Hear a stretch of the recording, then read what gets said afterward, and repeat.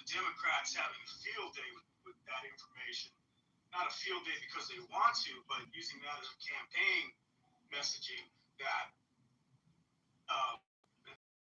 our administration got us involved in a quagmire. Here are the deaths of the servicemen and women that died doing the very thing he said he was going to get us involved in. So that's the response. I think Trump had to navigate the situation such that we didn't lose any more in this very expensive geopolitical campaign that has resulted in nothing for us, nothing for the Israelis. I heard it argued that the Iranian people, there's factions within Iran that aren't even happy and satisfied that there's some sort of memorandum, that they don't want any deal cut. So, when I told the son of the deceased one that we killed, he's got voices in his neck of the woods. They're just saying, hey, don't give him anything, right? And they're saying that by handing over a deal to the United States, we're indirectly giving them control over our nuclear facilities and assets, and we become sort of another colonized version of the United States, which is what they had under the Shah regime. So these are just some quotes and some discussions that CNN reported from the rallies that have taken place in Tehran with the lead up to this agreement. So, Gary, I think at the end of the day, it is expensive. We lost a lot of face. Trump's trying to say that it's, got a great deal for us. And then there's also the matter, Gary, of the negotiations, I guess, centered around how much of the rebuild process of Iran that Trump wanted to hand in, apparently. That he was looking to cement some deals with regard to reconstruction. His envoys, his son-in-law, and Witkoff are real estate guys. So, we saw the response to Jared Kushner's deal in Albania sideways with the massive response there. So, against that development project. So, Gary, I think as well, Gideon Levy was on the record as saying that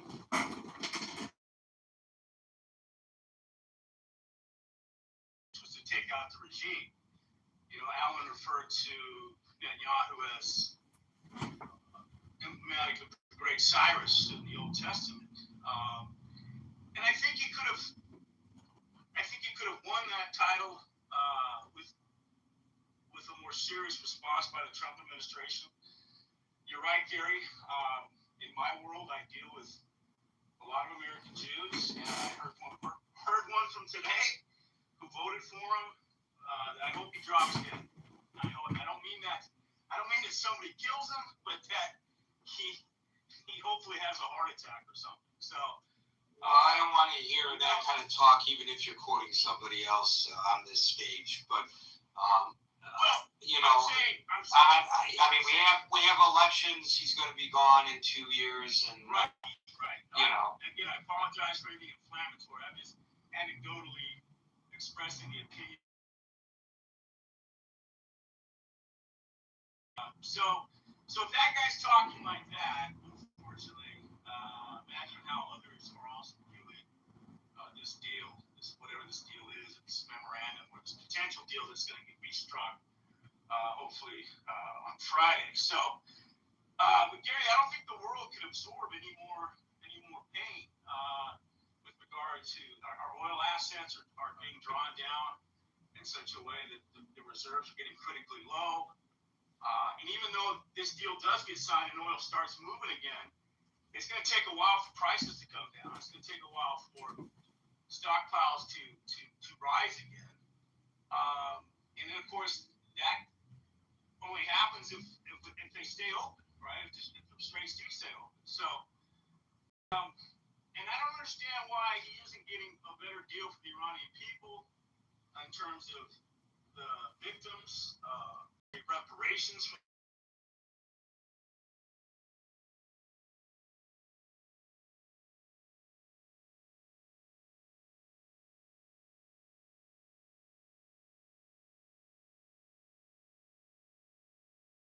courts and trials.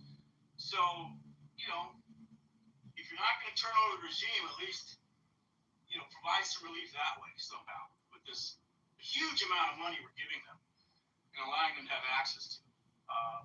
So, anyway, I'll land there, Gary. Thanks so much. Thank you, David. We'll go to Merrill, followed by Alan.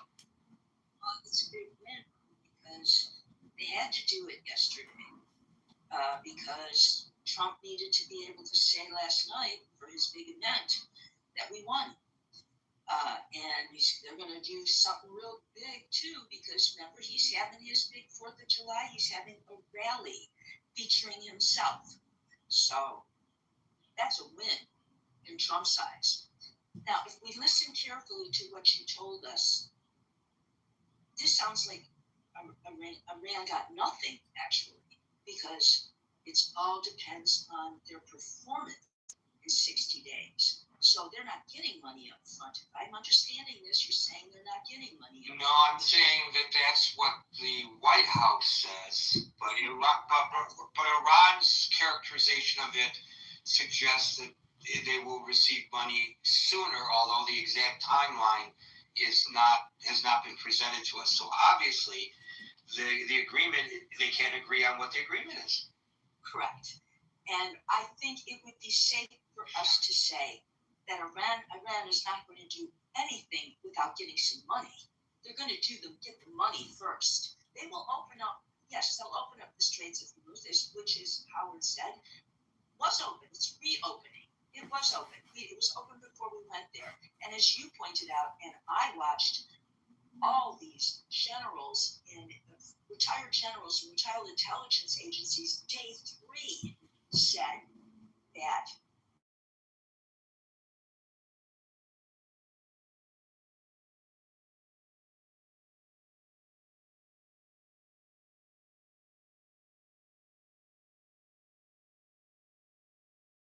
and isn't Bibi going to be up for re-election?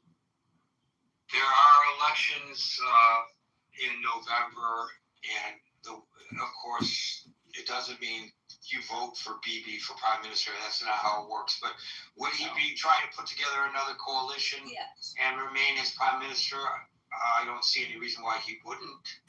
Right. And this is important. It's important to him. He can't just abandon. He can't just say, okay, fine, Lebanon, go ahead. Hey, Hezbollah, see you around.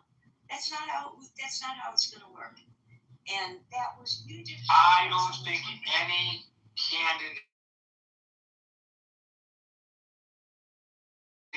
So I don't think it's unique to Netanyahu. Nobody. No, I'm not saying that it is. No, I'm not saying that you're saying. I'm not saying that you're saying that it is, but I just want to expand upon that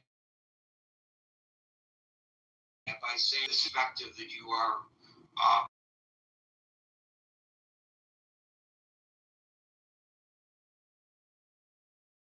To arm people who are attacking them on a daily basis. And that's full stop. And I don't understand why people outside of Israel feel that that's a negotiable item. Nobody would expect the United States to accept such an agreement with a neighbor from which there were missiles being fired in the United States on a daily basis. Why we expect it out of Israel is beyond, I just don't understand. I certainly don't. And you did a show on would Trump ever throw Israel under the bus? Yes. Trump got us into this. He can blame Israel, he can blame whoever he wants to. He got us into this.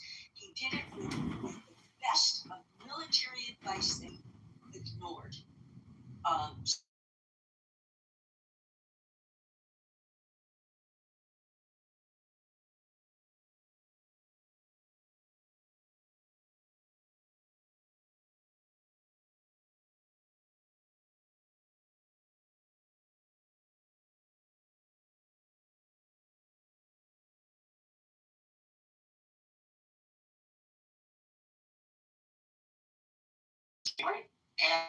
And says the president does that the oil costs will drop precipitously almost immediately. but as has been explained here numerous times, when oil prices go up, they shoot up like a rocket. When they fall like a feather. Now, it is true that upon the announcement, the cost of the barrel of oil did decrease immediately, so it did affect the markets. But how long it takes it to get from the markets to the pump, and where you feel a difference when you're filling up your tank, I don't know, but I don't think it's going to be immediate. No, I don't think it's going to be immediate, and I don't believe. I believe Trump is telling everybody this is a win already. He is telling us this is a win. He said, J.D. Vance, the war's over. That's a win. We can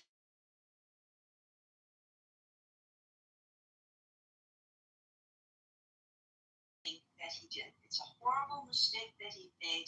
He went in and he didn't go in the right way militarily. And also, when we talk about the people the 13 people who died, we always forget to mention all the people who were injured severely. There are hundreds, if not 1,000 people that have been injured severely. And we forget to mention that because that's lifelong, some of those disabilities. That's lifelong. And I'm sorry, I believe if that you Trump dead, needed to do that's a this. lifelong He wants that rally disability. on the 4th of July. He's narcissistic and he's got other issues. And to say something yesterday, he was going to do anything, sign anything, just to be able to have his event last night, be able to say that he won, and be able to 4th of July have his rally. And the reality is, we didn't win anything, and it's going to cost a lot of money, a lot.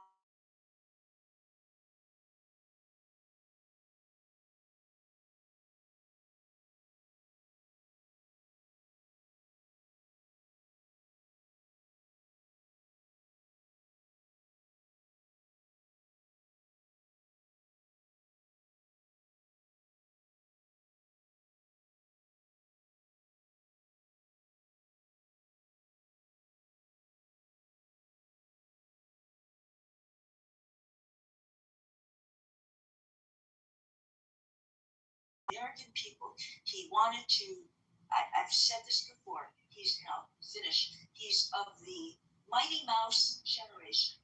And what he said was, here I come to save the day. Just like Mighty Mouse, and he was glamorizing himself. And it's a horrible thing that he did to the Iranian people. And no, we're not going to give reparations to the Iranian people. We can't keep giving tax dollars to everybody. This is going to cost us a lot. And classy Obama, he said it right. He said it very So classy. classily. He said, well, I don't think it's going to be better than it is. He didn't say, I think it's going to be worse. But he did say, I don't think it's going to be better. So, thank you. Thank you, Mary. You talked about what people don't talk about a lot, the number of people, American service people injured.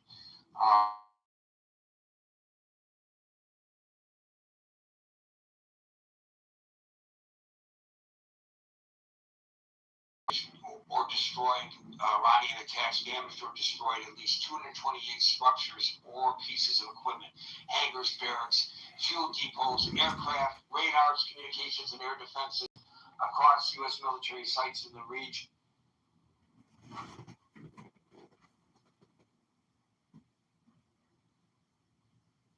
Where's the argument? Where is the argument for that? Where's the argument? You need an argument. I need an argument. Yes, I need a fucking argument. I'll give you an Islamic argument. Army, yeah, I get money because I deploy with the Corps. I deploy in active status. I don't deploy like, here, I'll just stay in a hospital. I'll deploy. No, it doesn't fuck like that. You know, you get hazard pay because you're in a Earth's atmosphere. The thing is what people can relate to is like, should they get incentives for when they have to be deployed to an extraneous, dangerous environment like Iran? Say, like, if we were to invade Iran, right? Should you get more, or should your family get more because you're putting your lives in harm's way? That'd be a very valuable question to think about, but we'll never go through that. I mean, don't we already get like endangerment pay? You get hazard pay. You do that. You get hazard and endangerment. You get overseas pay. You gotta think about so the average soldier, let's say that who's off the coast of Iran right now, they're getting hazard pay. They're getting, and I think hazard pay is it 150? But is it 150 every day you're out there or something like that? And then you get that plus you get endangerment pay. You get your hazard pay, your overseas pay, and then you get family set pay if you're married and you're away from your family. So I mean, I think they're making good money. Like those incentives we're talking about, the soldiers already get those.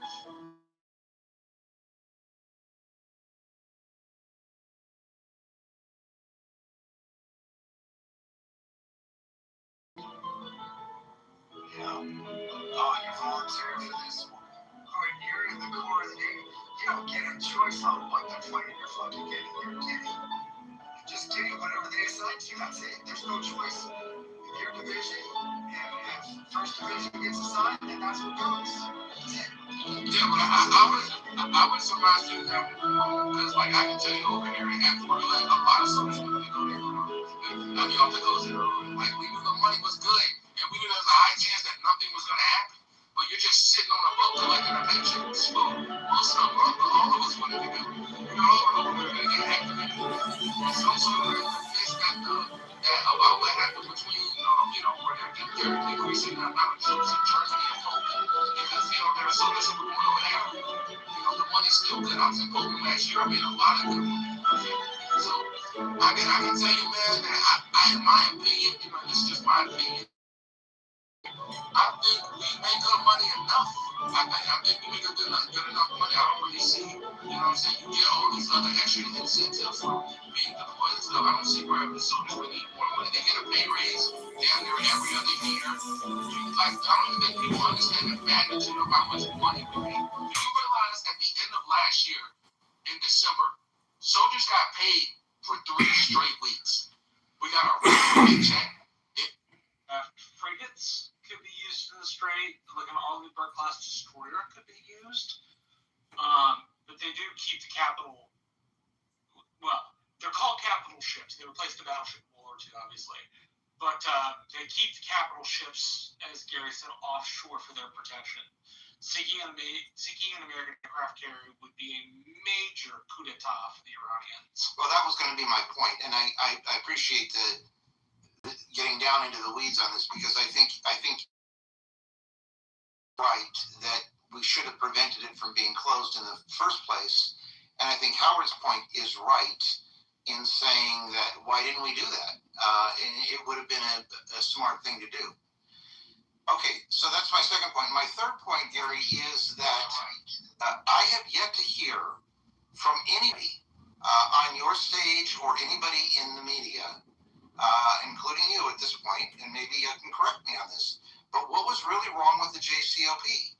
What I hear is, well, they have all this nuclear stuff. Yes, once Trump ripped up the nuclear agreement, they have all of this, for medical grade and so forth. They have what was agreed to.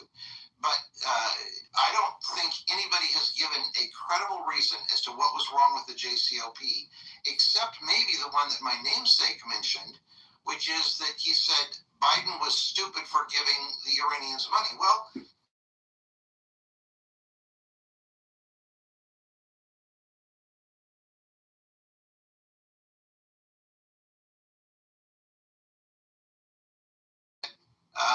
there's no such thing as a perfect agreement. And nobody has said what was really wrong with the JCPOA. Am I missing something? JCPOA. Well, there have been a lot of discussions about that on this stage in the past, maybe not recently, because it's not really the object of our discourse, but it raises its head again today, because what if this memorandum of understanding is a mirror image in large part to what the JCPOA was in the first place. There's been a lot of very heated discussion on the stage about the value or lack thereof of the JCPOA. I don't feel comfortable articulating both sides here because that's not our discussion today. So I'm not really prepared to, frankly. But there has been discussion of that, and I'm sure you can.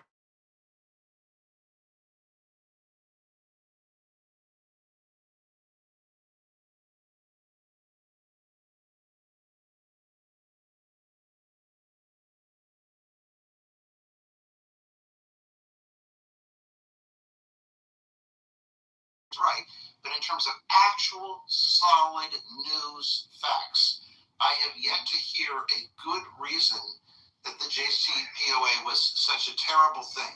And I think the fact that it's going to be essentially redone, except probably weaker, proves the point. And I'll go to the last point that I want to make here, because I know your time is precious, and I want to leave on this point. One of the great things about the JCPOA was that it involved multiple nations. I don't think it involved Israel. So if someone wants to criticize the JCPOA for not bringing Israel into the process, criticism. But what I think will be wrong with the agreement that Trump gets, which is going to be in performance only, it's not going to be anything real, is that it will be a bilateral or, very, very weak in terms of other countries, and I think that makes it a weaker agreement.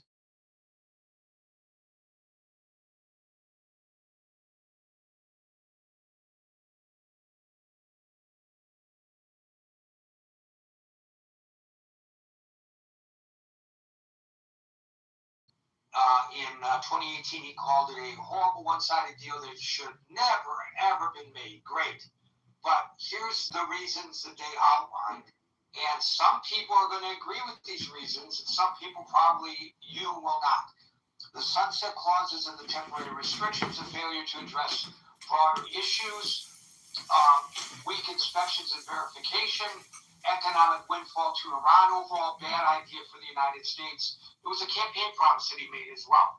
So I would recommend to people, and I know I'm not delving into any of the nuances of this by just giving these little bullet points, but I think when we finally see the whatever they're going to sign, presumably on Friday, when we finally see the document, I think it would be absolutely prudent to hold it up to inspection against the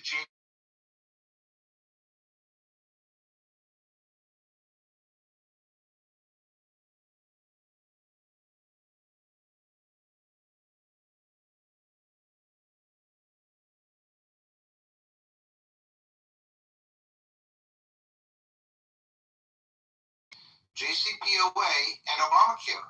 These were both works progress. Nobody said when Obama left office that Obamacare was the last word on the subject. And I don't think Obama ever claimed that the JCPOA was the last word on the subject. But you have to start somewhere. And what Trump did is, instead of starting somewhere, he ripped the whole thing up and started again. I think we're going to be in a much worse place for it and spend more money, and we've hurt our grandchildren. And I'll leave it there. We will see, and we may see as soon as this weekend. Thank you, Alan. We'll go to Amir, followed by Wood. Hi there, Gary, everyone else, all the mods. With regards to JCPOA, I think you just touched upon it. It's the sunset clauses that was the problem. And if Trump can get a deal, which basically includes no enrichment and the removal of the enriched material, then that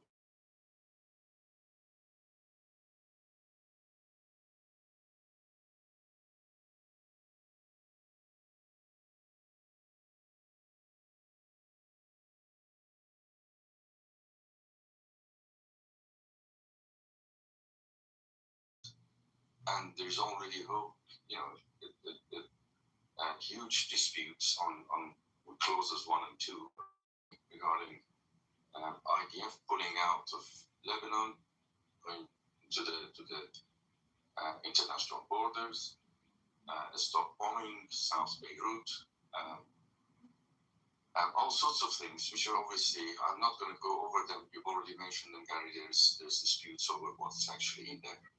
No one really knows what's in there. and no one really knows what goes on in Trump's mindset either. We can only guess. But for me, it's interesting that U.S. Foreign Secretary Marco Rubio has not really made any comments about this. I mean, has he said anything about it that I don't know about? I mean, I do follow him. I haven't seen any headlines anyway.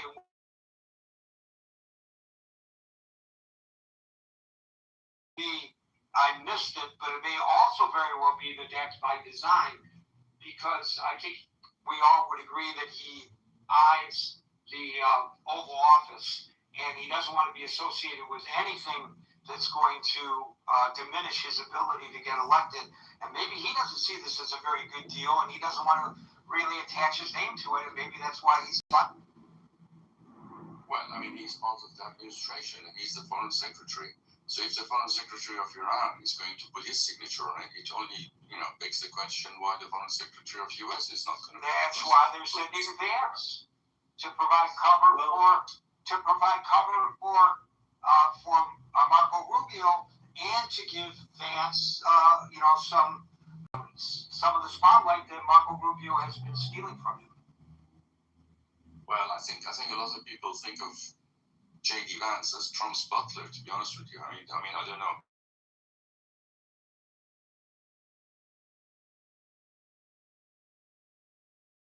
It's an important point.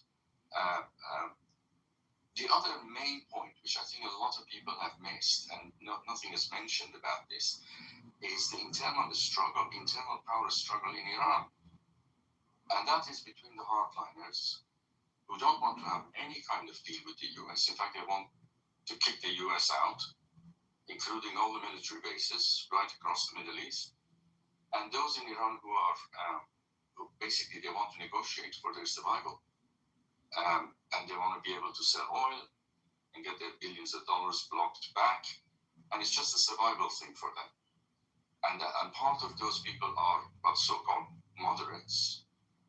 They're not really moderates, but they're less radical than the other group, which definitely don't want to have anything to do with the US. And they insist on resetting the clock on the destruction of Israel. So that internal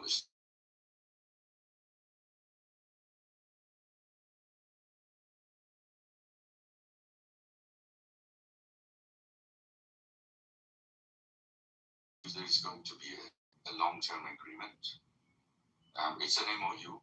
It's towards a future agreement, and as we all know, an MOU to a future agreement is no agreement at all. Now, especially when there's already disagreement on what's actually in the MOU towards an agreement. I mean, it's just horrendous. It just doesn't make any sense at all. And one other thing, as part of this agreement, there is talks about diluting uranium from 60% to what is a non-enriched uranium, but at its core, as a yellow cake, is 0.07% enriched. Now that is a huge task. That's not just going to be something that could be done over a short period of time. But maybe it is. I don't know. But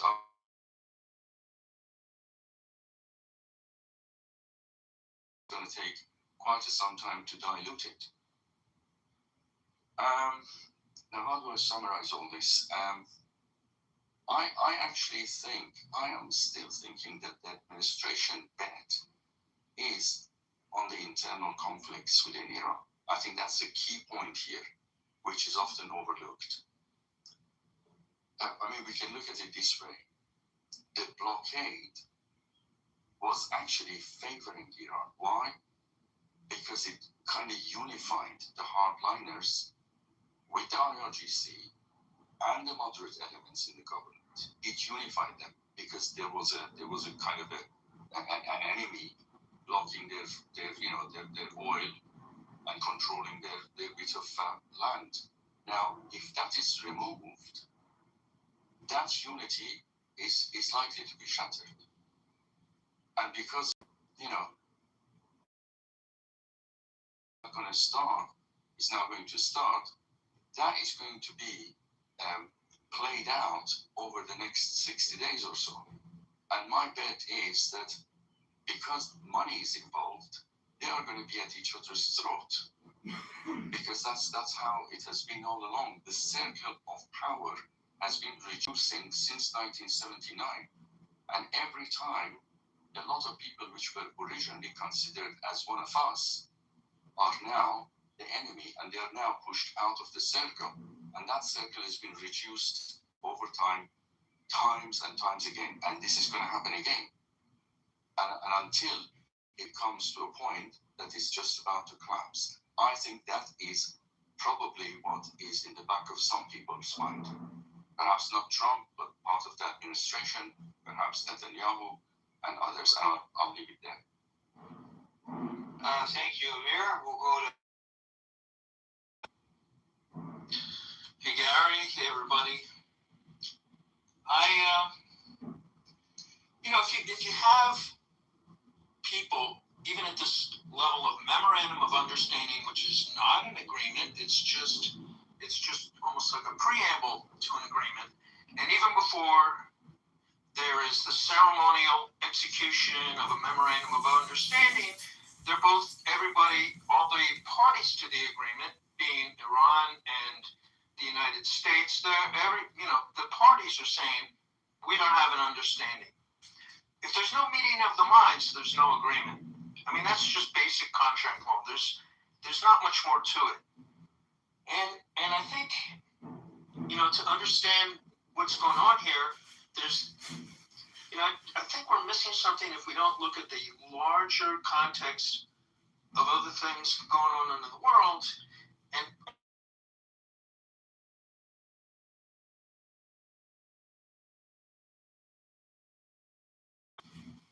our European allies, our allies, Japan, South Korea, Australia, the Philippines, the first island chain, the activities that are going on in Europe, and then more close to Iran in the Indian Ocean. So,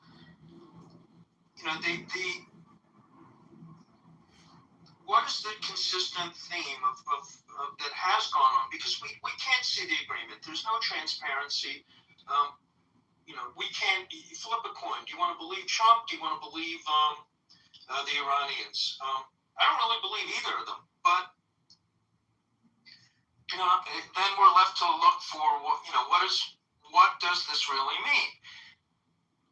What's missing here? Well, the consistent theme that's missing here is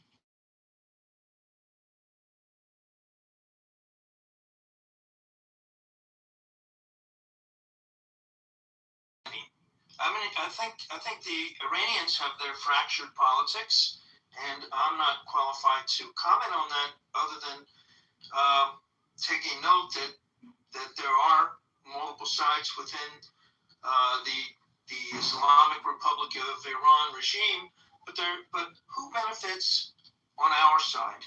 And it's not even clear from what we've seen who benefits from this deal. Do the people of the United States benefit from this deal? I think clearly not. And the next level is, does Steve Witkoff and Jared Kushner benefit from this? Unclear. Do the people of Mar-a-Lago benefit from this? We don't know. So I think there's a lot of missing pieces, and the fact that there's no actual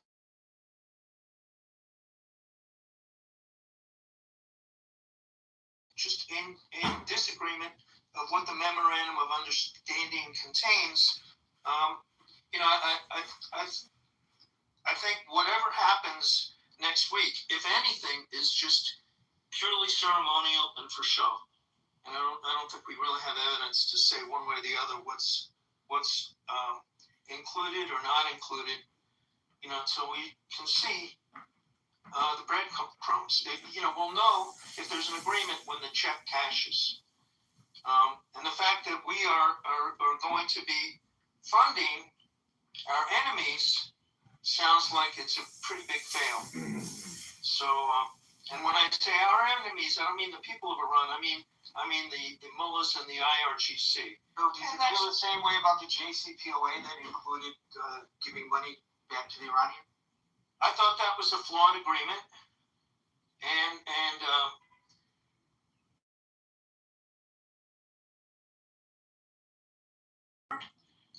I think that rather than ripping up the JCPOA, Trump could have renegotiated.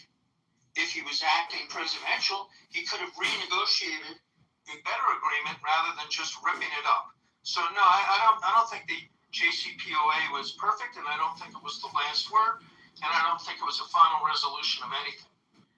But Trump's been president before. Don't forget that. You know, that he's president, and then he was not president, and now he's president again. So, you know, Trump didn't think it was a good agreement when he ripped the deal up, but he didn't renegotiate it either. So he didn't leave us in a stronger position. So, you know, I don't think you can just point fingers at one side or the other. I think it's been a big failure all around. Thank you for that, William. We'll go to Philip, followed by Ann.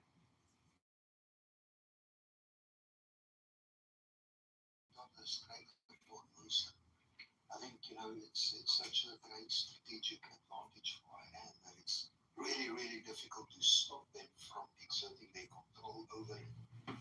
They've still got more than 50% of their missiles and stuff intact. And, I mean, I don't think they never sunk and well. They just had to threaten, you know, the passage through there, and that basically stopped everything because it's so easy for them to take out the tanker or a American cruiser or one of those big ships. They just sit afterwards, looking at straight and being on the ocean. You know, there's no real advantage to them. I think I think we're better for it.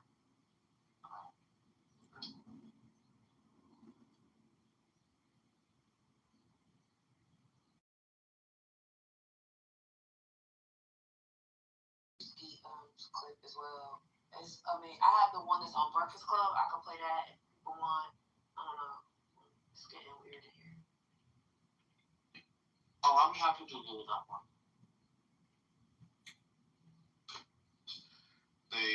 They will not withdraw. As far as they're concerned, it seems like they're saying that the agreements between the U.S. and Iran has nothing to do with what they're doing, and they'll continue doing what they do.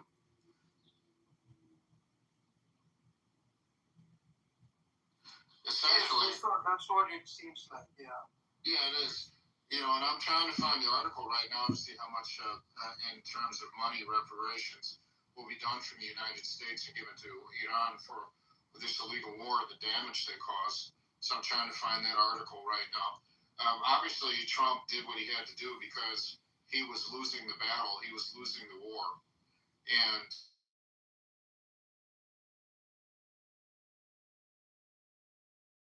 backpedaling, getting out of there. So it's really a disgrace to this country what he did, and he is a disgrace to humanity. And unfortunately, the people of the Middle East still suffer, and the people in Iran still suffer, because Israel is not going to stop any of the atrocities. They will not stop their genocide. They will not stop their land grab and grab of natural resources. And this is a huge problem. So even if there is a treaty signed between the U.S. and Iran still has a right to defend itself from Israel, and I hope they do. But Sam, Iran made it clear that Lebanon is their red line. Kifak ya dost, how are you? Alhamdulillah. So in this case, if Israel is to attack, God forbid, Al-Dahya, will Iran retaliate?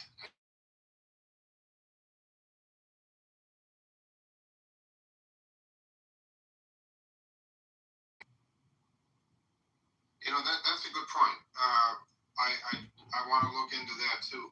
So what you're saying is Lebanon's a red line. I agree. My understanding of everything that took place is that Israel obviously is not going to stop any of these military atrocities. So what does that mean for the Middle East? Obviously, Lebanon's not going to fight back because they have no resources. Syria could only bolster and protect their border. But in terms of actively fighting Israel, it'll be a short fight. Unfortunately, they're not strong enough. And so what happens? So here's the scenario. So let's say they sign this treaty and it's all executed and all that. But what if Israel continues its aggressions and Iran retaliates? Does that mean that the U.S. will be dragged back into this?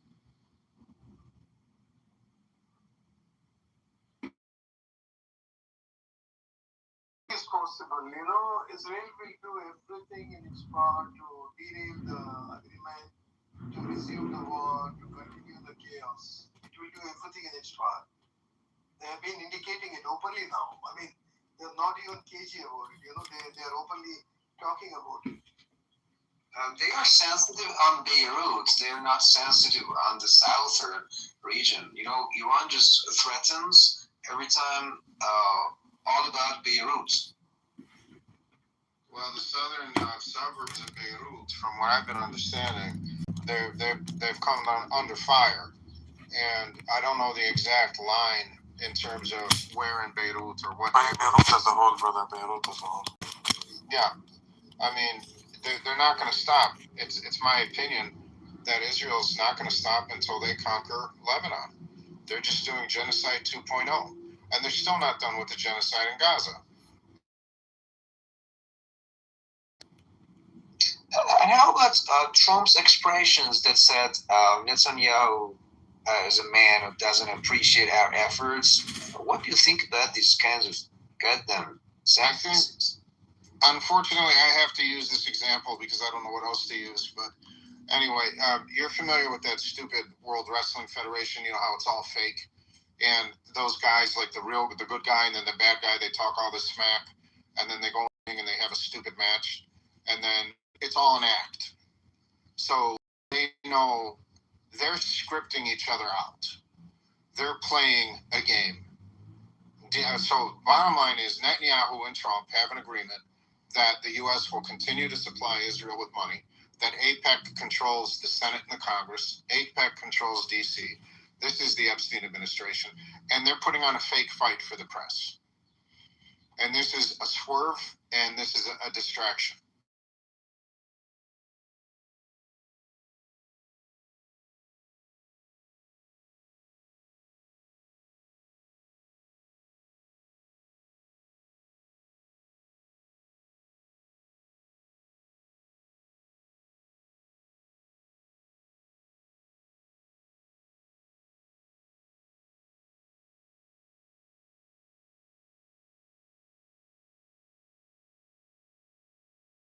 Yeah, sorry to interrupt you. My question is Israel the red line or Netanyahu? Because if Netanyahu is not the red line, maybe they leave him alone. Because some guys in Israel are really against him. So don't you believe in that? So who are you saying against Netanyahu? Because in D.C. and in our government, it's hard for me to tell you who's against Netanyahu because they're all funded by AIPAC, the majority of the Senate and Congress. And of course, Trump.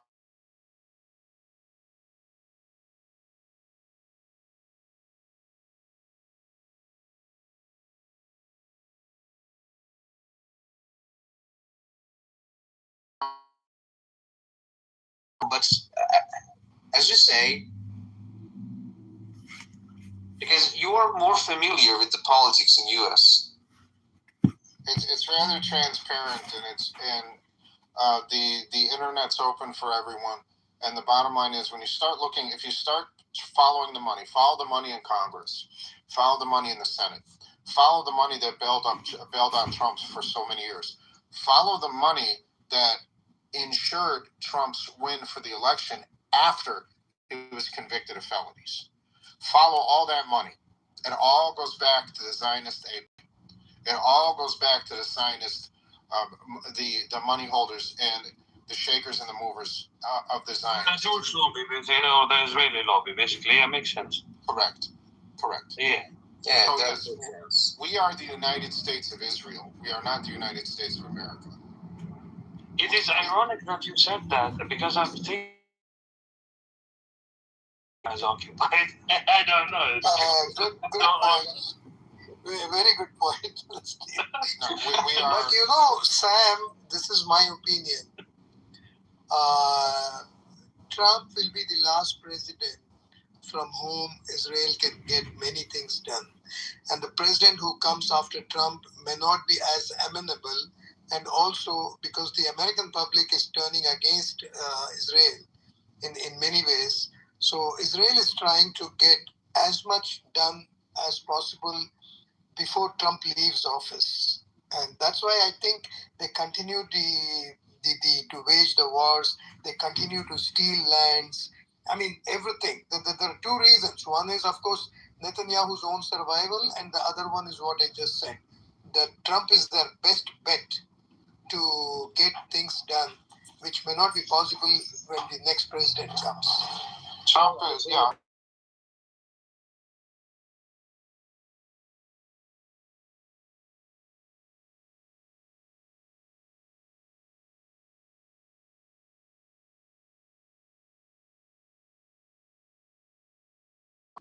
The media, and this is not conspiracy talk, anybody could research this. The media in the United States is owned by Zionists. The entertainment industry in the United States basically is owned by So America go ahead. So you would say, my brother, because we were arguing the other day, me and Edward, we were arguing actually, we were debating. So you think, would you call that influence, or is it total control? That's a good question. It is complete and total control. All the puppet masters are Zionists. The ones that pull the strings are Zionists. Okay, the United States is not a democracy. It's a hypocrisy. We're not here to have the crap that's spewed out. We're here to pay taxes, and so our money goes to Israel. But how about those old days, man? That's someone like John F. Kennedy said something against Israel about their atomic plan. Is it just old days? But what is it? JFK was very upset and very leery about that Israel was accumulating nuclear weapons, and he rubbed the lobbyists in D.C. wrong. So JFK was not murdered by some patsy who fired perfect shots from a building and nailed them every single time. It would not surprise me if that was a Zionist, it was a CIA, Zionist, and Mossad hit. It would not surprise me because he was vocally against Israel. So basically what you're saying is it is complete and utter control, or pardon my French.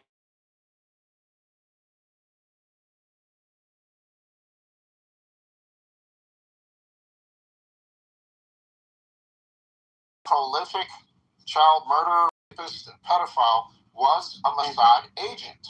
Definitely right. And what did he do? He set up a honeypot scam. What's a honeypot scam? He would bring in the most powerful people, and he'd put them in rooms with video, audio. He'd get them drunk, he'd get them drugged up, or they could be sober too because they're pedophiles. And he would bring in these girls, and these girls would be raped and murdered. And it's a great time. It's a party, this and that. The next day, he sits them down. He says, "Okay, you're working for us now." And we've got just on a bit. Are we gonna witness that's in the future the court will put this off this file? I mean, the problem that we have is the APEC is keeping and pushing down the Epstein files as much as possible. Where there's the minority in DC who are pushing the Epstein files to the limit.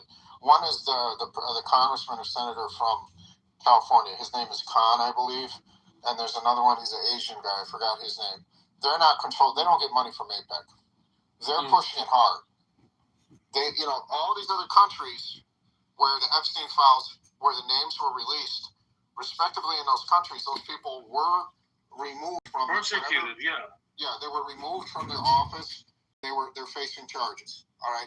Here in the United States, like that piece of shit Lex Wesner, Zionist bitch, he traveled to Epstein's island numerous times. And there's emails that you could read online. Go to the DOJ, look at the Epstein files, where he's saying, "Oh, hey, what's up, Jeff? I'll be down at the island, and I'm bringing my kids are 10 years old, 8 years old, 9 years old, 11." This is disgusting. Gross. Disgusting. Wow, that's wow. And it's all in the DOJ files to read. It's not conspiracy. Wait, he's bringing his own kids? His own kids? They would Edward, Edward, I'm not trying to instigate anything or like. Yes, you are. Be part of any problems. That's all you do, Marcus. But Palestine mentioned that you and him were fighting yesterday. I don't know. No, we weren't. We were arguing. Yes, we were. We were not fighting, though. That's an overstatement. What do you mean?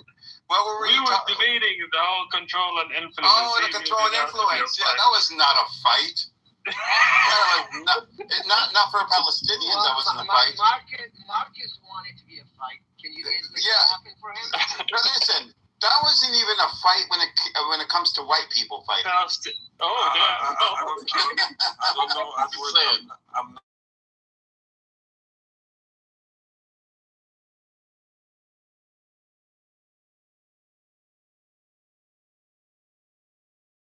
I got someone on my side now that says it's total control, and he's a total American. Like it's Sam that thinks that it's control.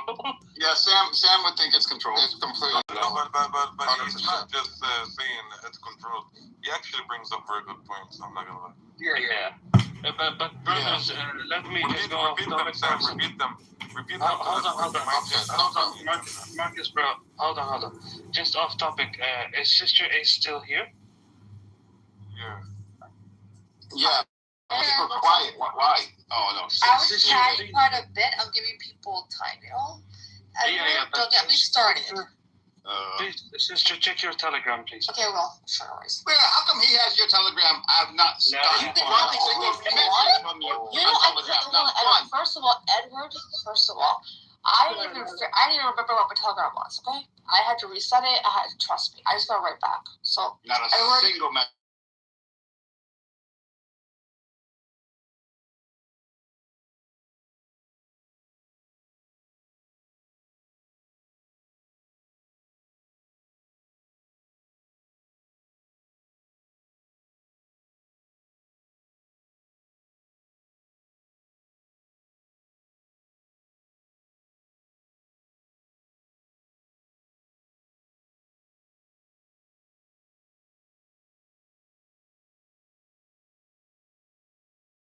Here because I really want to follow that. Yeah, I think it's in the link tree. Like in the yeah. On the top. It's in there. Yeah, at the top. Yeah, it's in the pinned link. Oh, sorry, I can't find it. No, the pinned link, brother, above, on top of the first thing in the room is the pinned link. Go there. It's on the top. Yeah. Hey, brother. Oh, now I found it. Thank you. Yeah, you're welcome. Ifek, Edward. Say again? Ifek yazan mı? Ifek. Kifek. Alhamdulillah. Kifent. Alhamdulillah. Kifet tamam. So, Sam, I'm gonna push back a little bit. What you said earlier, Sam. So, just step by step, where you started at the deal that was reached between U.S. and Iran, and how Netanyahu has expressed dissatisfaction.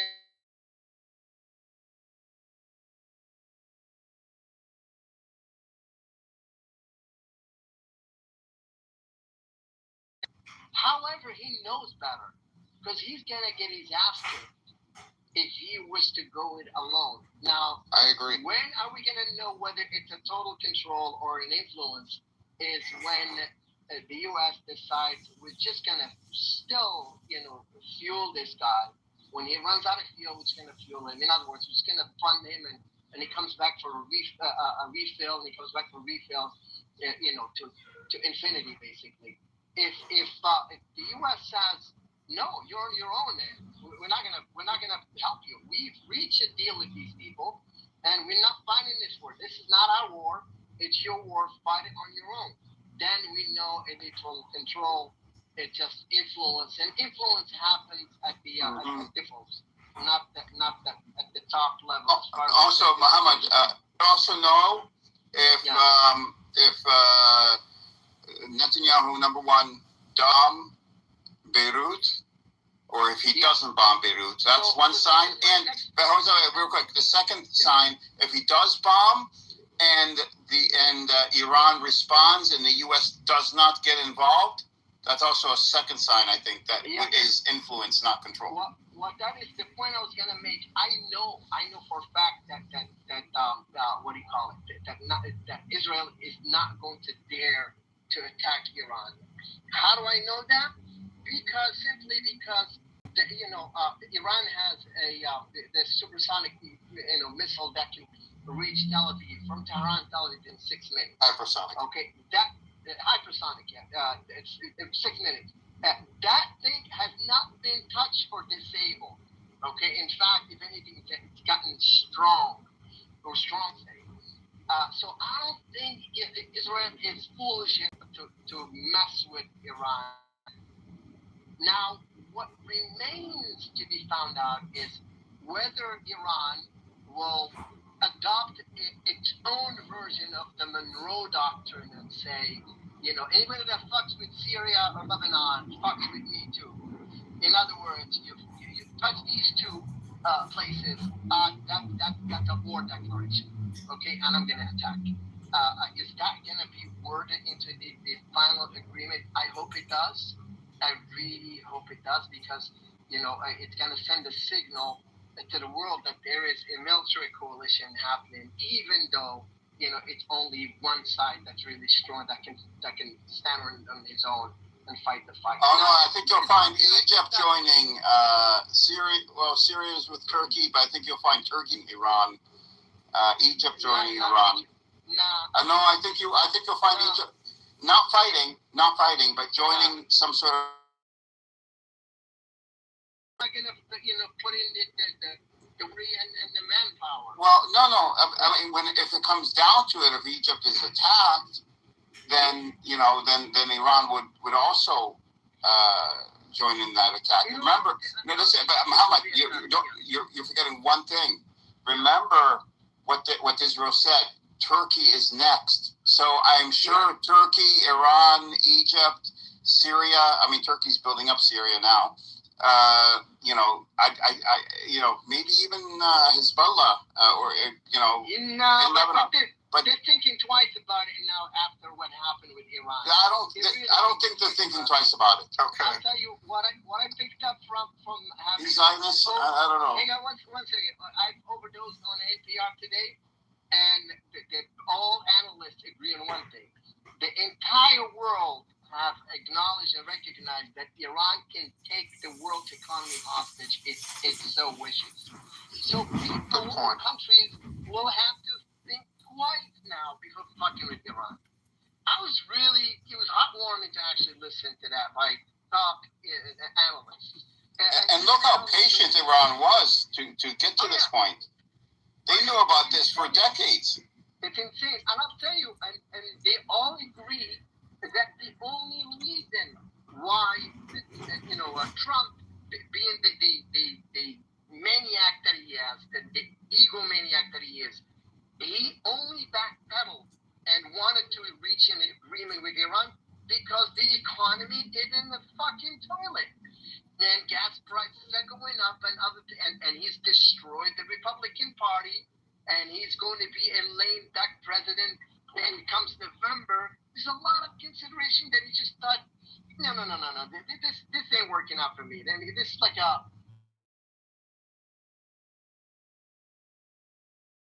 which is Netanyahu, and it's gonna end up with my own demise. Wait, you have a toxic relationship with a man? Yeah, and who pays for dinner? Yeah. If it's toxic relationship, then obviously he's paying for dinner. He's being used and abused. Did you just get toxic part? That's funny. For sure. And in this case, it fits. And this scenario fits perfectly. All chipping in on that dinner, Edward. I chip in a little. You do too. How did I I get try involved? to mitigate. You try to mitigate your taxes by giving to charity. We try our best. Buy one of Trump's $500,000 or $100,000 watches that do not exist and have not been manufactured. Holy shit. But yeah, it's crazy, man. Listen, as much as I hate the RGC, I think Iran has done really well for itself this round. I just hope and pray that these sanctions get really. That way, if the situation for the Iranian citizens doesn't improve, I have more of the reason to hate the RGC. I land. I agree. I mean, we shouldn't forget the IRGC is terrible. Alaikum assalam. Go ahead. You want to say something? تعرف تحكي إنجليزي؟ It just seems like, كيفك؟ we're in English. We're in English. with you. But at what point That's what English. really gets me is no matter what I do, I'm still going to lose. This is the brother from Brazil. This is brother Muhammad from Brazil. He's just with. I know him. I'm sure, but English. Yeah, but he can't speak English. So Yeah. I will have to translate for him. Yeah, and we don't ask for money in the room, so which is I want people who look we don't. Yeah, we do not solicit money. Not solicit. No solicit. At the outset. I understand. أخوي محمد هنا في الغرفة في قانون بيحكوا إنه ما حد يسأل لا تبرعات ولا شيء. مش فاهم. على صوتك أخوي. ما حكينا في تبرعات ولا حاجة. لا هم بس بيحكوا هيك مش إنه لأنك سألت ولا شيء. هم هيك. أول مرة جيت أعطينا إعلان فقط لأنك أول مرة جيت. Yeah, and English, and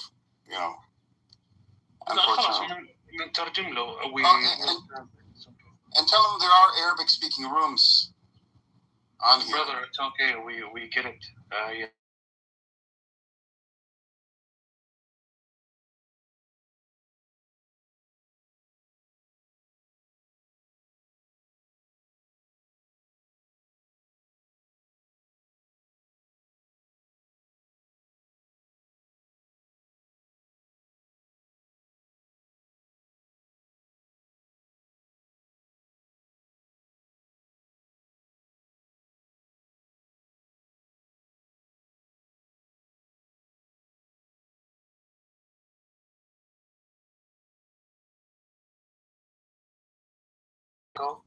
And you're welcome to open up your own space and promote the link. Respectfully, I don't do it out of my room because there's been a lot of I'm not saying you, but there's been a lot of scams out there, and it's not just for you. The rules set for everybody. What am I doing? He can't speak English, Amir. He's trying to tell you in Arabic. He doesn't speak English. Then you could translate it, Edward. Huh? You could translate the message, Edward.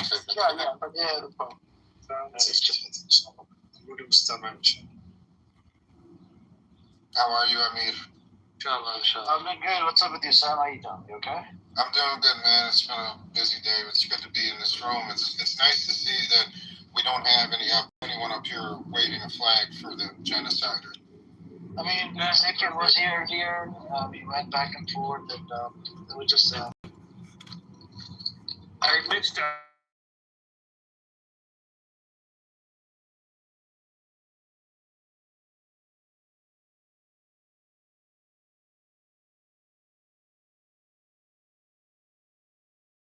But I haven't beat up anybody in a couple of days in real life, so yeah. Guys, no Israelis get chance to come up because Amir will absolutely kick him out. I wanted to bring up a point, not to change the topic about Trump, and I wanted to just a brief history timeline. Yeah, in essence, I wanted to talk about the impact of the Epstein files and the things that Trump has done to keep with as many distractions as possible. And as you all know, in this country, prior to the war in Iran, Trump sent ICE agents out to Minneapolis, to Minnesota, which is a very liberal state. It's a Democratic state. And as you know, the ICE agents were out there, and they did beat up a lot of people, and they killed. We know of 2 people. They probably killed more. Trump did this, in my opinion, to spark a civil war, or enough civil unrest to declare martial law. However, his plan backfired, and he had to call back all the ICE agents. And then he took the stage with, obviously with Bibi and the Zionist puppet masters, and they began this war in Iran as not only a distraction, but he wanted to destroy world economies and also make us in this country, we're more concerned about paying for groceries, gas, medicine. We don't have time for the Epstein files. So, with this being said, let's say the Iranian deal goes through.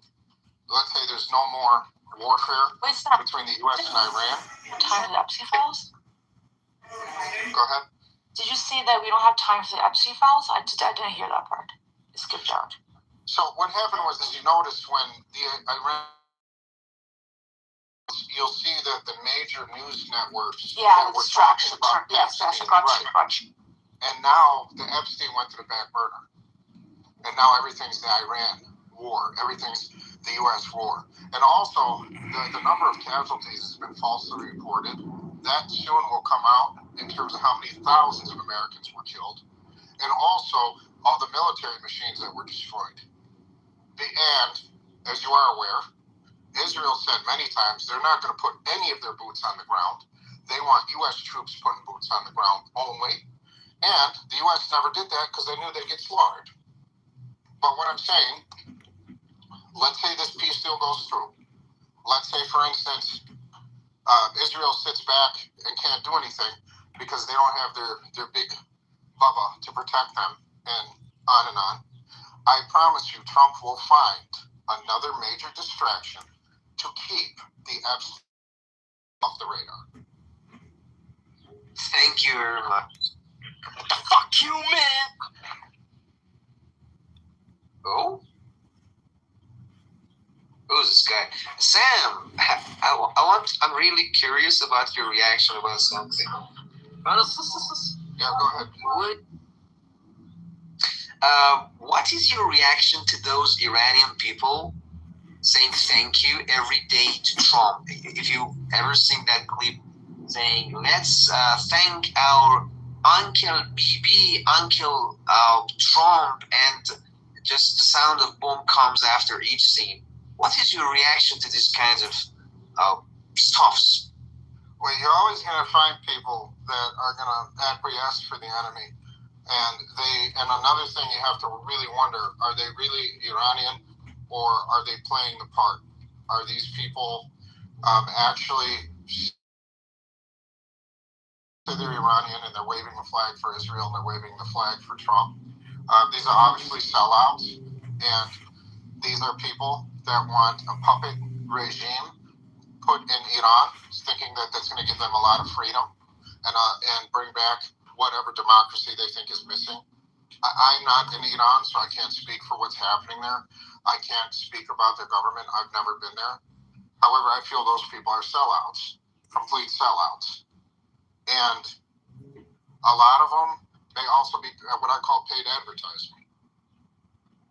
Maybe, but they're not pretending. They're actually Iranians, but for a lot of reasons migrated to a country like US. But I don't know why. They know this bastard is making a genocide and is protecting someone like Netanyahu. Knows better they know better than us that they are doing a goddamn thing, but because they want a regime change, they say it's worth it. It's worth it, and no excuse is accepted by them, because they say whatever the mean is should be good, because we can make a regime change. But now they just don't know what to do after 40 days of war that Islamic Republic didn't go. Well, yeah, this is unfortunate. You're going to see sellouts. I mean, here's another example. Have you seen the Lebanese president? He sat there and he gave these long-ass interviews from his pretty little house after he stuffed his face 40 pounds of falafel, and he's wiping the crumbs off his face, and he's sitting there and he's the whole time. Did he show any remorse for the people that were murdered? No. Did he blame Israel for anything? No. Did he call his so-called army together to form some kind of barrier, some line, protect his people? No. So if you want to sell out, you don't have to look too far. Go to Lebanon, look at that president, and then you can put him in the same group as those Iranians. It's very sad. What do you mean by sell out? I'm sorry? You a said so. A traitor. Oh, yeah, a sellout. A sellout, yeah? He's a sellout, he's a traitor, he's a Zionist bootlicker. Oh, He's a never heard bootlicker. Something new. Thank you. I mean, the whole army of Lebanon went north when all this started. And it's like, do you have any type?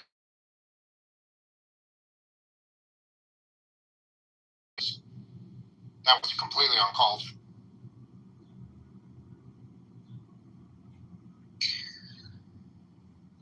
Yeah, because of the economic situation, people say everything they want, but they don't think about the risks. And the risk now is, for example, one of my friends that was severely in the protests. I mean, so-called massacres. People called massacre on I don't know which month in your country it is. It was day in Iran. He was before the same month in Iran. Milad would be the same month in his. Oh, I don't know the months. I don't remember months. I just know it was day, not day. Not the word day. I don't remember. Some people were just calling for war as a support for them, and we were just reminding them of the last kingdom before Islamic Republic, what happened for them, and how much dependent they went and where they were, but they didn't listen to us and said that could be really worse than that. It could be a regime change and something like Venezuela comes about. But nothing like that happened. And my friend, someday during the war, called me and said my aunt's house, half of it was ruined, was just ruined in the morning. Some of them got to know the war was not the case, and some of them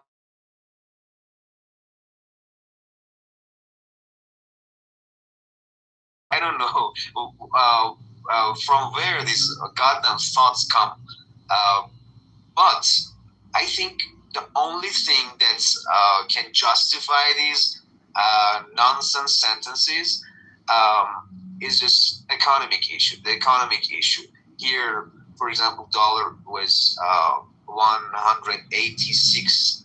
1 to 1 was $160. And now it's just came down to 165, and because of that expense, am I right? Expense. Where are you from, Milad? Where are you from? No, I think it's the opposite. No. Which one is opposite? I said. You said 1 tuman is $186. Sorry. No. I was. Yeah, I said wrong.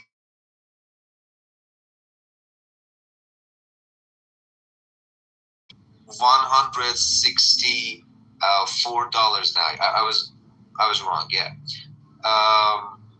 Yeah, because of the economic situation, people say these goddamn words and they don't think about the risks.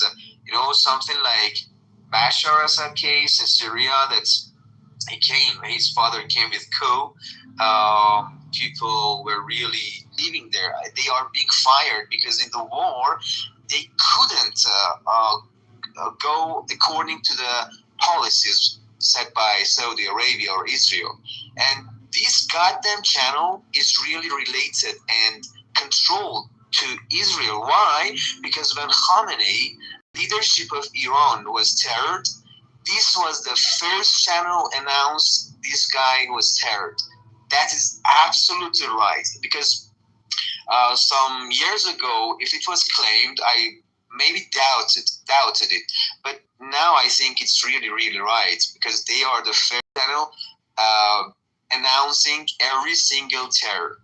I think whenever, as long as people are following these news agencies, news channels, they don't get true information. They are getting false information. Some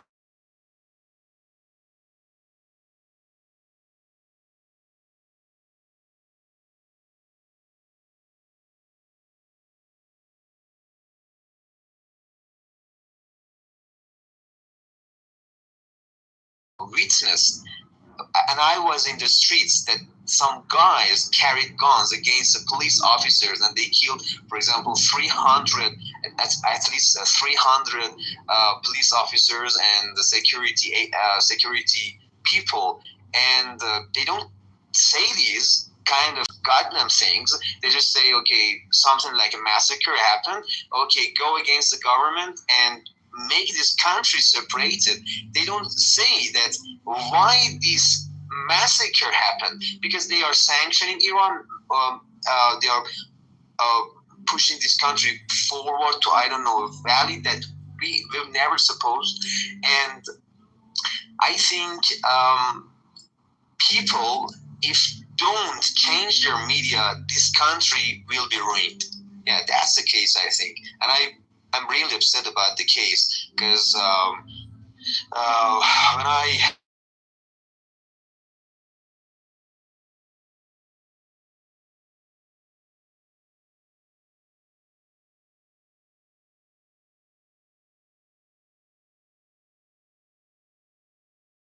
even in parties, you can't believe it. For example, you go to the nature, you want to enjoy the parks, and they are discussing political things, and you see, okay. I have no clue where you're going with this conversation. What's going? No clue of what. Where are you from exactly? I was, I think, 3 times here. You don't know me, you remember me. I said I'm from Iran. Iran, I'm sorry, I missed that part. This is the first time I started talking to you. I know you were talking about Iran and everything. I just wanted to verify it. But I had a question for you regarding those riots that took place before the war started. How much involvement was from the Mossad and the CIA with those riots? Let me in advance tell you something. That's most of my friends are police.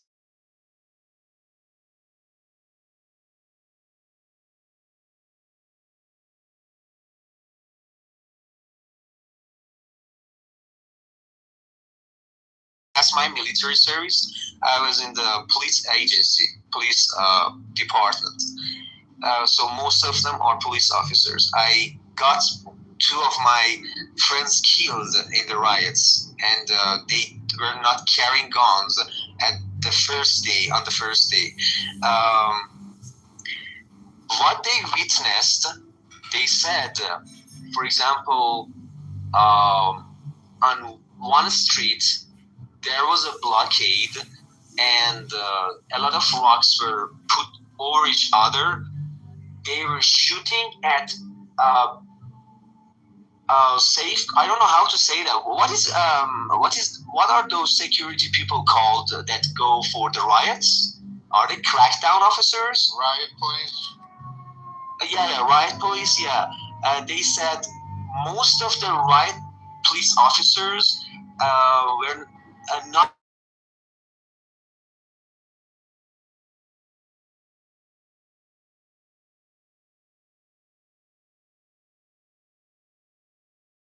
For crackdown and suppress. Non-lethal. So they're using rubber bullets and probably tear gas. Yeah, non-lethal. And just suppose that the second day they went to their commanders, said, if you are going to continue this, not allowing us to carry guns to protect our lives, and like the day before that 300 police officers were killed, we are not going to help the government. And just suppose that IRGC set a plan to give them lethal guns to go and shoot at people whom they think are terrorists or are,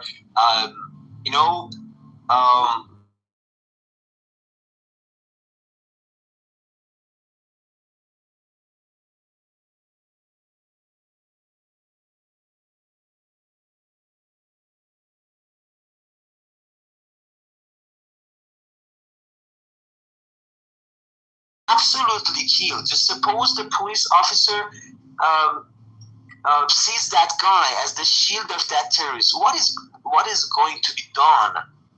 Can you answer this question? People say that was a massacre, so they got killed, and I'm not gonna deny that most of them were innocent guys. I know some of them from my neighborhood. They were innocent people get killed, but maybe by by those police officers, but not intentionally. And we have a speech from the leadership of Iran that says we divide people get killed to three parts. Some of them were really innocent. Some of them were cheated and used by, rioters. And some of them are really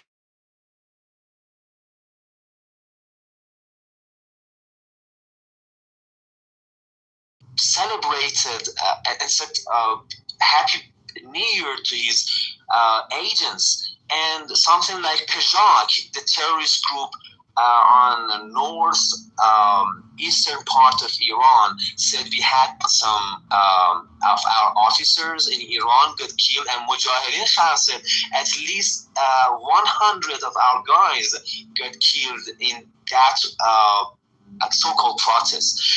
I don't know why. I don't know why I'm living in this goddamn country, but whenever there will be a protest, make sure that Mossad and all of these terrorist groups are going to utilize the situation. For what? Because they lost their powers, 47 years ago, and now they are not.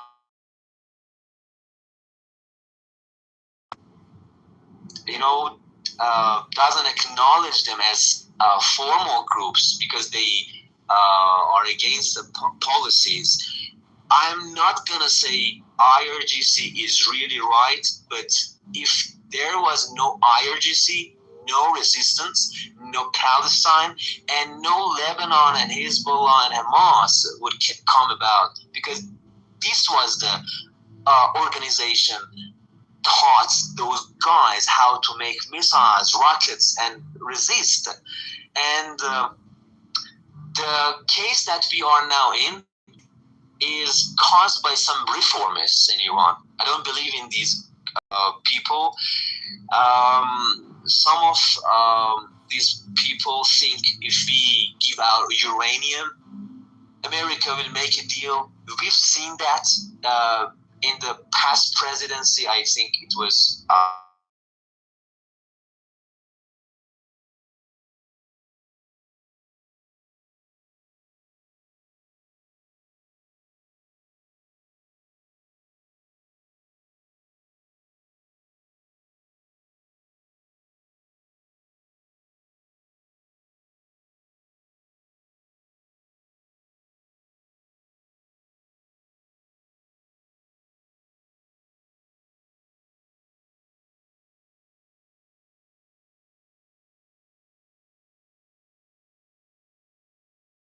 are making a trap and complementing a cow group, a cow group, I mean, and they just want to make deals more and more just to put more pressure on Iran. And I think if Iran surrenders to these guys, we'll absolutely lose the game. I think we lost our leader. We lost our leader. We have our children killed. 168 children in Minab got killed, and a lot of people, and a lot of our infrastructure. And these people are just going to make deal. If this deal is not going to be under our leadership conditions, I mean, if we lose the Strait of the Hormuz, if we give our uranium, they absolutely,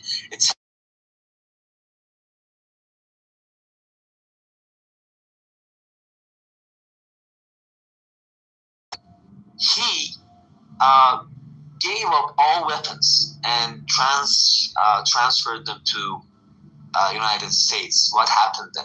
10 years after that, they attacked and got that land. This country is just based on occupation. This is their policy, and it's not gonna be ended. Sorry, guys, I made headaches for you. No, I understood clearly. Obviously, the Mossad and the CIA played a role with a lot of disruptions in Iran. Could I answer you? Yes, you did. You did indicate what was pretty obvious to many, that the Mossad and CIA were involved. I mean, Sam, and I can send you some photos. It is somewhere that these martyrs are buried.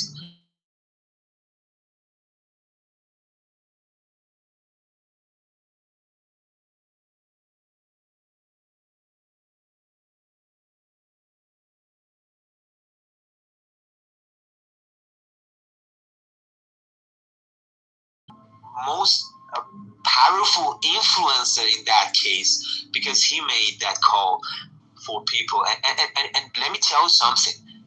Pahlavi said we want people to come and protest and get their rights, okay? But during the war, I think it was the last Wednesday, the last Wednesday of the year, he said there's a call, but not for normal people, something like a special guard forces of Pahlavi are on the streets. They are going to make damages to some forces, some Islamic Republic forces in the squares. And you can't believe that in the squares, people are shaking flags. Some bad things happen. For example,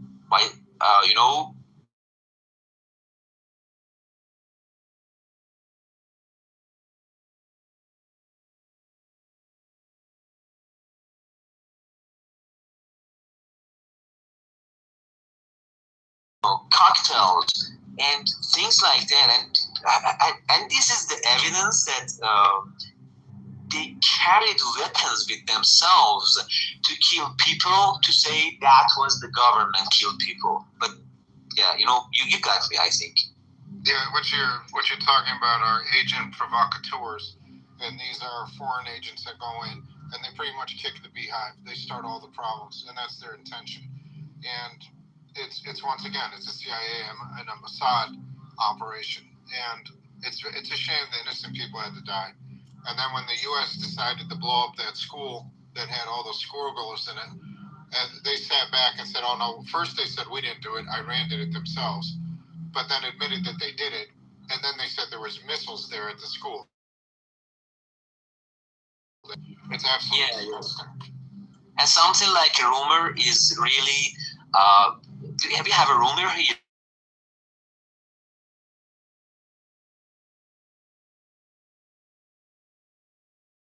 And made a lot of damages to traffic lights and things like that. They were from the government itself.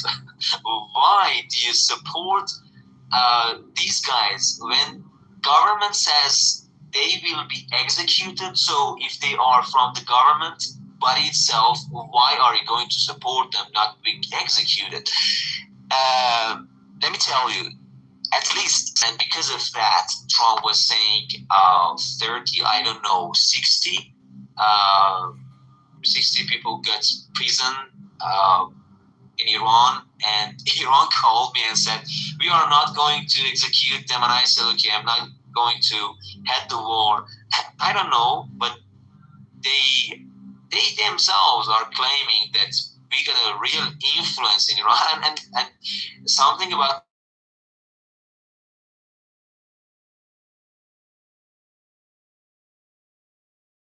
to the people of Iran, and that is showing why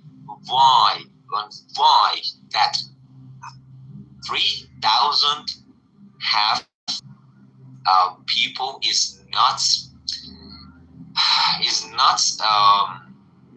few number. You know, that was massacre, but by who?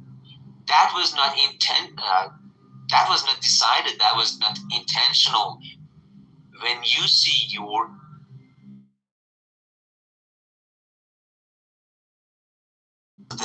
by some guy in the crowd and people are clapping for that terrorist, what are you going to do? You just shoot a gun to the sky, and your next shot will be at the I don't know. I have to say that I don't know specific.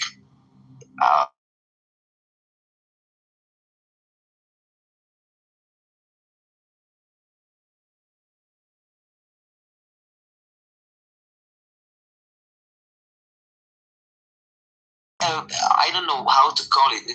We have a sign. We have signs in the streets. Yeah, their poles were put into the asshole of these police officers, and they were like that. You know, that's absolutely terrible. Like I have the photo. And nothing like that happens in US, and they let those terrorists do that again. If you just threaten the police of USA, they just by one single goddamn word kick you and blast you and explode your mind.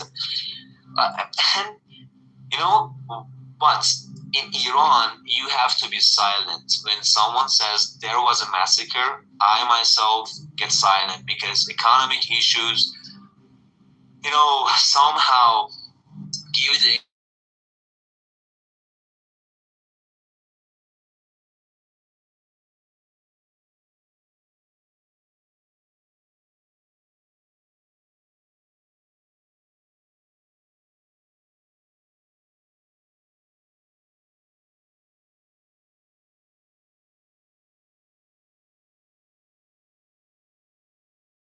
future gets better, but no way instead of resistance.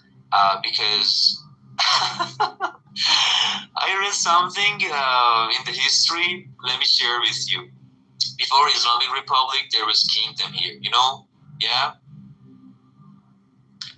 Sam. I'm listening. Go ahead, please. Yeah.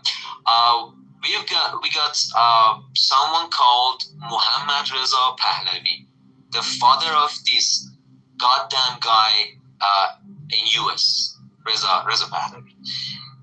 He was his father. When did he came? On our age system, I don't know how to say the year system. I mean, on our year system, it is 1320. You can change it to your own year system. 13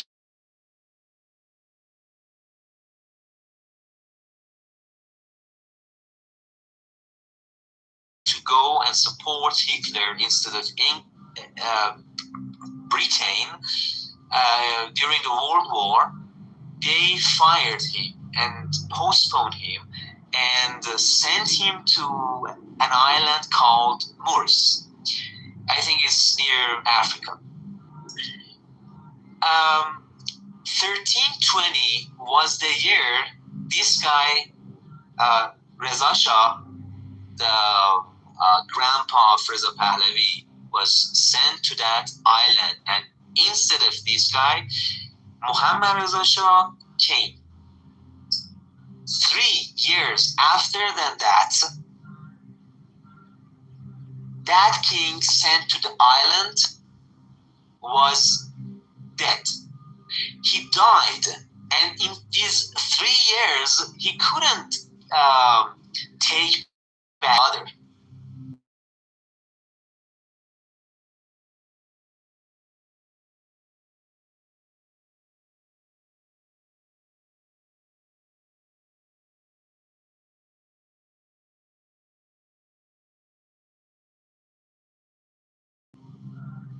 Um, 1320. He was sent to that island 3 years after that. 1323, he died, and 1329. After these many years, his body was taken back to the country. Got it? And just suppose what kind of discussions, goddamn discussions, we have with these Pahlavi groups, and they don't accept that dependence to a country and a foreign outsider is really, really terrible. They say, okay, why shouldn't we be like Saudi Arabia? It is dependent to US, and they got their lives. They have the best machines. They have the best factories. Got the best.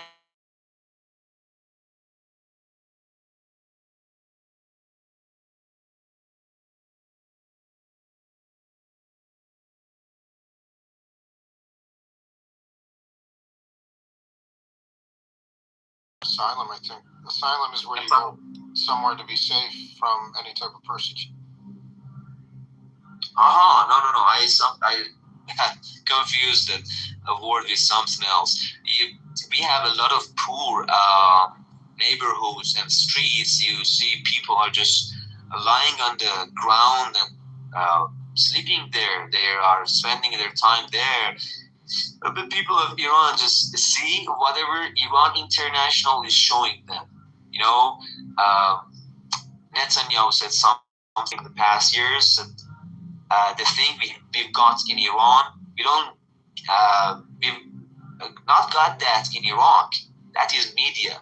Show them Hollywood movies and change their life style and culture. They themselves go and protest against the government, but they couldn't because you're rich.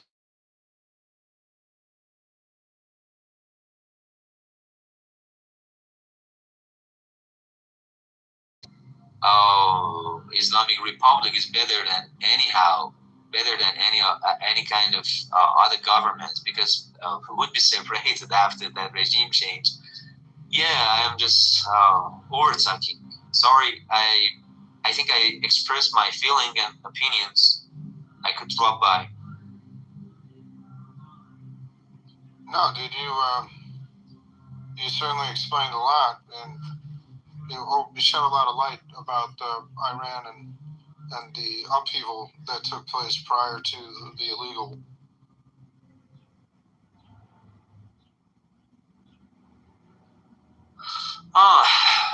I don't know. This illegal war is, I think going to be the last one. One guy here was speaking about hypersonic missile. That is a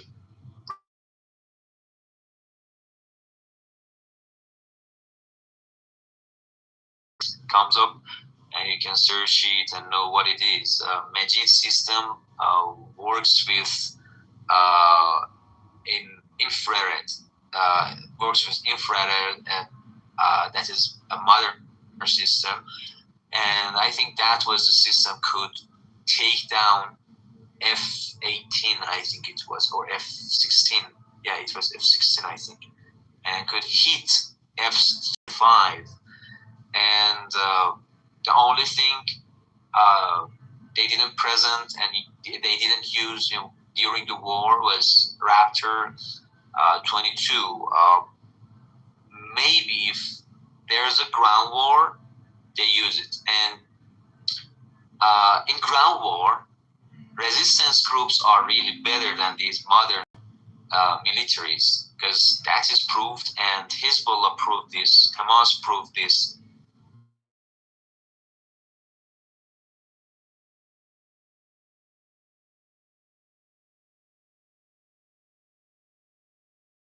And we confronted 32 countries during the war with Saddam Hussein, that basic Iraqi guy. I'm not speaking about the Iraq itself now. I'm speaking about that old Iraq. Yeah, they don't know what kind of hell they're going through. If they come here, we will absolutely show them what war is exactly. And we are really ready. If you know, believe it or not, we have youngs here, we have teenagers here, are really ready to sacrifice their soul, sacrifice their body to save the country, and also the Islamic Republic, because they think that is a holy government, not government, holy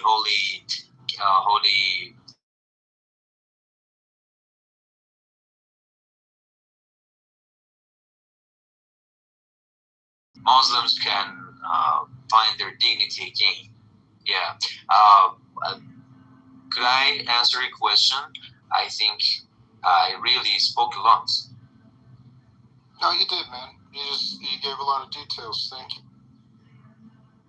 Thank you very much. And I just try to improve my speaking skill, because I'm an English teacher here, and really I'm interested in politics. Every night I can come here and participate in discussions, sometimes watch TV, and but someone like Fayaz here or you are really good at politics. You know a lot of details. You can discuss them and drop your ideas so people can agree and disagree, and you can convince them. But my English is not that good. Maybe because I don't have that much idea. If you don't have the idea and not that information about Palestine, you cannot speak that much. But about Iran, I'm really good at it.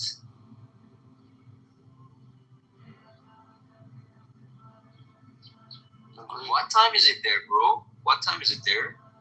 Well, where I'm at on the East Coast, 7:38 p.m. Eastern Standard. 7:38 p.m. And people here know that this is 3 a.m., but they are waiting for World Cup game. How to say that? The game that we have with New Zealand, people are just awake, but some of them don't care about it. Well, I hope something good happens. What do you think, Sam? Do we have a war again?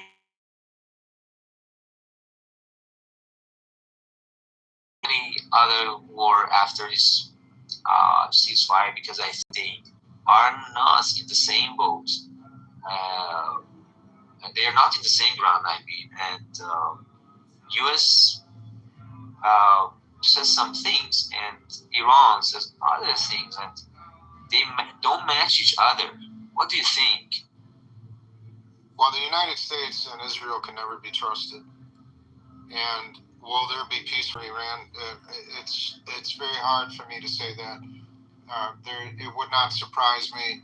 The point that was made earlier is after all these so-called peace deals are executed and signed, that Israel would strike into Lebanon, and then would that cause Iran to strike Israel? And then would the U.S. step up and say, "Oh, you can't strike Israel"? So no, I don't have any faith in it. I don't believe in it. There will never be peace for Iran, unfortunately, or for any of.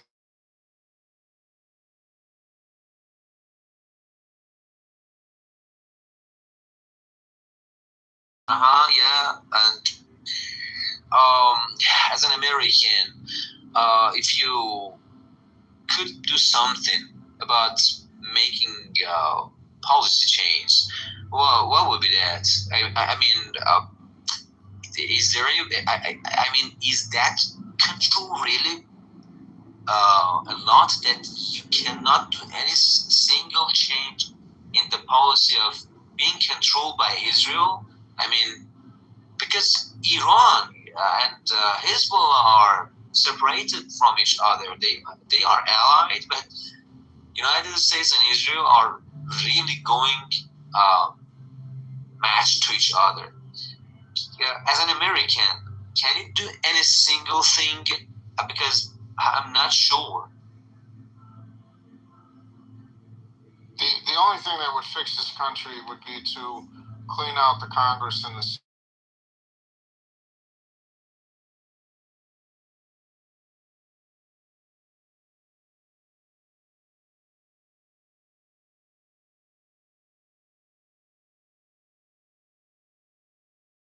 huge undertaking, and it's not going to happen. I mean, this control is just too fierce. The control is too embedded. It's too strong. My question is always what happened after, for example, after Abraham Lincoln or John F. Kennedy. These guys were somehow not dependent to Israel. They were controlling their policies. What happened after that? And nobody could come and say something against Israel policies. They just clapped and supported. What happened after these guys? Did Israel do a special thing about that control? I mean, do you have any clue about it?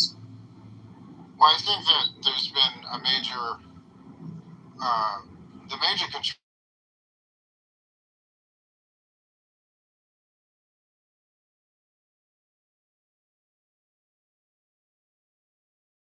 Political action committees.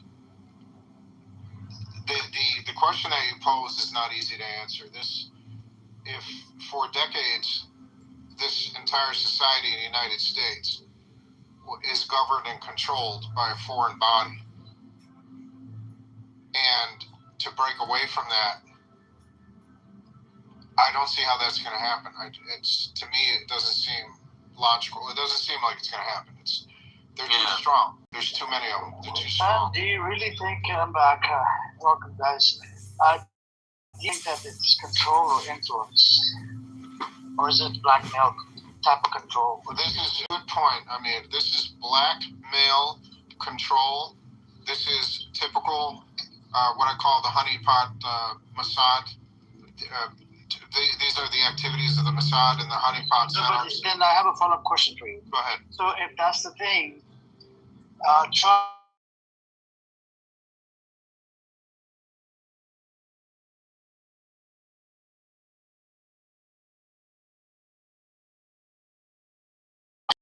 it's really a script between the two of them. I think they're really just they're shadow boxing. I think they're just putting on a show.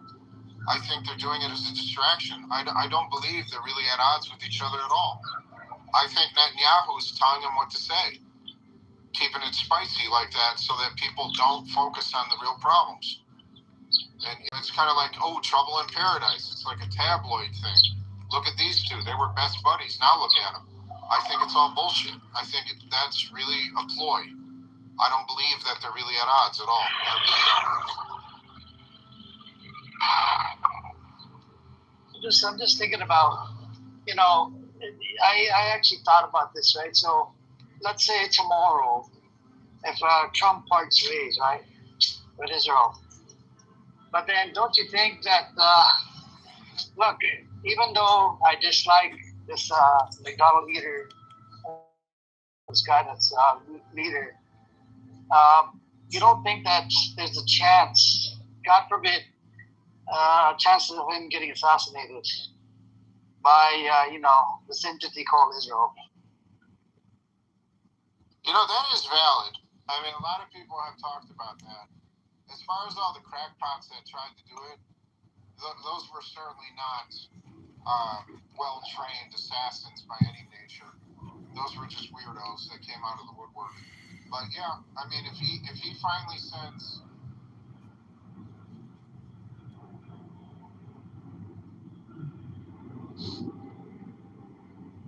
Just like turn down the volume or the lights a bit.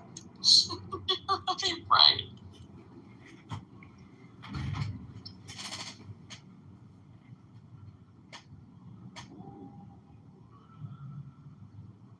Try that one.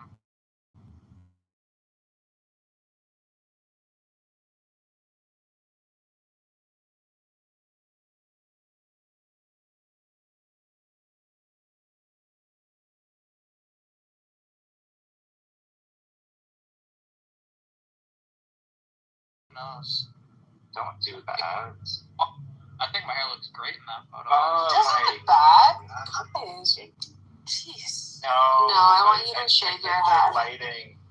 I think I look. You need to shave your head. Shave it again. Not again. No, shave it. Let it grow out a little bit. Give it a few more it's weeks. ugly hair. It's straight and spiky. My hair. I like it. But it just grows out of his head like a lettuce. It has no flow to it. It has no what? It's has no direction. It's just pure chaos. How did because it's all straight, right? It can't be fluid, bent. How about I'm too high. Maybe a French crowd? Okay, yeah, he needs to have because his face is very square. No. It's a Caesar cut. You have a square face, so you need a little bit of softness on the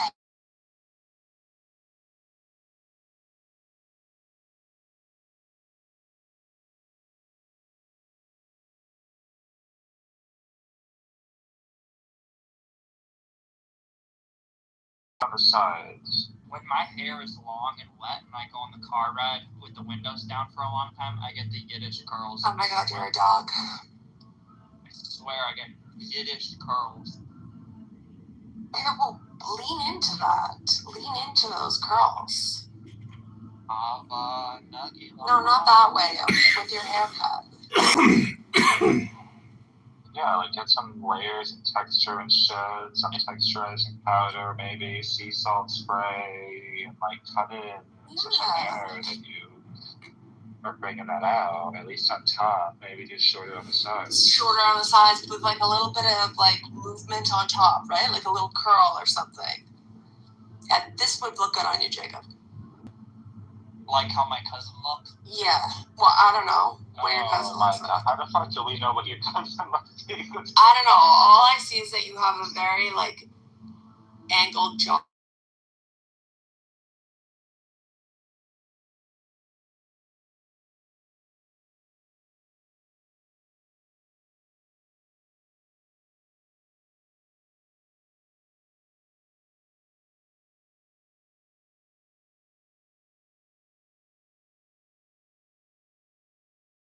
You were fishing or something on a.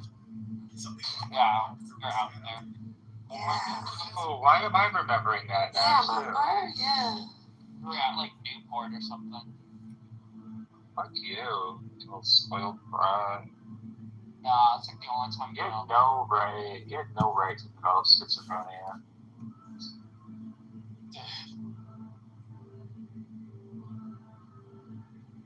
Is your mom black? Is that fractal on the bottom? It is. is it? I hope not. Well, fractal if it is, I hope the idea bombs the shit out of comp where you went to school.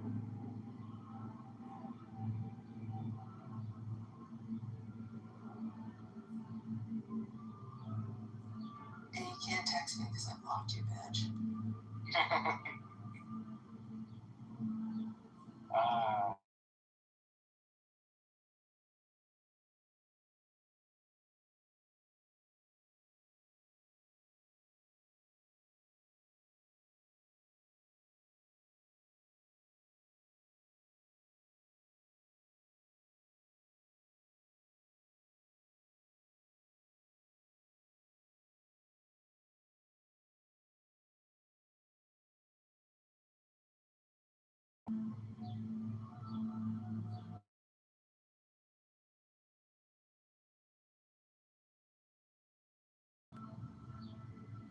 And it's shot, any man down, but it had to speak up live.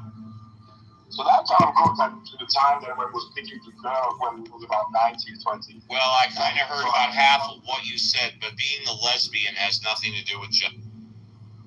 No, because that couple. No, a man identifying as a lesbian is the piece. That's what he's saying. I didn't know I was a lesbian until I found out what they did. Yeah, well, once again, either a man or a woman identifying as a lesbian has nothing whatsoever to do with gender. I thought that gender was like what you think about, like what you think you are, you know.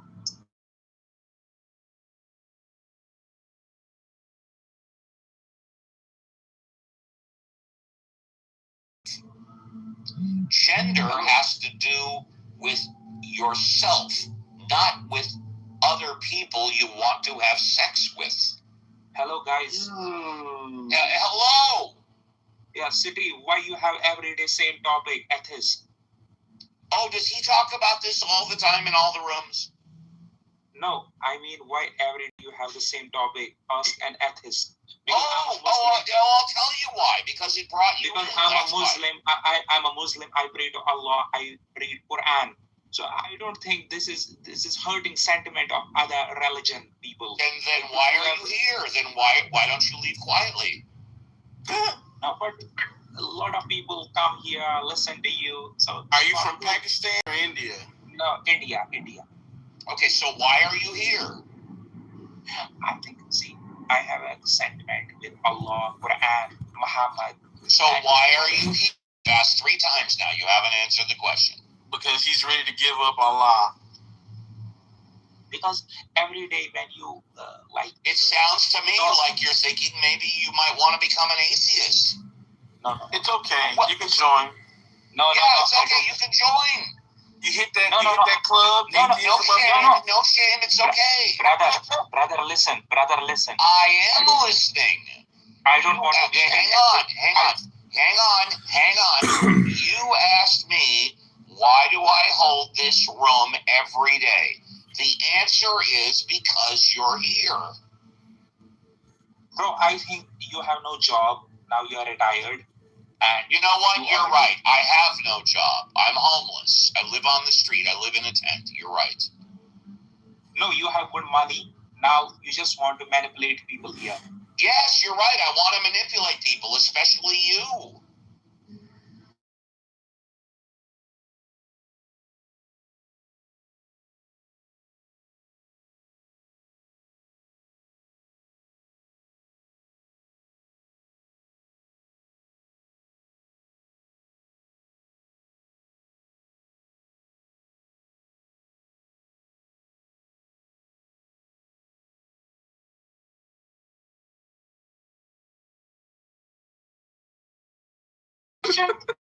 Or are you just complaining about the room?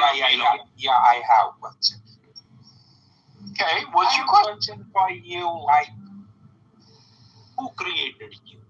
If, like, that would be the product of fucking. Well, let's stop there. When you say, who created us? Or you mean like the parents that engaged in sex and the mom got pregnant and gave birth? that would be my parents. But do you refer to like the you as in humanity? And it's not a who created us; it is a what and a how. Okay, and it's not really creation. Right? I believe that when two people have sex, then the children get born. This is how you are created. What? Yeah. Okay, great. How does it start? Like, okay, so you want to ask how does life start in the make planet, a baby? Everything start. It starts with like stimulation.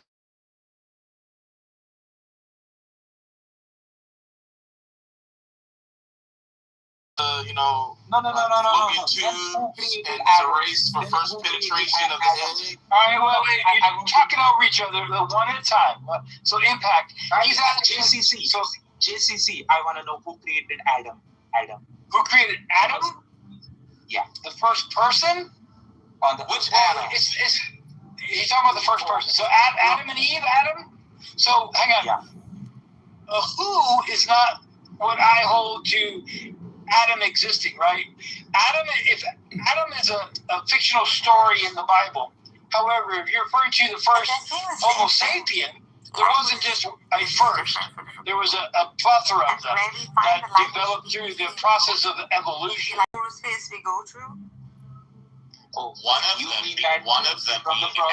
of them being Adam West. JCC, do you know Adam West? I am Batman. There you go. But JCC, you don't have a problem.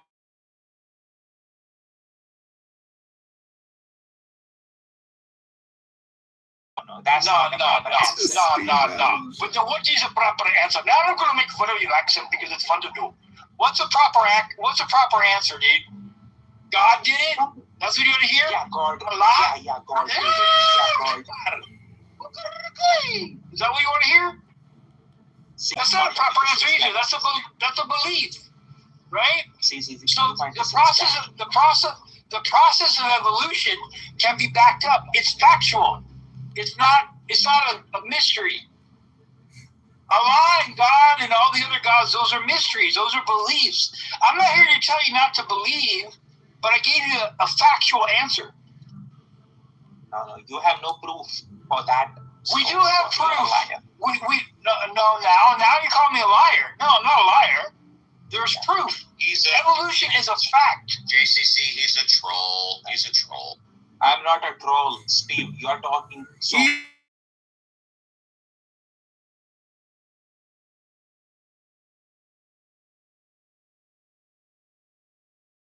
Welcome, trolls. It's okay. We welcome trolls. I'm telling you. Just as long as you don't take up someone else's time who wants to speak. You and the rest of your trolls are. Next, he'll be telling us how he works for the FCC. So we got a couple of new folks up here. DJAA, what's up? You got something to ask? Something? I actually do. The first thing is I find it funny that there's like Indian Muslim. He's probably to the northwest or something. Yeah, but Pakistan. But anyway, that's a side note. I do have a question. Ask an atheist anything. I've been, and this is kind of like a personal dilemma, so I don't want to like project on anybody. But the difference, just on y'all's opinion of atheism and Gnosticism, is it that great? Is it such a great difference? Are you asking agnostic or Gnostic? Because Gnostic is saying they know. Agnostic is not knowing. Okay. I don't know. Okay. So Gnosticism is like, and this is just my limited understanding of the whole concept, right? A search for knowledge. So I understand there's agnostic who believes they don't know anything. Is that what y'all are saying? Well, not that they don't know anything. It could be any topic, right? What do you know about this? They can say I'm agnostic on electricity, right? Right. So, but in regards to a religious, let me also chime in. Agnostic or Gnosticism could also be that I've been doing the research for years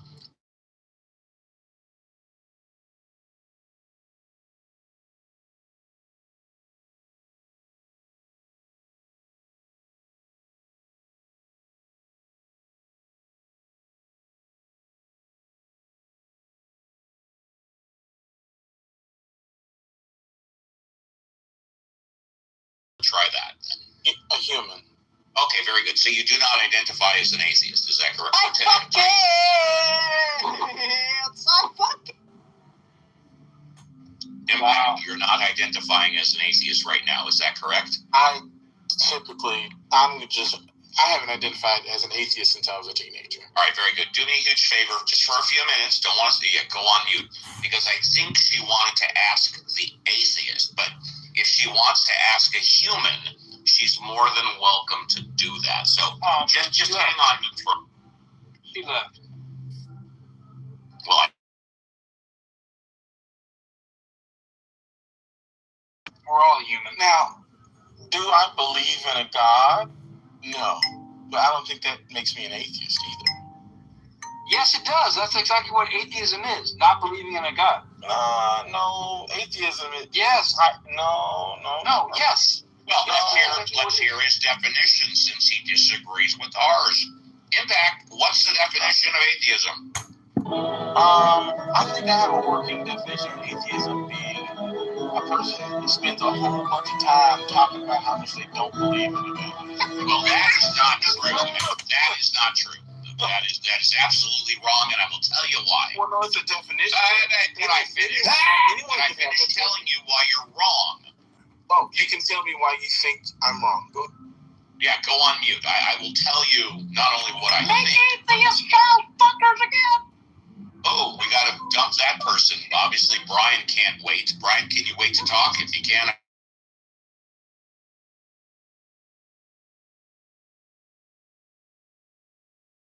We attract all types here. So, Impact, the reason why you're wrong Steve Apple show is because somebody can be an atheist and hardly spend any time talking about it at all. You don't have to spend a lot of time talking about God or a lack of belief in God to be an atheist. You can spend no time talking about it and still be an atheist. The amount of time you spend talking about an atheist has nothing whatsoever to do with the definition of atheism.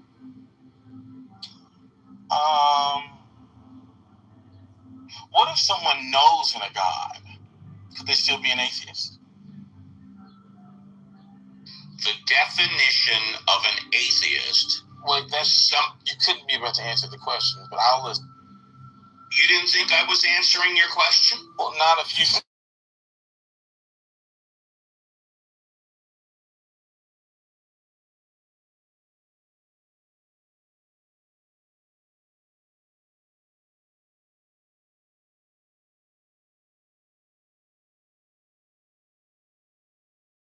Buddy, go ahead and ask the question. I'll give you a yes, no, or I don't know. Go ahead. Well, I heard JCC say. Okay, you want to talk to JCC? I'll shut up. Would you want to talk to JCC? No, Okay, then don't mention JCC. Just ask me the question again. I'll give you a yes, no, or I don't know. Canada, John Kitover. Go to That is John what you want. Kitover, Chicago.com. Chicago Mayor vote. How do you define atheism? This is the Steve Apple Show. Prove to me God exists. It's somebody who doesn't believe in a God. Enough. Now, what if someone does not believe in a God, but they know in a God? I have no idea. They'd be an atheist. An atheist is somebody who doesn't believe in God. Well, I hear you, but the answer to my question, I gave you the answer. I said I have no idea. I don't know. Fair enough. Now, that really kind of brings up what the lady was.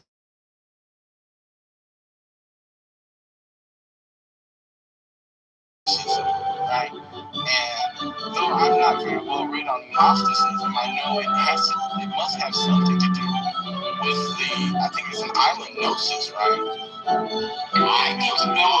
Hello. I've never heard the word before, island gnosis. I never heard of that word before. Yeah, I've never heard of Gnosticism has to do with knowledge, like knowing it. Yeah, there are island gnosis. Never heard that before. Never heard that either. I'm not talking about the island. I'm talking about what Gnostic means. No, JC, I was talking to. Yeah. We're talking Impact here. So am I. I never heard that either, right? I'm agreeing. Yeah. Yeah, So exactly. Agnostic, agnostic, and Gnosticism are all knowledge claims. Has to do with knowing. Well, I get it.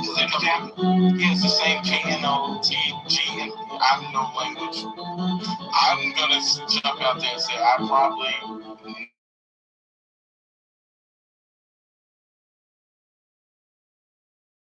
Maybe not, but yeah. So, my understanding that it comes from the name of Gnosis, again, the island. Okay, I didn't know it came from the word gnosis, but I didn't know it referred to an island. It refers to knowledge, correct? Yeah, it means knowledge. Okay, great. So we agree. So when someone says they are Gnostic, right, they're saying they know.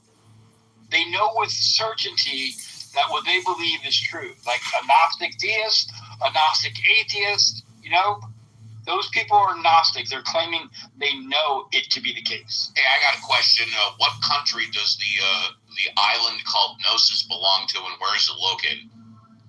I would imagine it's Grecian. Okay, so Greece owns the island of Gnosis. Okay. I'm not certain, but I thought you were the smartest person on Clubhouse when it came to words. Words, yeah. Well, you bring up a word that neither JCC or I have heard of. You said it's an island, so logic would dictate you would probably, since you're the smartest person on Clubhouse in this category, know where it's located and what country it belongs to. No? Again, Greece, because it's Crete. Yeah, you already said that. Yeah. Well, I'm familiar with Crete. I'm familiar. Okay, so you do I'm not familiar with the island of Gnosis. I've never heard that before. Okay. Well, is Crete a part of Greece? I think so, isn't it? Yes. Yeah. Why are we talking about geography now? Because he brought up the island of Gnosis. I know. We just said we didn't know those. No. I've heard derailing. It's so funny how that happened. Anyway.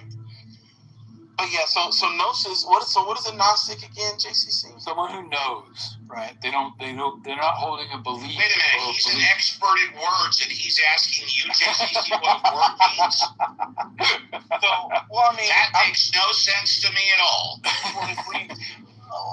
Sir, why would you ask JCC the definition of a word when you're self-proclaimed the smartest person on Clubhouse when it comes to words? Why would you do that?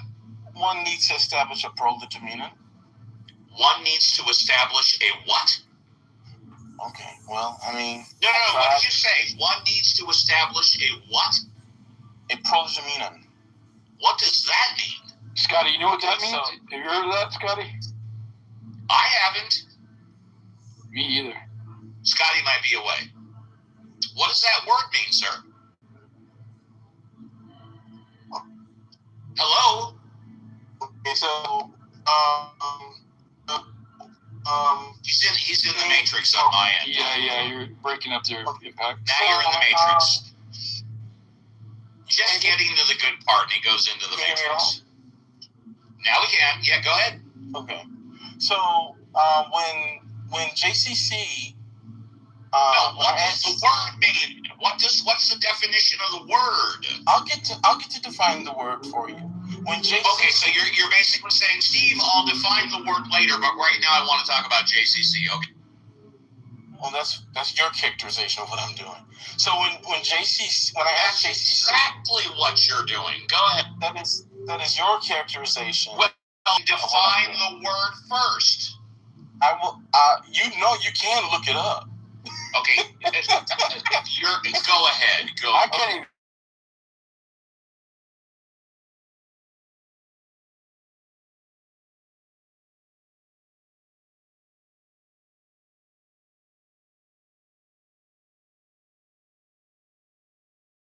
When you put an A in front of a word, you get the not, so you have knowing and not knowing.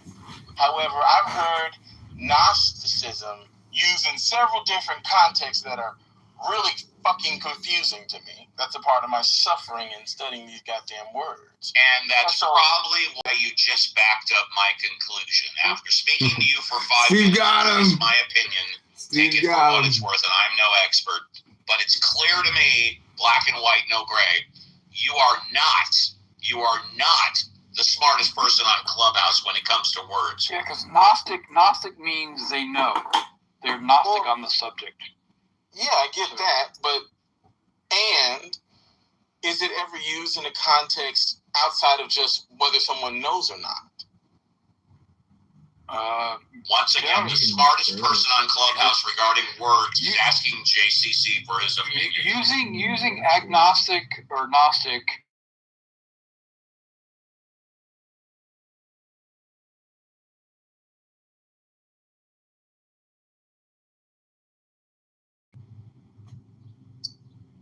Now, the Gnostic religion, Gnostics are those who claim they know God exists.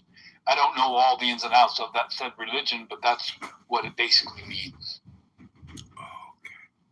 This is a show about people discussing word definitions. Welcome back to another episode of Dinner for I'm more Schmucks. concerned about the other word he said. What? It was a P something. Prologaminon. It is the center and the circle also at the same time. Yeah. It is all there is and all that there is not. Neti.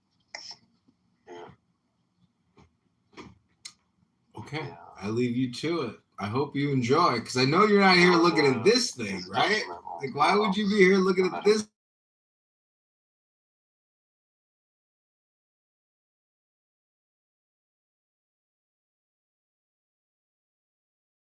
Friends, everyone else, even food. And he ended up in the hospital, basically. And then he started doing different kind of meditation, which were more materialistic. I don't know what he meant with it. I still have to figure it out.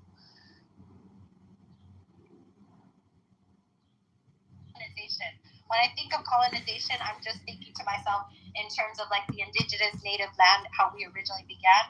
I feel like our world has gotten so violent that now people will do anything in the name of violence, in the name of profit. And it's just become so confusing that it's really hard to see who, in fact, is doing good versus who's, in fact, trying to survive versus who is, in fact, trying to stay alive. So I come here from Nicaragua. I committed a crime. I hurt a bunch of people. That is decolonization? No, sir. I'm saying when this land over here, because I'm in America, right?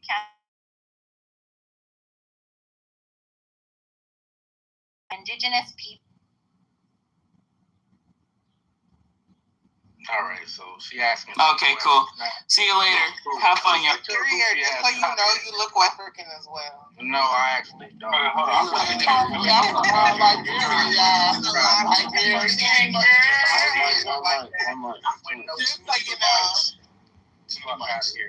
The Xerxes session, we got a 10. Be Liberian and quick eyes. Alright, bet. Straight on stage. MJ Day. I don't know if you want to give normal a chance to speak. Sounds weird, but hopefully not. Yeah, so alright, bet. So Bay, MJ, okay, anything towards the title? Normal.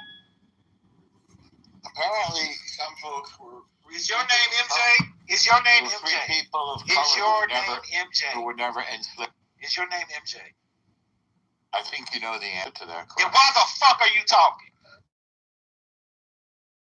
Dumb fucking. Damn. It's just funny how certain people want to, come into spaces and talk on cultures that they don't belong to. Why I guess not? that's a dumb statement, MJ. You don't have to. Oh my God. You don't have to belong to a culture to be able to or be educated. I have a rule. Hold on, you guys. I have one rule here for right now. Everybody that's on stage has to be aligned. And hello?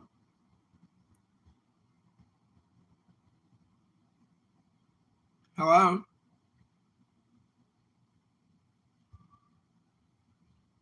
Hello? Hello?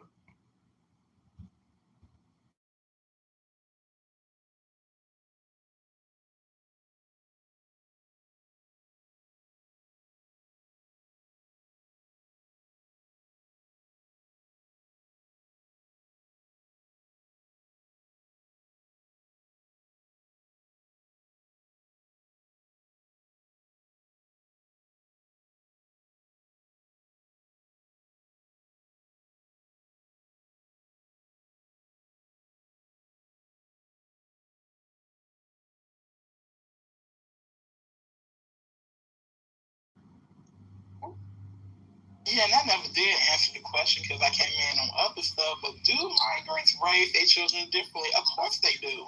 They're from a different country. They got a different set of standards when it comes to raising children.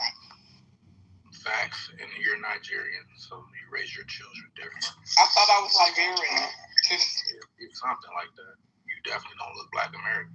Okay. Why do y'all think y'all look like? Hold on, what do Black Americans? Why do y'all think y'all look like? Nah, hold up. Why do y'all think y'all actually been blend in like that? Like y'all. Why do you think you look I've been different blending in my whole than life. any other I nigga? do. I didn't even know I was MJ is African Haitian, by the way. Jay is Haitian. So what you look? What I look like I'm from? But this guy looks like a straight Ghanaian. That's the crazy part. He looks like my Ghanaian cousin. You look like a kid. Yeah, here they go. Here they go making the Hold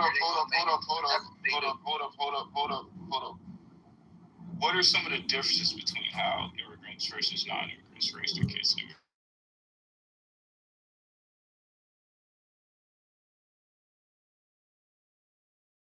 I'm of that same mind. I don't know. Of course you're not. That's why it's a silly, stupid conversation.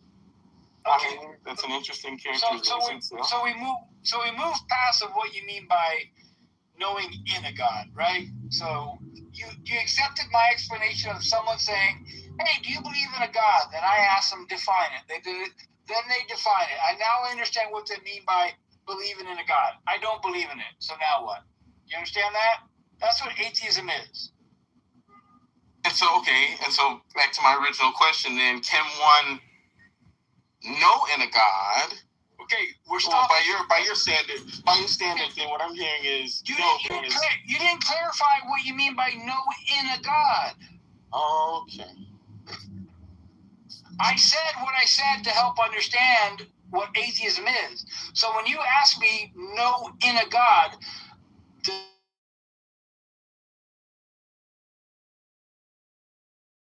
concept of this, what I like to say, a fictional character, right? Mm-hmm. So that doesn't mean I know in a God. I know of the concept of what they're believing in.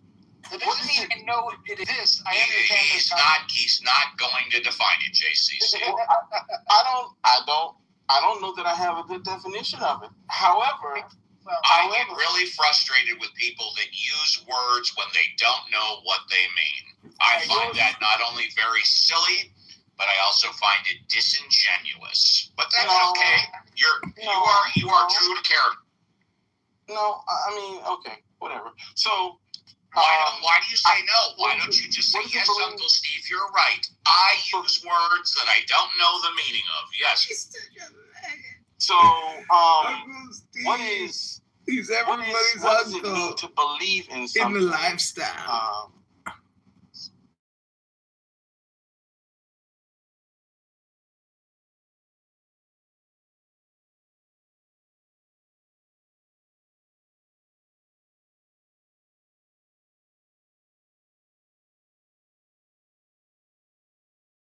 more information of it, and then possibly gain knowledge, and now you can say you know it.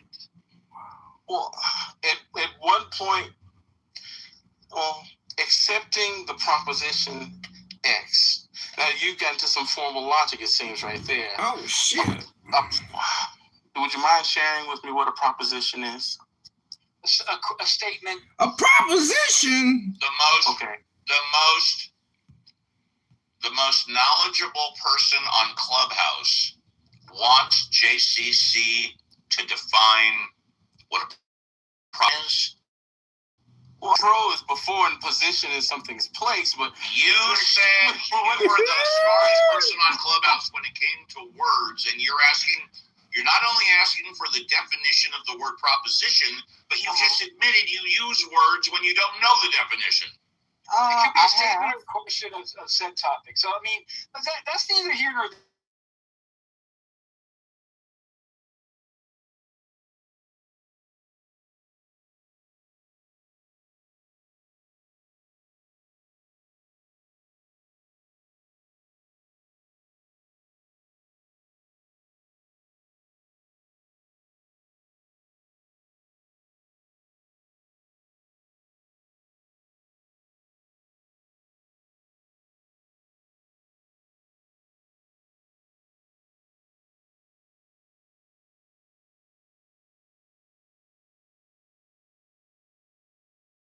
Taoism, Buddhism, Zen, samurai tradition, and eventually, I think, gives rise to the hero archetypes that we see in storytelling today. You know, you can see traces of these ideas from Sun Wukong evolving into the samurai code, you know, Star Wars, and even like anime characters like Goku, Naruto, Luffy. These heroes go through this intense self-cultivation until their actions become effortless and their character becomes powerful.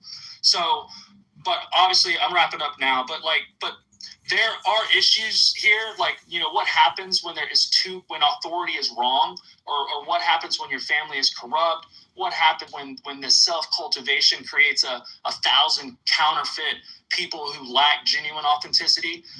Similar to what Sonny was saying about the hierarchy, you know, it's easy to see people, you know, responding in a disingenuous way, maybe. But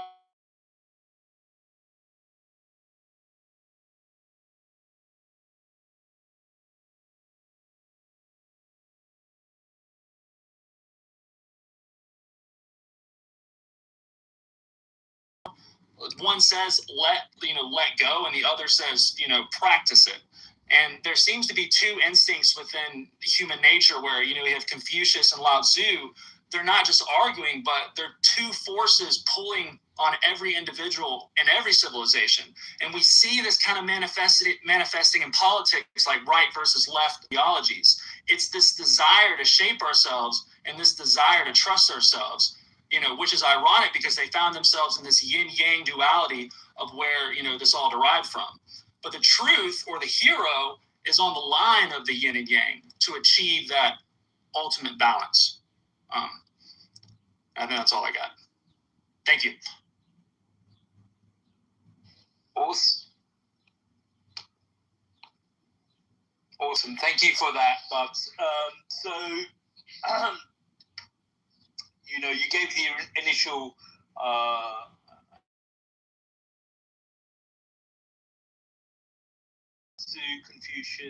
Confucius and Buddhism, and you know, we went through these different positions earlier on as well in terms of you know, tasting the vinegar and seeing it as sour and humanity being flawed versus tasting the vinegar and smiling and assuming life to be perfect. So you talk about this concept of Yu-Wei, the flow state, where actions become effortless. And so what you're saying is that the rituals and rules and conformity that Confucian philosophy adopts is really to enact that there is this concept of Da, which is a halo effect through virtue, charisma,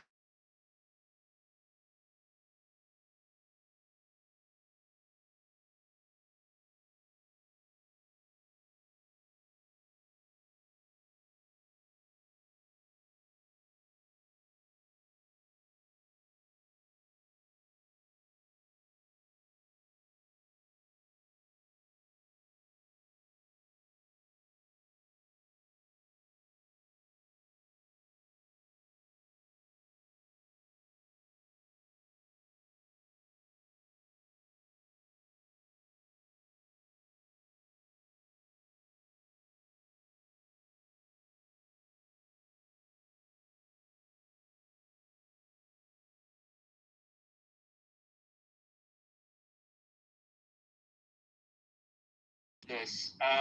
So the idea of Confucianism, where you are memorizing text, you're bowing, you're arranging everything perfectly, it's about discipline. It's about becoming.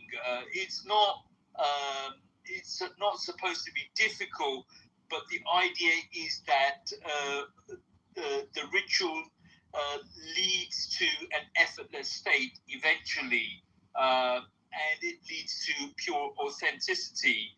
And so I'm going to hold it there. Appreciate you, Bubs, and we'll jump onto our final speaker. Our final speaker is going to be Prakash Venglat.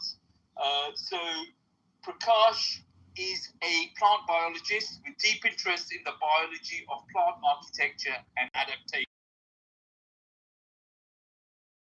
Plants, a learner and seeker of psychological space, a follower of the forest tradition, meditation practice.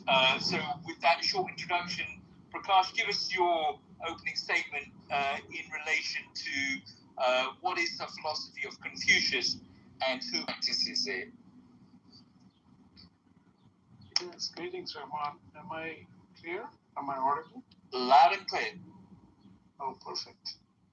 Yeah, greetings, everyone. I thoroughly enjoyed everyone's share because I'm not well versed with the concept of Confucius because we've discussed this once before earlier in the same room.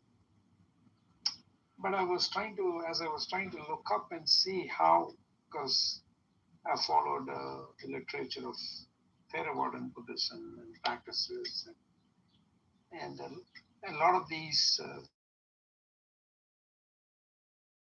where the ethics and the spirituality are not separated, right? But later on, you see the ethics part is brought into governance, right? And so you start to see that there's a separation of what we call as the spiritual practice and the practice of ethics, and they are kind of interweaved. But if you look at several teachers in the tradition of Confucius or Confucianism, there's a teacher whose name is Mencius. Mencius is one of the earliest sages in the tradition of Confucianism. And in his literature, we can see that the ethics, which is more of a social order, and what you see as natural order, which is more of spirituality, are not to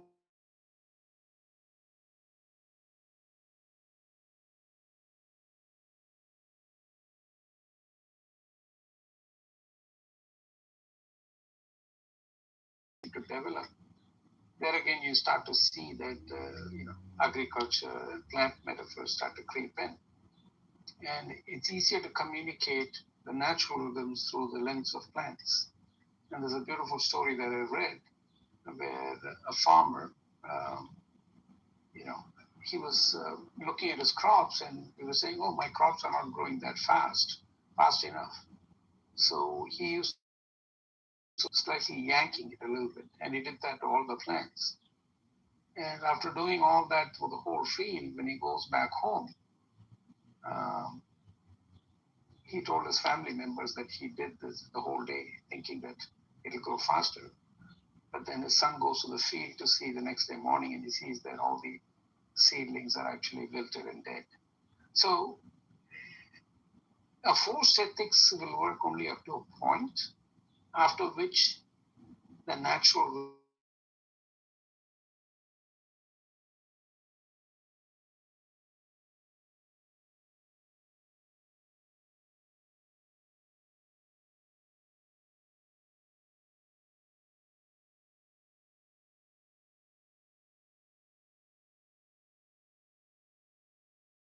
their own unique space, like in the philosophy of Confucius. But in terms of the overall structure, it's blended back into the core of one's own ontic state, one's own being, which is spirituality. And that aligns with way this can be, pedagogically as a tool for, early stage teaching or teaching at different stages of development, where you can reinforce the values, but you allow the natural rhythms to unfold so that it grows into the individual's personality, right? And so there are several examples of that weave into this kind of thinking, and how it aligns with not just social and ethical development, but the natural development of one's own core spirituality and aligning with life as it is.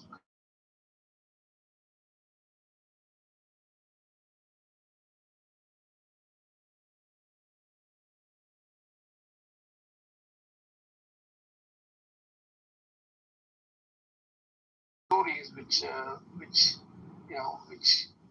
talks about life cycle, right?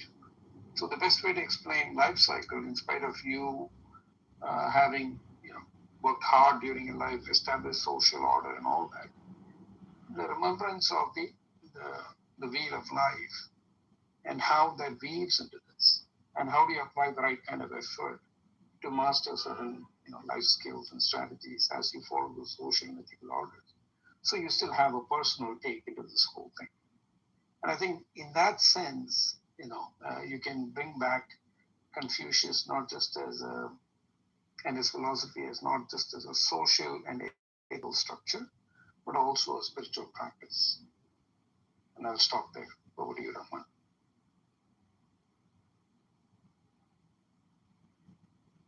Thank you for that, Prakash. What you really try to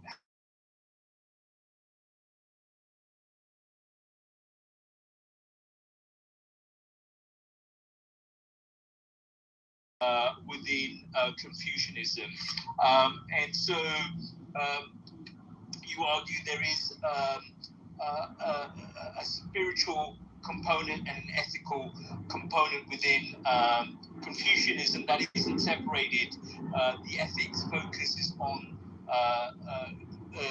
governance, but you put forward this teacher, an early sage of Confucianism called Mencius, and you talked about the ethics, the social order not being separated versus the natural order. The example you give is of agriculture, and then also of plant metaphors, that both these things can come together. You talked about the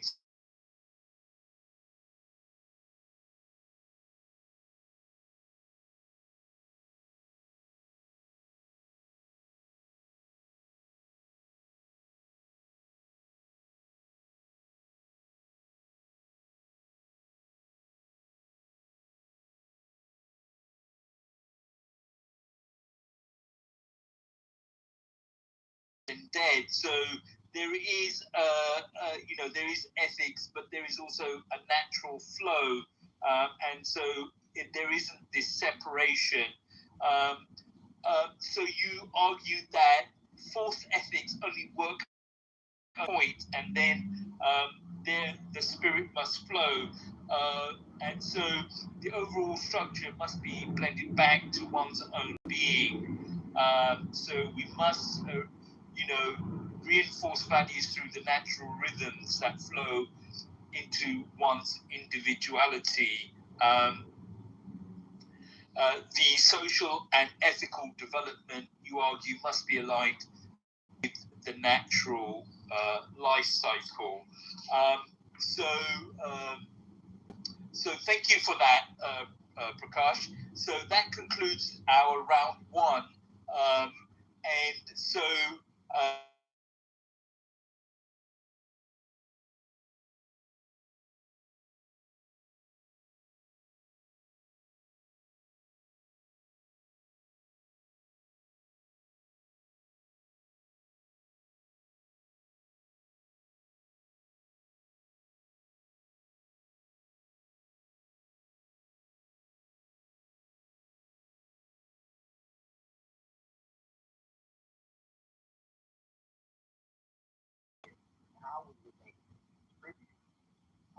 so I look forward to seeing where this goes in round 2. This room is on replay, by the way, so if you hear something you like, please revisit it and share it. If something resonates from one of our speakers, please follow them. And we're here every Monday night, and again, we're talking about what is the philosophy of confusion. Thanks again for all of our round 1 shares. Awesome, thank you for that. So, let's jump into the conversation in a little bit more depth. It was definitely interesting to see what seemed to be what Confucianism is all about, or what Confucius was about. There seems to be this component of responsibility, of ritual, of ethics. There is this aspect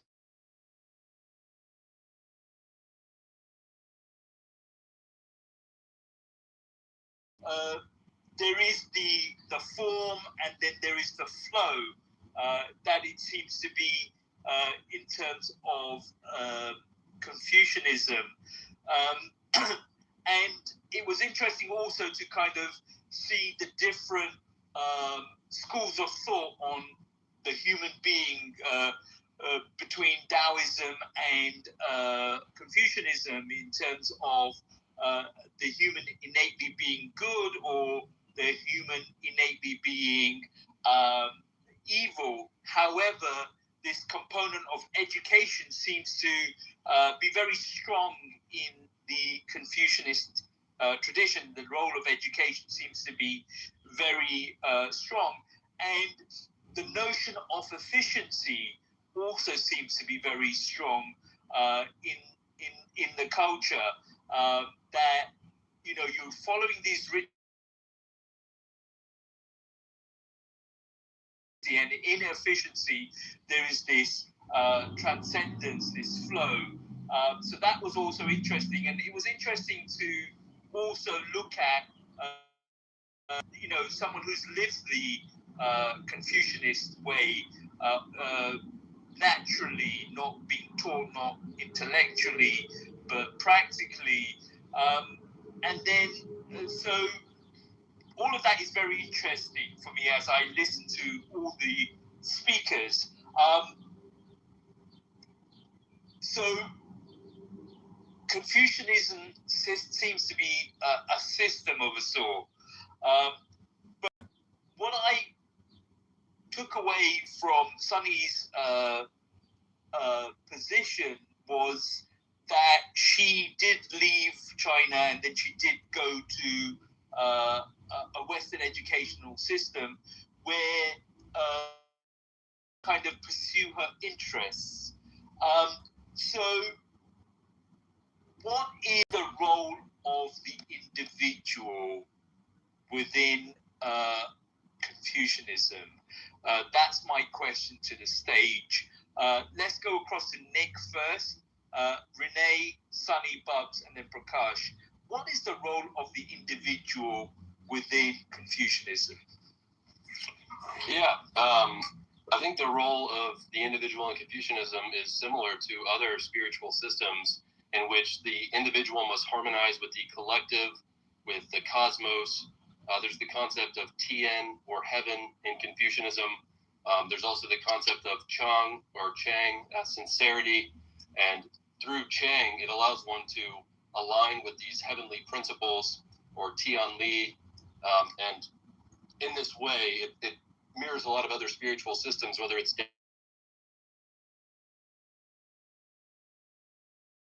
with Dharma. It seems to be that the role of the individual is to find their place within a productive society, intellectually understanding themselves, their fellow man, nature, the cosmos, and harmonizing with this divine organization, whether it's framed divine or not, spiritually or not. It seems to be that there's these ordering principles that one must align themselves with in order to become the most effective human. And in that sense, I think that's the goal of all spiritual seeking, is to try to find the greater patterns in which the individual should harmonize themselves with in order to find wisdom, beauty, inner strength, the cultivation of principles that allow for one to become the best individual that they can possibly be. So that's how I'd answer that. Awesome. Renee?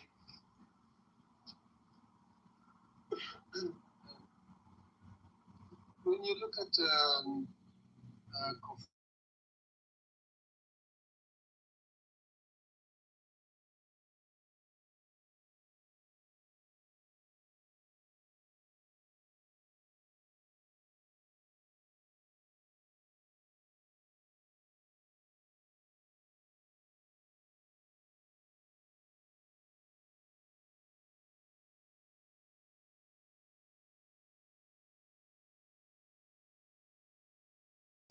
is that in the educational program there is this maintenance of historical continuity on the one hand. On the other hand, Confucianism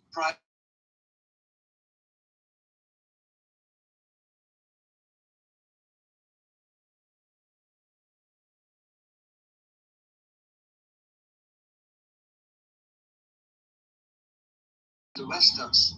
We are individual in the sense that we want to be different from others, but they are more, Confucians are more individualistic in the sense that they want to cultivate themselves to the most personal that they can be in their relationship to society. And then you see that many Confucians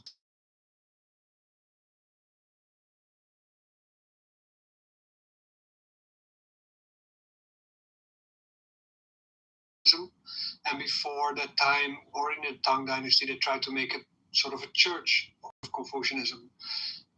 But primarily, it's an educational system. So this individuality is on the one hand subservient to the community, but on the other hand, it also serves to escape that community by enhancing the best of your individual qualities. That's about it. Thank you for that. Bubs? Oh, sorry, Sunny. Let's go to Sunny. Bubs. Oh, yeah, okay. Yeah, actually, I think, like, Confucianism is it's not like view individual. That's individual, to be honest. I still feel like it has everybody like needs to play a role.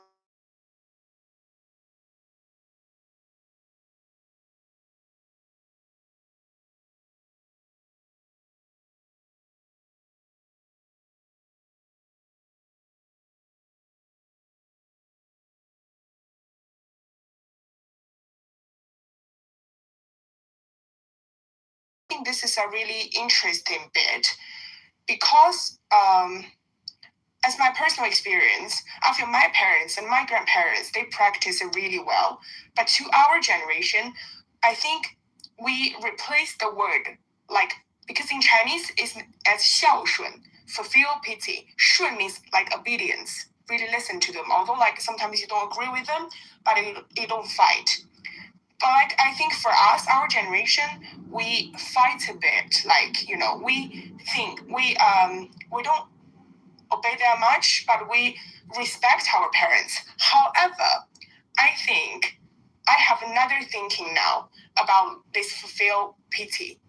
Because like when we I think for a lot of times, for me, I think also my friends, we don't fight that much again. You know, like after like Shakyamuni, I think they find he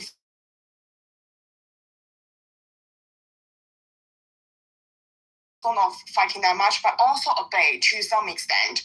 I think, yeah, that's a really interesting thing to me about how should I play individual role, like as a child, you know, in this like Confucianism society. I think it's not this way and that way. Yeah. Also, like it's really interesting. The speakers mentioned loads of like examples just now. The vinegars, also the I just realized I was actually surrounded by all these kind of stories like in China, but I just didn't realize it, and I didn't know how to use English explain it. But I think you guys talk really like open my view of Confucianism. Oh, how it's sometimes already going to my blood.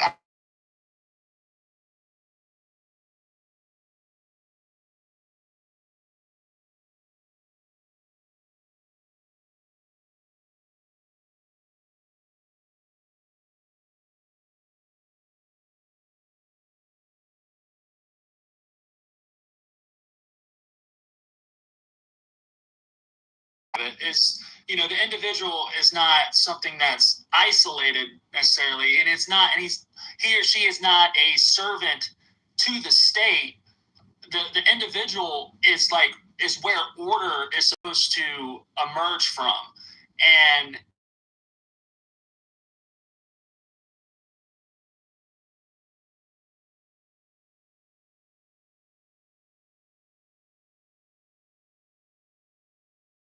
that will emerge from you. So when you are in Wu-Wei, when you're completely at ease and you're just in this flow state, you're going to be more attuned to what you're interested in, or what your curiosities are, or what fears you need to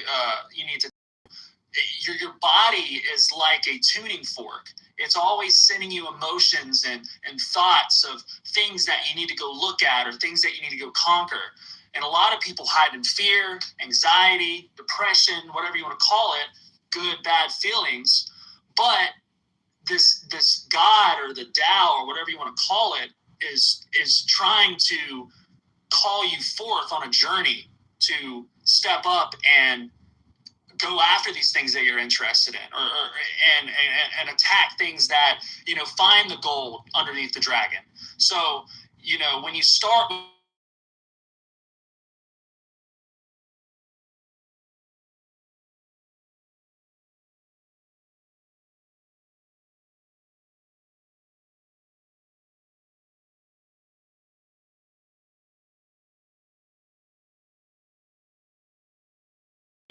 is your own authenticity. It's like your own personal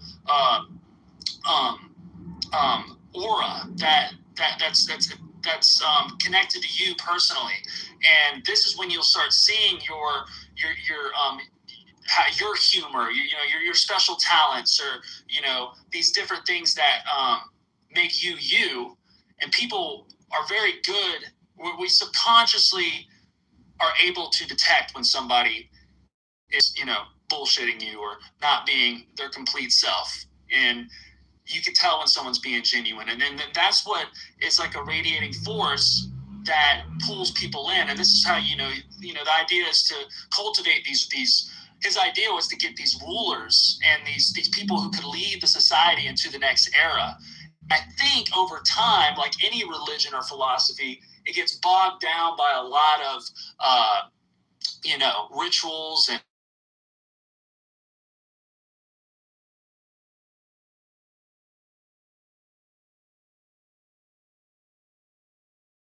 to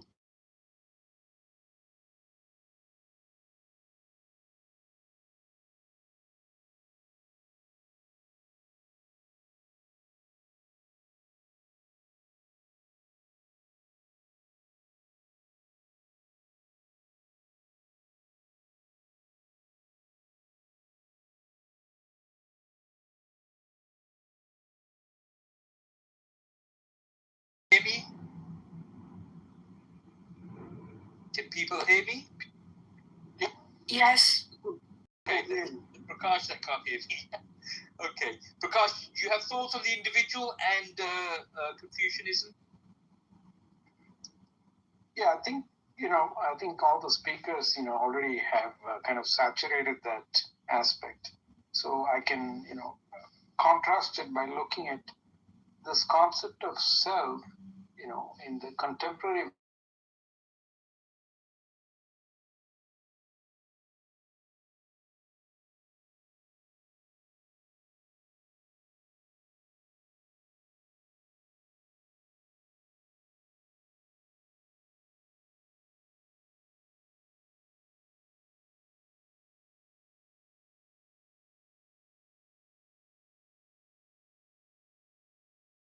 architecture into how you think about, societies of those times. And those older societies still retain that aspect, even though the Western thought has influenced, along with the economics and other ways of how the world operates, this Western individual and the collective, the individual having a strong representation, a strong voice. And you can see, if you go back in time, there were kings and, queens. And, so the individual and the democratic way of how the society works now is now pitted against those kind of philosophies. So in a way, when we discuss about Confucius, for Sunny it is her own heritage. For us, it is just a philosophy that we hear through the lens of scholars and practitioners. But what it does give us a frame of reference to shift from the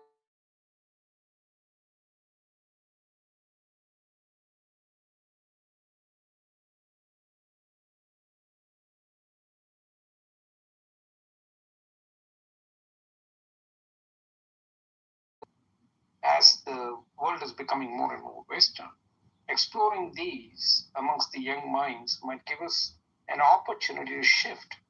And so we have to thank scholars like Rene and Babs and Nick with his Seek and Sunny exploring in their own ways as thought leaders, because they can contribute this aspect of the relational self, which now embodies a very different philosophy and building communities around that, right?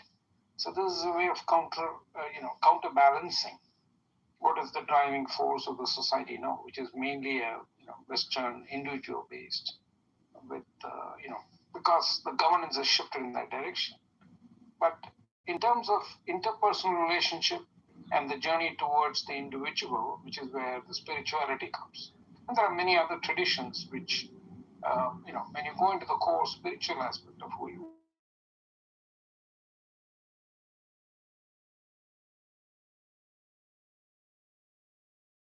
right? And it becomes a very communal worship, right? When I say communal, what I mean is it's a collective activity. And in a lot of societies, that is how you gain your identity to begin with. And then through that, you find your own individual aspect. So weaving that framework back into what we were talking about in terms of the philosophy of Confucius, it gives us another way of connecting the social ethical aspect to the spiritual, where the individual is of prime importance. And now the individual has the clarity with reference to how they act within the community, right? So it gives us a reframe of the individual and the collective. That's my take on it. Yeah, thank you for that, Prakash. Yeah, that's an interesting point and perspective.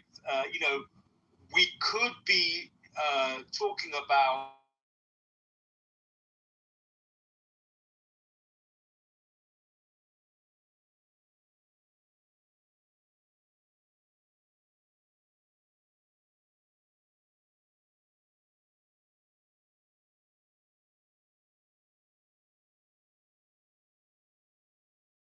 got scope for the collective, the responsibilities to the collective, to the community. It doesn't go far enough when it comes to the individual. Very interesting. Thank you for that. So I wanted to kind of go into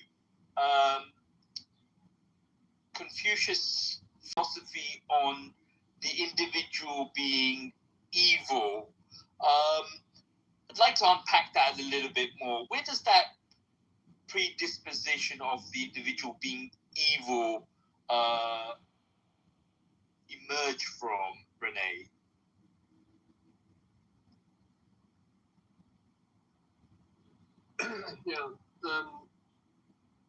If you look at Confucianism as a whole, we see it very often as a philosophy or as an educational system for the state, but technically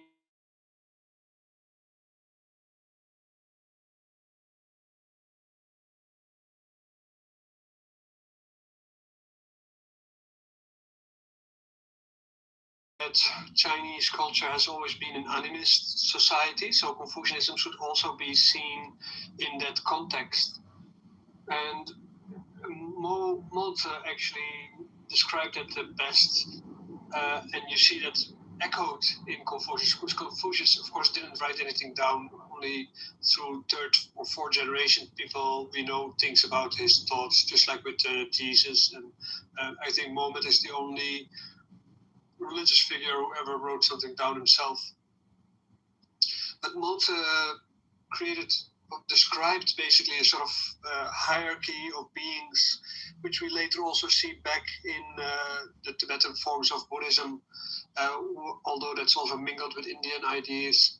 But you see it also in the folk religion of China, where the world is populated by all kinds of beings.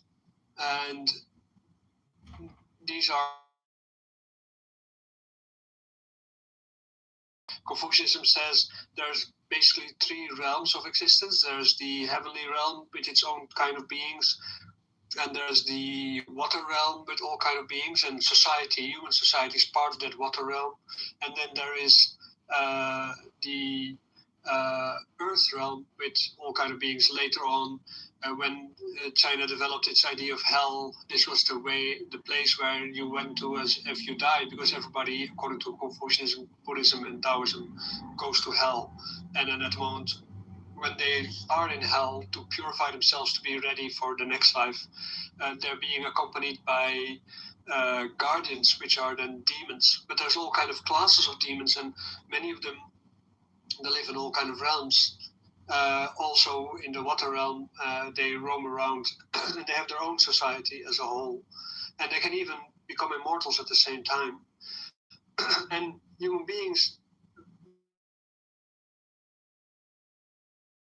of the teachings of Sun Tzu, they suggest that people are not born as good beings, but they have the capacity to be good. So Sun Tzu, especially with all the boringness of everything that he wrote, because he wrote a lot, and it is very, just saying statement after statement. It's not very pleasant, not a pleasant read. But one of the things that he said is that when we are born, we are not naturally born good. There might be good people, but most people, when they are born evil. That you can see on the greed in the child to feed itself and to be a sort of a social parasite. They eat their mother in the womb. When they come out of the womb, they are continuously demanding attention. They need a long time to become independent, and if you leave them by themselves, they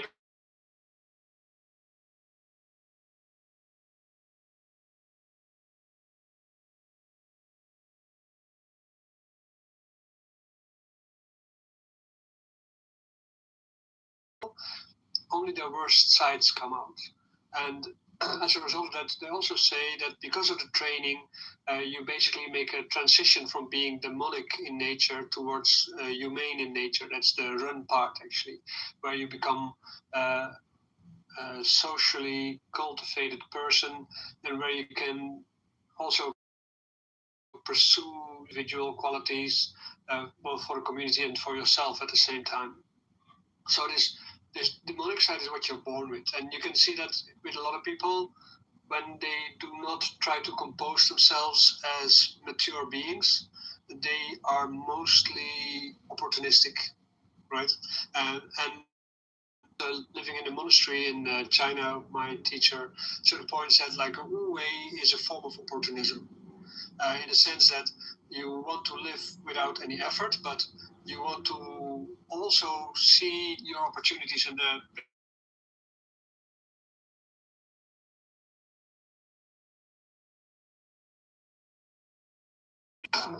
you seek a goodness, right? But you also have to take your opportunity to get there. So by nature is entropic, so it doesn't really bring you to goodness. You really have to seek that at the same time. And to understand your own demonic side is therefore very important, because you have to see that when there is opportunity to grow or to achieve something, if that is going to bring you to your demonic side or to your divine side, and your human side is somewhere in between. I think, yeah, that's more or less what I think Confucianism contributes there. Yeah, I mean, it was interesting to have that analogy of the tasting of the vinegar, where one philosophy is talking about a sour taste, and then the other philosophy is talking about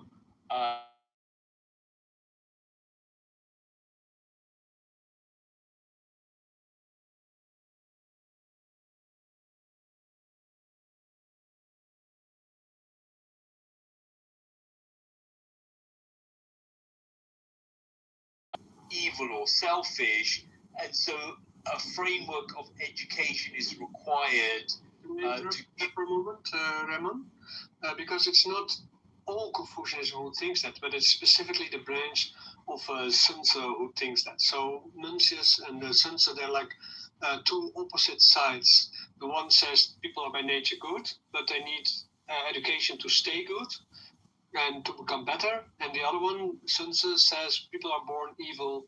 They're not actually demonic, not necessarily evil, but they're born demonic. They can turn into evil, but if you give them good education, they become humane. So, what are the principles of education, Nick, in Confucianism? Like, what is education to Confucius?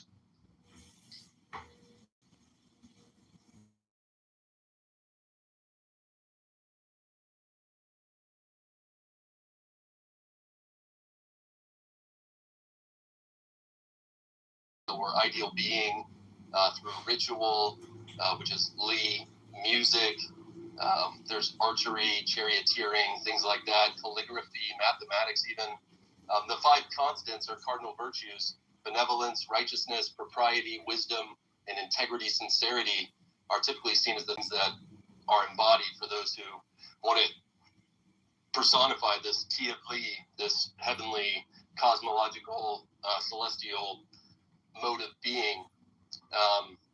On another spiritual note, though, and on the concept of heaven and hell and this duality, while in Confucianism this idea of Tian is more ideological, it's a consciousness-based mentality, it's not directly pertinent to an afterlife.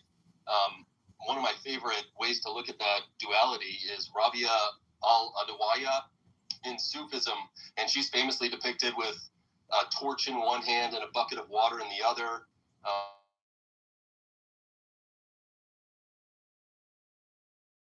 And the water to extinguish the fires of hell.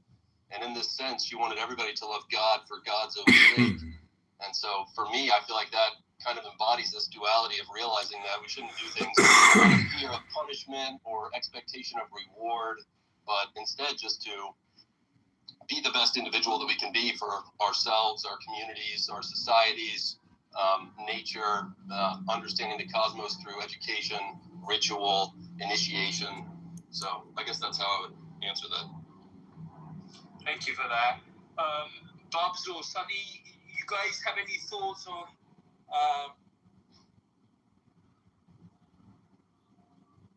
say that about 30% of the population is atheist, you are wrong. What percent of the population is agnostic? 15% is Muslim? I don't believe correct. that. No, it is, and that's.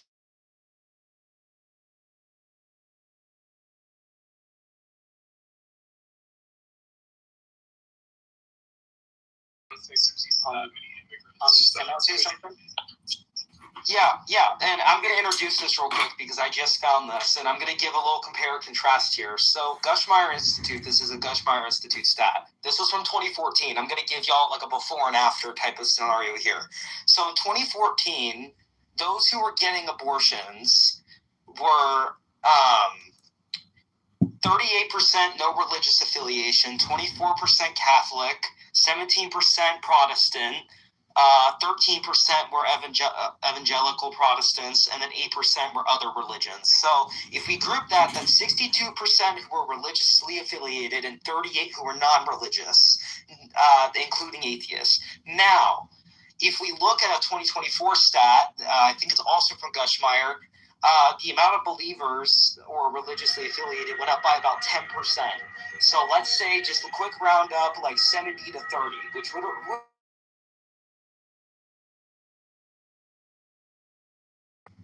who were getting abortions, then we can confidently say, based on the population of America and the amount of believers, that there are more than the amount of believers that are non-religious.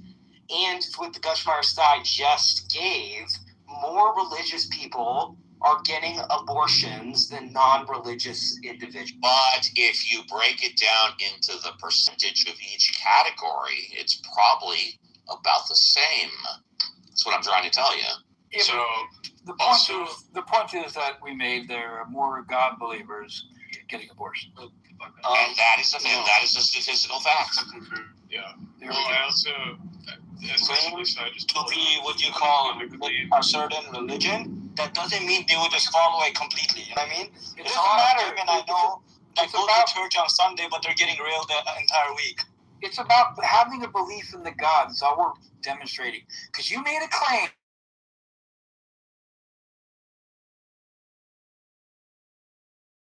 You can, and by the way, hello. You can give your opinion anytime you want. We just gave you the statistical fact. Yeah, like, and also Abdullah, like, even if you don't contend in the United States, as I pointed out, we're more religious than European countries, and European countries have lower rates of abortion. Buddy, I didn't ask you, I asked Steve. Okay, buddy, stay, like how Steve says, stay muted and let them speak, please. You're not. No. It's about over talking. Beautiful. So you're not the mod in the room. Nicely you're not running done. the room, so please respect the rules that the mods present. Yeah, we just said stay muted when the mods. Okay, I'm asking Steve and JC the question that people are interrupting. Okay, what's that question? We were just talking about it, and then Narco just.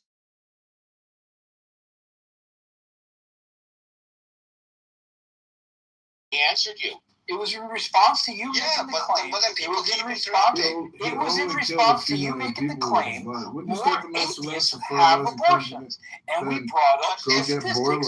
And you're over talking. Statistics can be skewed. You are incorrect. These are, even if they're skewed, right? 70 to 74%. That's a bigger population, percentage-wise, getting abortions versus 38% unaffiliated, 40. Yeah, so it's a big, huge difference. So it can be skewed, sure. However, it demonstrates more God believers are getting abortions. Thank you. And that being said, so I just want to say one thing. Go ahead. Say your one thing. 80% of what you call the U.S. is Christian. But why are the churches empty? Thank you for saying the one thing. What is that? What does that mean? Who cares? Yeah. I want.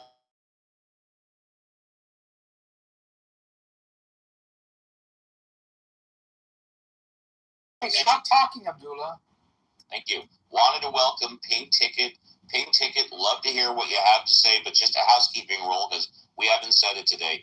No N-word. We have a no tolerance policy for N-word. But other than that, say anything you want. Hi, Pink Ticket. We can't say the N-word? Hey, what's going on? I don't really drop in rooms to run my mouth before I hear the room, so I'm gonna let y'all finish. And I totally respect that, buddy. Thank you for reading the room. You got it, buddy. And with that, I'm also gonna introduce one more rule here because clearly nobody can follow this. If you overtalk a mod several times, meaning while they are speaking or while they are trying to get a word up, either or, I really could not care less, then a warning will be given, and then you'll be dropped to the goo for a set amount of time, however long that's decided.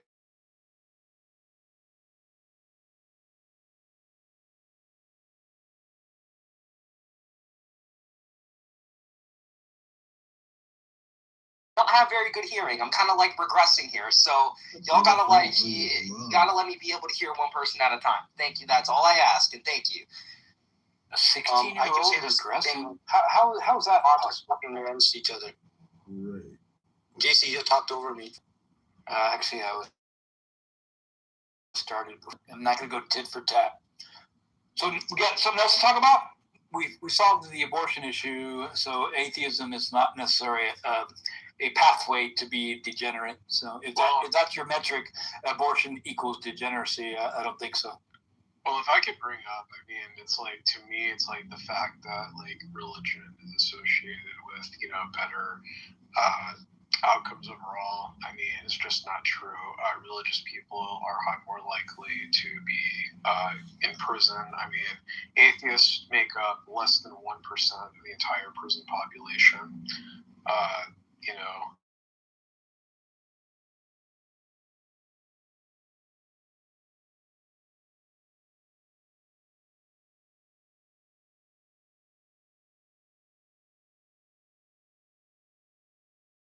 Can I say something? Hold on. Don't overtalk Ahmad. Go on mute. We'll get to you. Go on mute. I promise. And I don't take that long. That's warning one. So after this, Abdullah, if you overtalk Ahmad again or another person, then you will be dropped to the goo.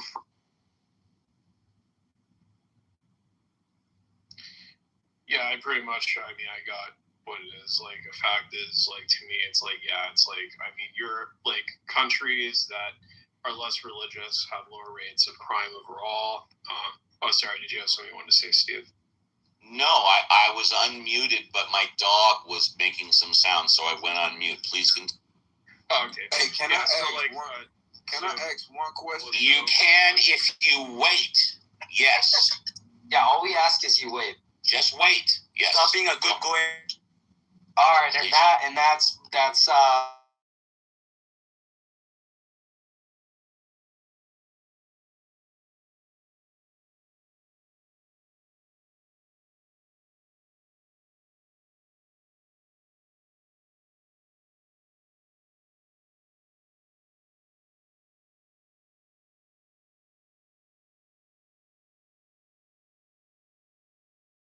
because we're such center. All right, the pink ticket wants to speak. Go ahead, pink ticket. No, I'm saying y'all. Oh shit! I brought him up on mistake. You better behave, dude. So am I wrong to just sit here and listen? You know what I'm saying? Because I am synopsis. Thank you. Yeah, so what we're currently discussing was Abdul made a claim that atheism is a pathway to degeneracy, and he abortions. And we brought up statistical facts to rebut that, and we came up with a number that was 70 to 74% of theists, which are God believers, have more abortions. And before that, someone was talking to me about an automobile on Pluto. No bullshit. And before that, I think, what were we talking about, JCC, before that? Argument from complexity. Argument from complexity. Therefore, it must intelligently design. And some geometry came in. Someone was bringing up, if x is this, then x plus whatever equals this. Someone brought up some geometry, right? I don't remember that, but I was just given what we were most recently talking about. But yeah, so there you go, pink ticket. You're up to date. So we got new people on stage. We got Matthew and Captain. So I think it was. We love to hear from the new people. Hi, Matthew. Hey guys, hey, I'm Steve. Jason.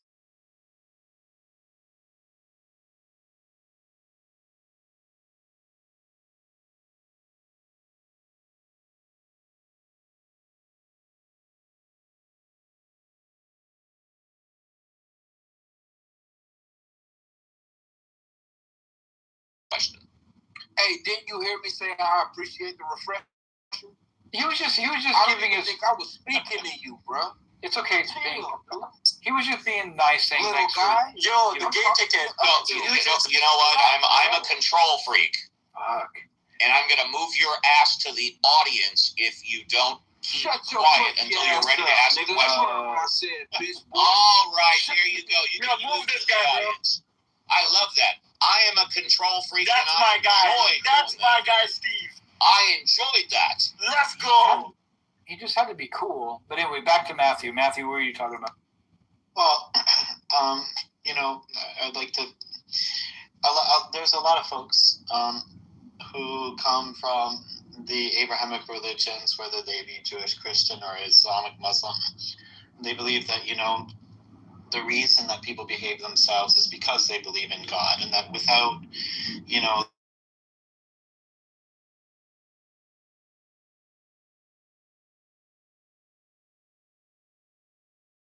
look at an example of Japan, and I lived there for a decade, and by no means is it at all perfect. It's hardly perfect whatsoever.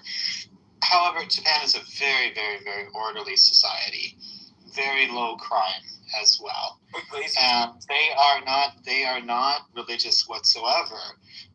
In fact, Abdullah, there's a very famous. Let me give you an example of this. So I used to work at. I won't go down the road, but anyway, so. In Japan, people basically aren't religious, but they have very strong social order.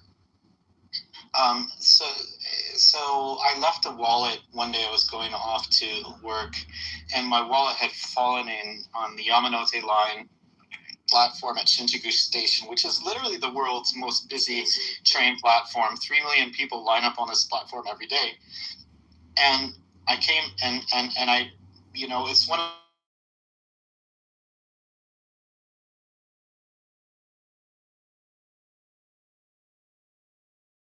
but I didn't think about it at the time.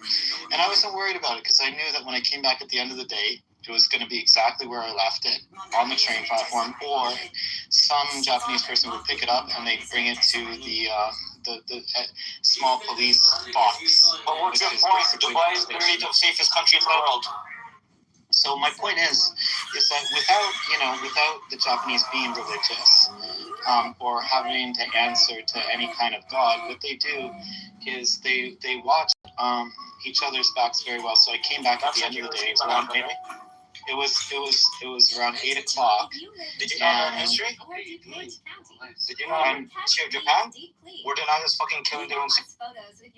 Yeah. That was thank you. Thank you. So they had. It's not wrong. Every nation has problems in history. But I came back and my not only was everything was in there, my ID, and not only did the Japanese not steal it, but they literally walked around it, like they looked down at their feet. They walked around my wallet so as not to kick it into the train tracks. So it had to have been literally like 1,000 people looking down, seeing my wallet, not touching it, walking around it, not kicking it, for, over the course of whatever it was, like 11 hours until I came back to the station. And this is common. You can look this up on stories about Japan everywhere, and it's absolutely true. Now, again, it's not perfect, but it's extremely clean, extremely ordinary. You can leave, it's extremely high trust. You can leave your doors open, leave the bicycles anywhere. Again, there's things about the country that do drive me crazy because it is so orderly, right? Because they are so nitpicky about everything. But they do all of this and they really consider each other. And from a very young age,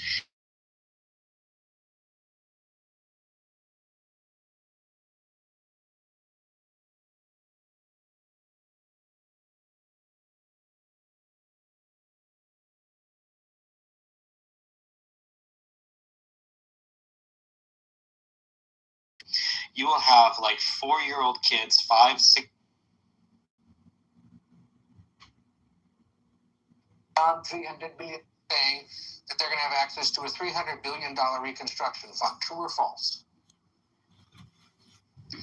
Well, and that's the sort of thing they could have access to, funded by the Gulf Coast Coalition, so long as they honor their end of the obligation. I think that one of the things you're going to see, Ed, and people have to be skeptics, while underemphasizing all the things that they have to concede, things they have to provide in order to get these benefits. So we absolutely are open to the Gulf Coast countries investing in the reconstruction of Iran, but only if Iran ends their nuclear program, ends their enriched stockpile of material, and is really open to an inspections and enforcement regime that gives the American people confidence. It's going to be interesting is the Iranian media, especially the hardline media, they're going to talk a lot about what they get without talking about what they give. It's important for all of us to correct that record. So not only did Vance confirm that Iran will receive $300 billion in damages, but he also confirmed another claim widely made by the Iranian media, that the US will pay $24 billion in cash to Iran. They're going to get $24 billion in frozen funds if they hit certain benchmarks. Is that? Well, again, Ed, we're open to a lot of things that are on the table. But that $24 billion just doesn't appear anywhere in any of the texts that we've talked about with the Iranians. What we have said is that we're willing to talk about unfreezing assets, but a much, much bigger deal is unsanctioning their economy so long as they make the long-term commitments on the nuclear program. So, you know, again, one of the things these hardliner elements in their country are going to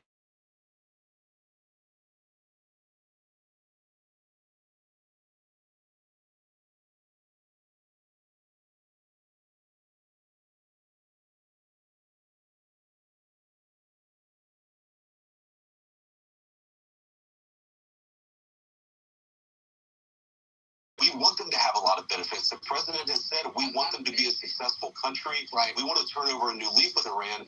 That requires them to meet us in the middle. Just confirm the body language and tone of how Vance and his... Yeah, I agree with this gentleman here. So they're going to get $20 billion in cash and $300 billion in reparations. Ciao. Plus, they get to charge a small service fee to all the tankers that are sitting out there currently waiting, and the hundreds that go through a day. And there is nothing, for what I've heard, until we actually see the deal, whether we'll see it or not. I'm starting to doubt if we'll ever see it, point by point. They didn't say anything about their nuclear program. And then I got other clips here because Israel is trying to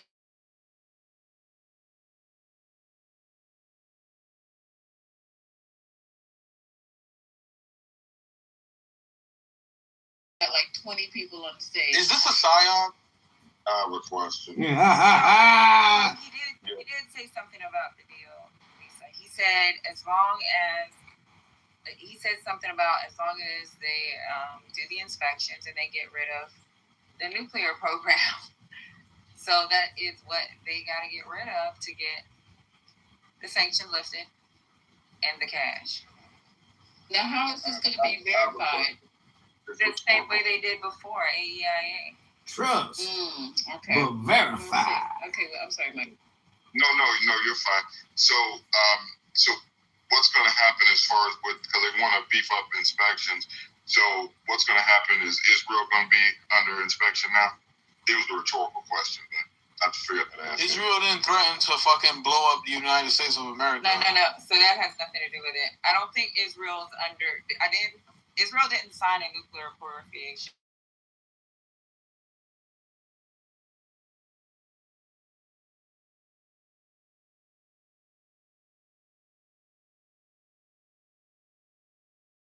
Agreement. I don't understand why some people think that these countries can't have it.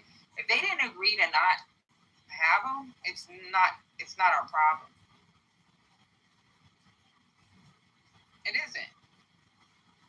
Iran just signed off, and guess what? They can't have weapons. And so basically, Trump got a worse deal than JCPOA. I mean,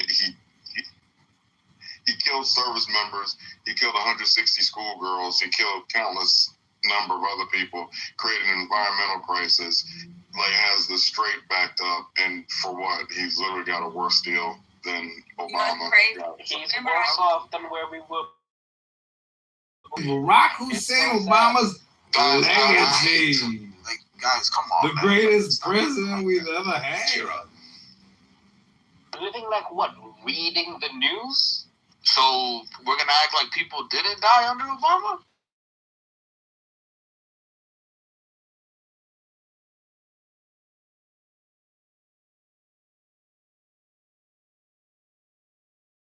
we were in country. I didn't bring him up. It was Michael that brought him up. I didn't bring him up. Hold on, now. Let me respond. Let me respond to that, please, just real quick.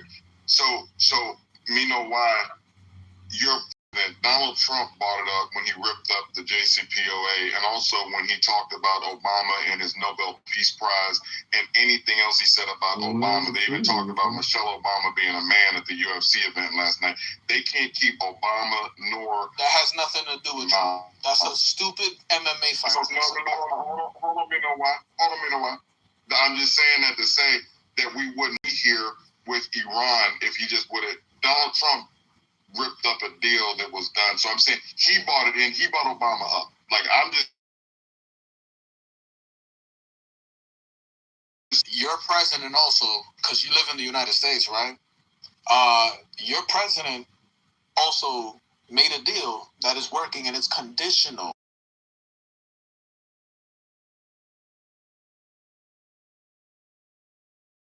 Selects things and just deletes it. Like if you never heard it.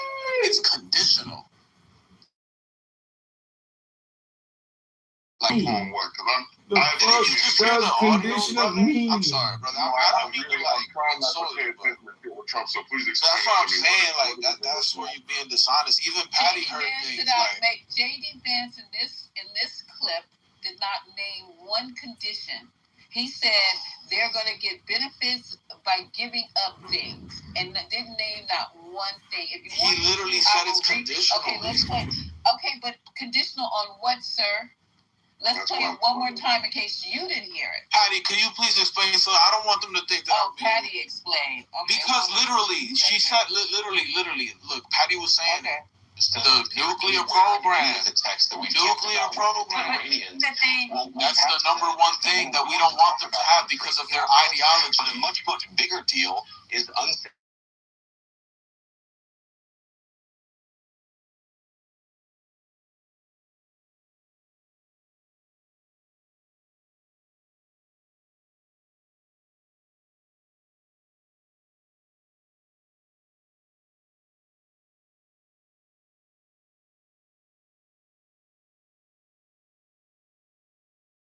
Nuclear program for the long haul. They allow a real inspections regime, and then of course we want them to have a lot of benefits. The president has said we want them to be a successful country. Right. We want to turn over a new leaf with Iran, but that requires them to meet us in the middle. And we just confirm the body language and tone of how Vance and his delusional fool boss spoke before and immediately after they launched an illegal war on Iran. This is what Iran has earned because of its decision to stand up to a rogue bully and his terrorist Israeli master. It seems Trump has no option but to even throw that baby killer-in-chief under the bus now. So, but let me ask you this before you go. Is Israel on board with this? It doesn't appear so at this time. What are you hearing? What are you thinking?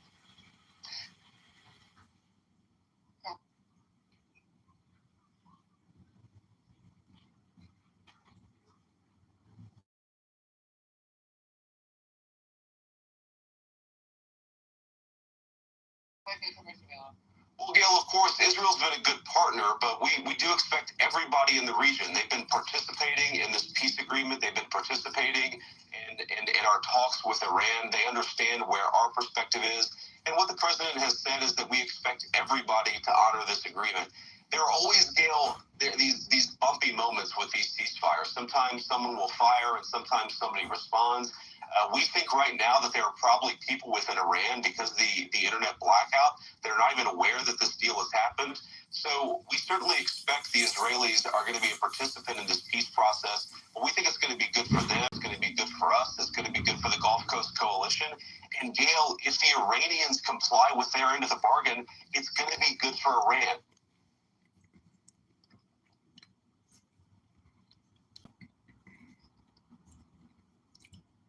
Can I just point out once again how ridiculous we are where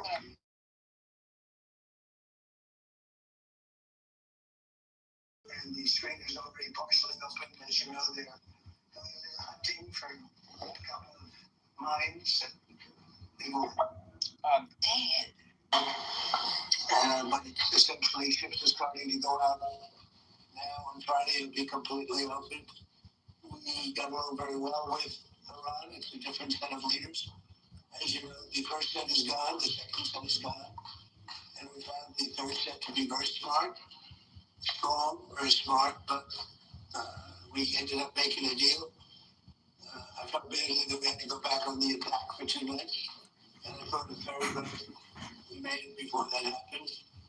But I think a lot of great things are going to happen in the Middle East right now. And very importantly, the oil is plummeting down, and the stock market is shooting up like a rocket today, like record kind of numbers. And the oil is taking its biggest plunge, and we're into the low numbers, not quite back yet, Kevin, to the extent where we're getting close to the numbers we were before it all started. And the main thing is that Iran will not have a nuclear weapon. They fully agree to that with strong policing powers, and they won't have a nuclear weapon, which is what it was all about. They probably would have used it if they had it. So we had two big moments when they terminated the JCPOA, that was the Obama deal, the Barack Hussein Obama deal. And when they terminated that, it was very important because it was a road to a nuclear weapon. It was a horrible deal for the United States. It was a deal where billions of dollars was given to Iran. It was a deal where $1.7 billion in cash was put on a. Okay, so there you go. $1.7 billion in cash, but they're getting $300 billion today. They had agreed in the JCPOA, I can't state this enough, in the JCPOA, it said, Iran shall not seek to get a nuclear weapon. And actually, that was not happening before Trump tore it up, okay? They were pretty much complying. There were inspectors already in there. So when Trump, I find, doesn't anyone else find this just bizarre? Hey, we got a great deal. They've agreed not to do nuclear weapons. That was agreed to before. And we're going to have inspectors going in. We already had inspectors before. You guys are not trying. And now, excuse me. Tonight. Yeah. Go ahead, Tira. Yeah, no, I mean, all of these things, and the Strait of Hormuz, it was open before. Iran was not charging tolls or getting service fees. It was free. It was free. I did not understand. Why? I can't be animated? Is that now you're tone policing me? That's interesting. Thanks a lot, but I don't need that. Listen, I just find it just bizarre. He's acting as if we live in an alternate reality where no one knew that the JCPOA look like peanuts compared to the amount of money that Trump is going to wind up giving Iraq. The JCPOA was ignoring something very important that you didn't know. On the stage, but B1, Big M, T.I., Ed, Marlene, Patty, Deborah, Omari, Michael. This is not going to be a podcast. No. So everybody on stage, we're going to participate because we're not going to let one person continuously talk the whole night. That's not how this going to go. Well, Trump, I'll just say he's not talking. He's not talking like he won anything. In fact, he sounds like he's on his way out. He sounds worse than y'all said Biden did in a debate. He's losing. Very low bravado today. Because he stood up watching a fucking UFC.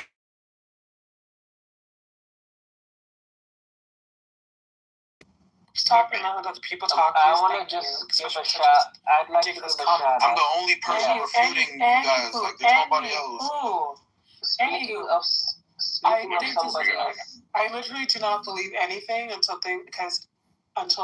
things are actually signed and Israel actually agrees not to, considering I don't see how this goes forward, considering the state of Israel is stating that they're not going to stop bombing in Lebanon. They're not going to give up the territory that they stole, and they're all in the guise of going against Hezbollah in their own country. Lebanon is not part of the deal, that's why. So if that was any kind of, and it's not like they're doing it for no reason. They're doing it, again, also to degrade Iran. So I don't see how you actually have a viable deal, which, by the way, sounds like absolute bullshit. Lebanon was never part of the deal. Excuse me. educate yourself. You're saying control yourself. Did you try to act like an adult, like a semi-intelligent one? You're not intelligent because you didn't know Lebanon was not in the. Again, why are you speaking to me when I'm still speaking? Why are you speaking to me when I'm still speaking? Like, ew. Oh, you ill. You gotta educate yourself. Again, you literally have not said anything that's been at all interesting. Okay? Or accurate. Or intelligent, or even just shut up. At this point, maybe you'll understand that if I speak to you very childish and disrespectful. Maybe you'll understand that. Shut up. Let other people speak. Okay, we heard you many, many times while you repeated yourself. Great. Okay. Anywho, as I was saying, I don't believe any of this until. Again, there are agreements on all sides, and again, this deal sucks. It's definitely not anywhere near as good as the JCPOA. All this money being spent and also being given. This is such a lose-lose. I can't even believe that it's actually a real thing. That's because it's such a losing position that I don't actually even believe that is actually. It's like, do they want an extreme position? Allow me to make 2 quick points. I just wanted to. It's so crazy. I've heard liberals today say that Trump failed to follow the advice of his military generals. Therefore, he lost the war. So Obama's name out of his mouth. For one, so he keeps Obama in the conversation. Also, too, when I said that Trump is not my president, Mino Y was right, that I am an American. But everybody knows, because Tucker Carlson brought it back up again the other day, but you know that Trump did not put his hand on the Bible and do the whole I do solemnly swear situation about that he will, to the best of his ability, preserve, protect, and defend the Constitution. Lonnie was holding the Bible, and he didn't have his hand anywhere near a Bible. So really, he's not my president. I don't think he's anybody's president at this point based on that. And I land. That's it.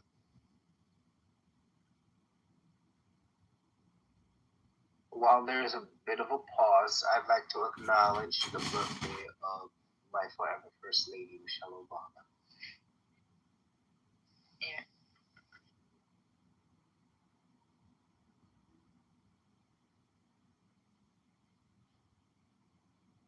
Sorry, I know that we've been accused of, we're doing like Donald Trump, bringing up Obama all the time, but it is her birthday.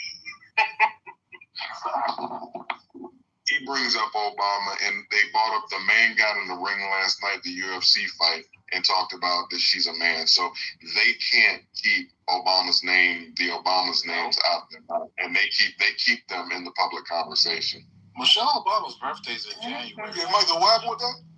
Hey, Michelle Obama's birthday is in January.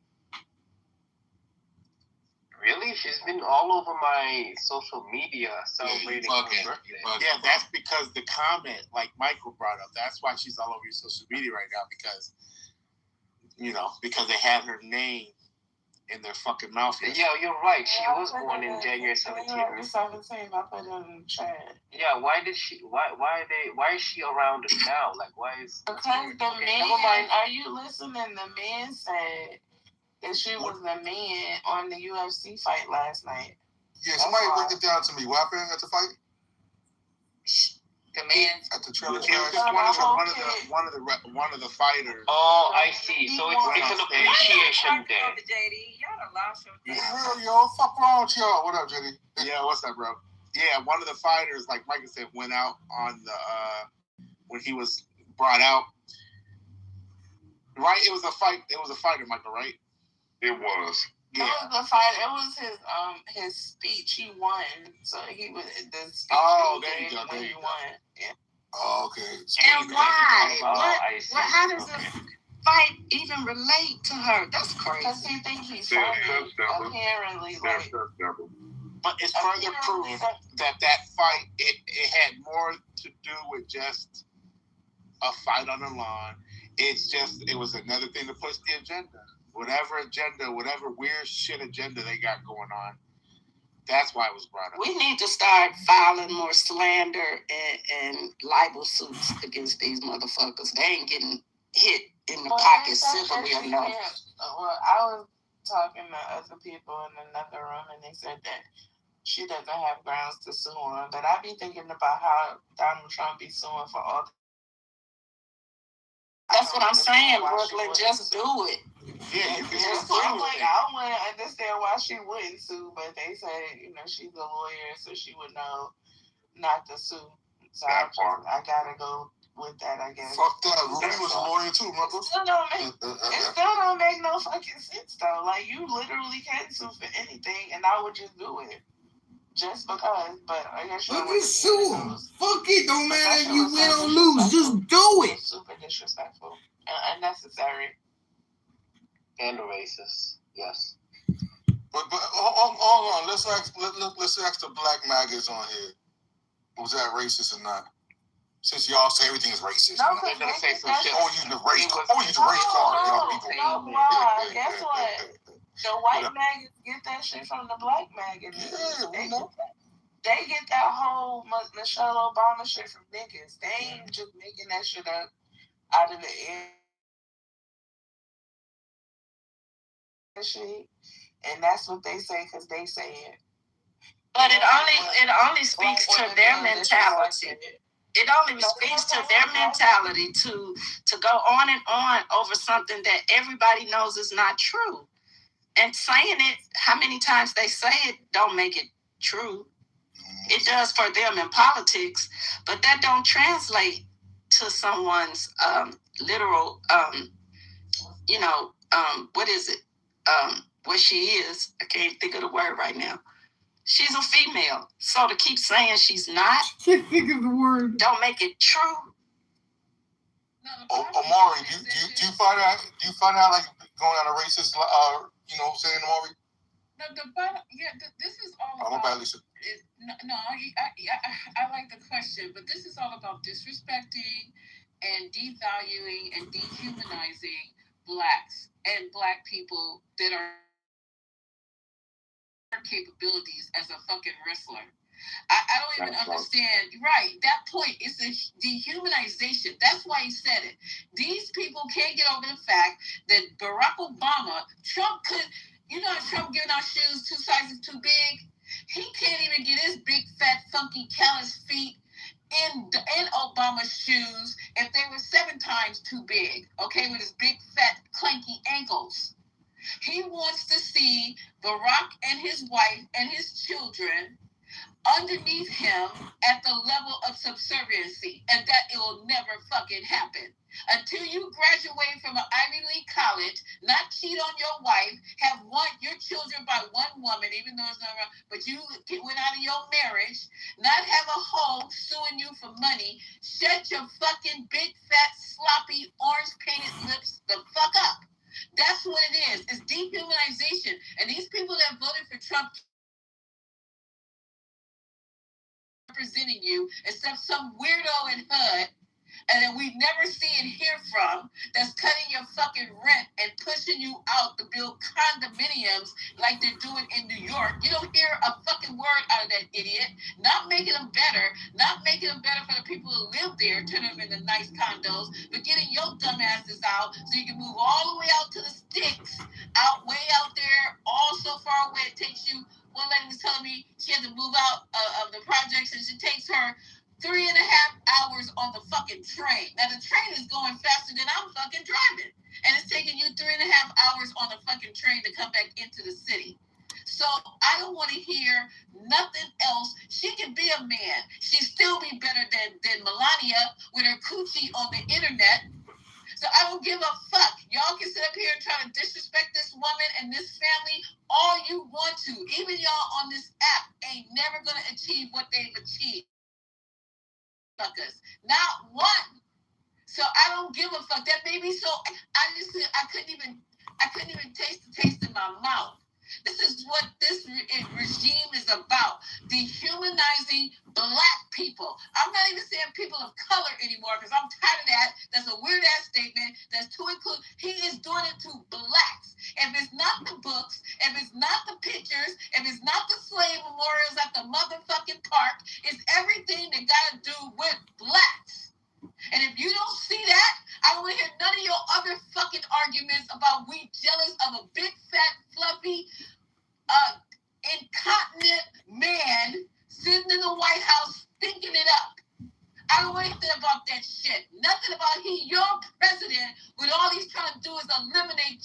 bum ass on a regular, on a daily.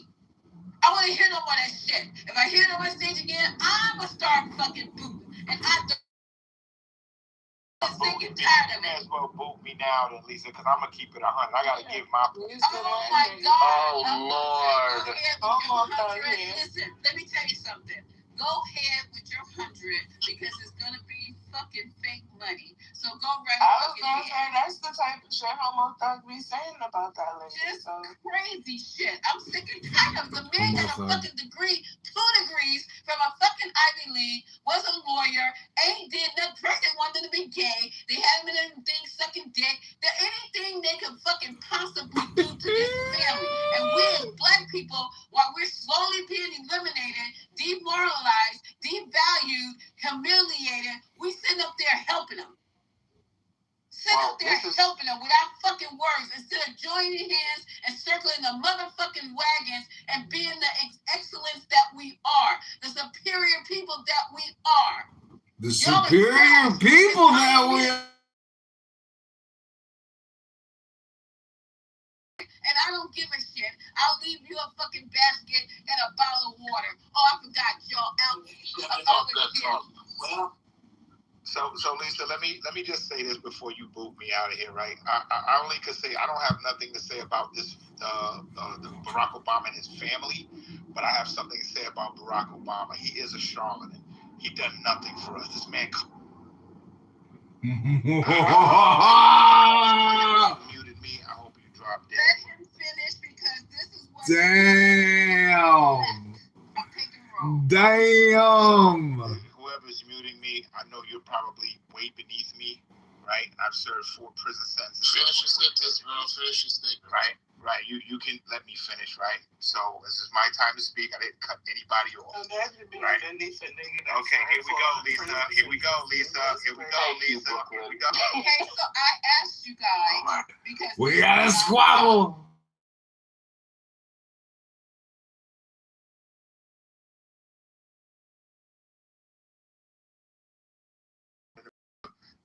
Wooed us over with all of these fake ass speeches that he made, and we got nothing from it, right? He was a nothing burger for black people in America. We got more that doesn't butter no biscuits for you. You can talk about this all you want, and nothing has changed for you. You haven't galvanized anybody in your community to help do anything against them. You know why? Because it's for naught. This helps you. This is your therapy. Your therapy has got the Democratic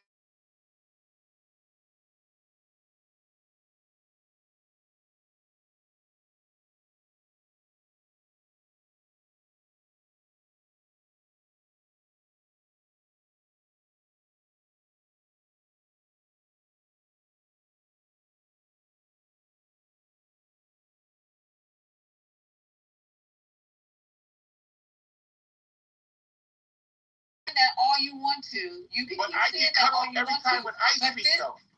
Okay, but let me say, you guys, I'm gonna ask you. It's not that I'm trying to prove anything, because I know what the 420 stands on. Because I know what I stand on, and you guys know what I stand on because you always motherfucking complaining about it. So this is not a motherfucking echo chamber. Let him land. And this is not your podcast, Doug, because you're talking about somebody that I could care about, so I'm biting my motherfucking tongue right now. So land your fucking plane, say what you gotta say, because I've heard this already. It's just a repeat. Land your fucking plane. And keep devaluating and minimizing and dehumanizing. Keep going, and then you will be done. Lisa, you know I respect your space. I just hate the mods that you mod in this room that are triggered, that love echo chamber of fucking rooms. That's what I hate. I hate that part. Get to the point, Ho. You can be quiet, you orphan ass bitch. You ain't got no mother. Watch your mouth, bro. Watch your mouth. Here we go. Fuck we talk about. Okay, you guys just couldn't help yourself. I'm not bringing them back up. When I ask you to do something in this room, which I rarely do, I expect it to happen because this is the shit that goes from room to room, and you guys don't have to stand on nothing that has to do with 420. My name, and people got my fucking name in their mouth 24 hours a day. So go right ahead. Listen, let me say something real quick, because I think somebody named Love think that homo thug is funny. Well, let me tell y'all something. I don't see how a person whose mother died at 10 and was raised by her father and her family was an orphan. But if you want to take the side of the nigga that got fucked in the booty for a whole for 25 years or better, then happy to know you.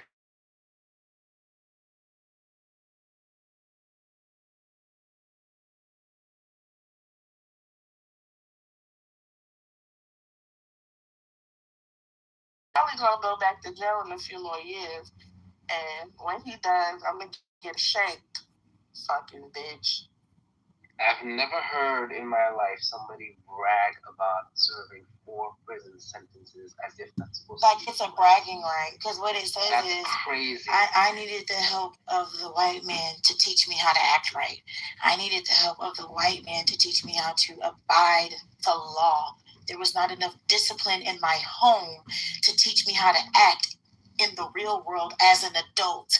And that's supposed to be a flex, that you did 4 bids in the penitentiary. It's disgusting. And in 5 years he has continued like it's almost like when you hear a person that served in the military and they're proud to say, hey, I'm a veteran.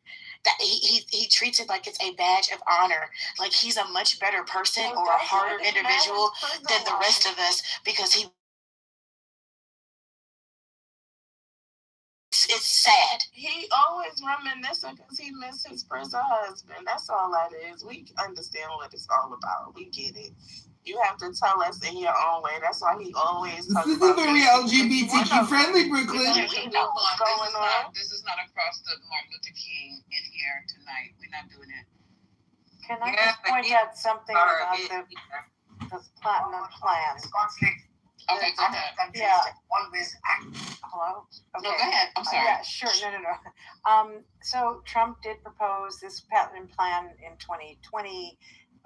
Of course, he lost the election, but I should point out that in 2024 and 2025, the new Trump, that has never been re-proposed. Moreover, under Trump's new, sort of seemingly very new profile, that would be considered DEI, right? He would never be proposing specific money for blacks or for black empowerment zones or jobs for black, because his new administration seems to feel that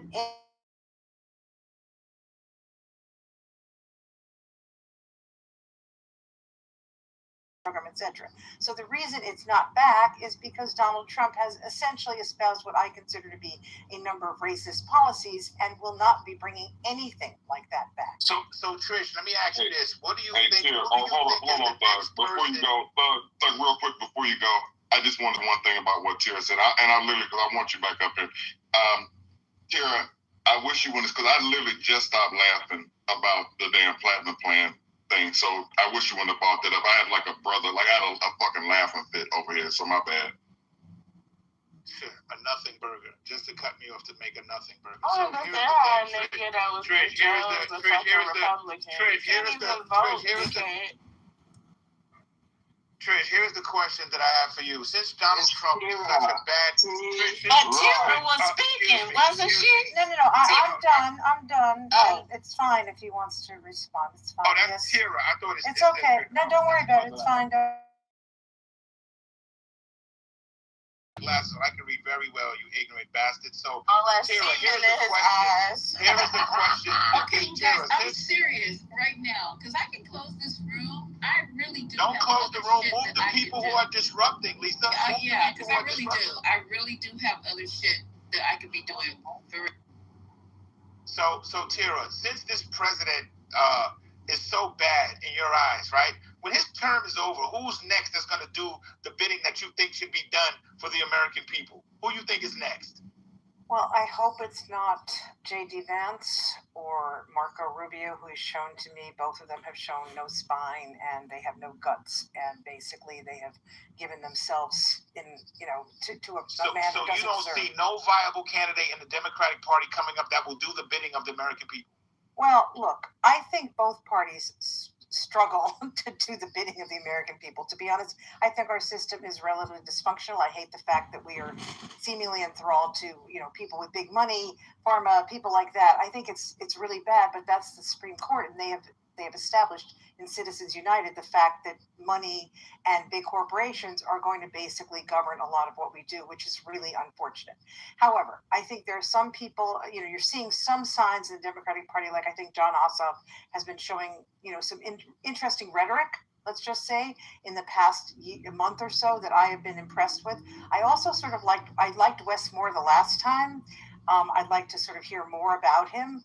I understand there's some maybe potential issues, but I thought he's an excellent speaker, and he seems to have some good platform points. So I think there are some people emerging. I don't really like Gavin Newsom that much, to be honest, but I think there's some people emerging in the Democratic Party who I'd like to hear more from. It's still 2 years away. I'm not going to basically give a front runner or anything like that. But can I just finish?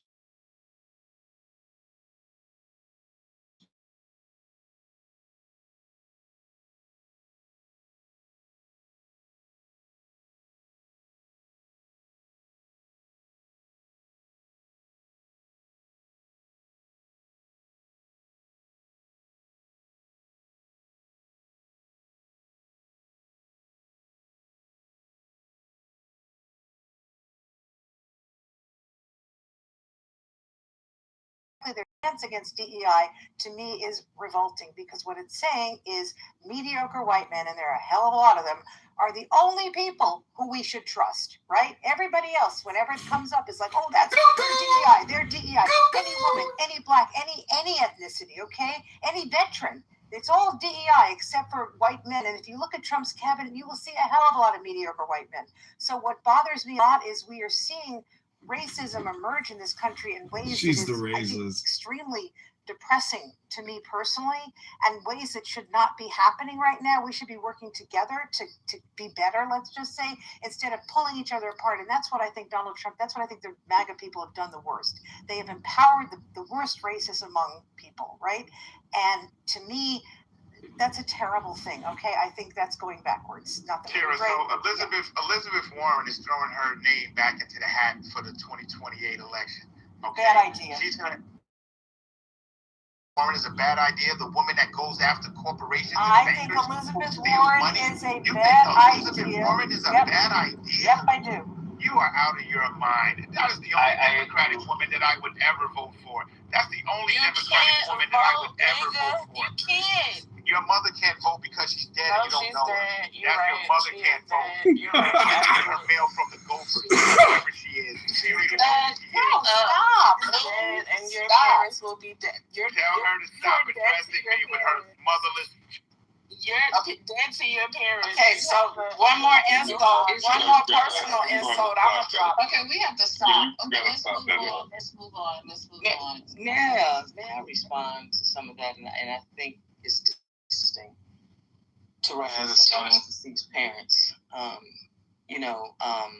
This is where I get confused. You say Obama didn't do anything for black people. Okay, cool. Let's have that conversation. He did something for humanity.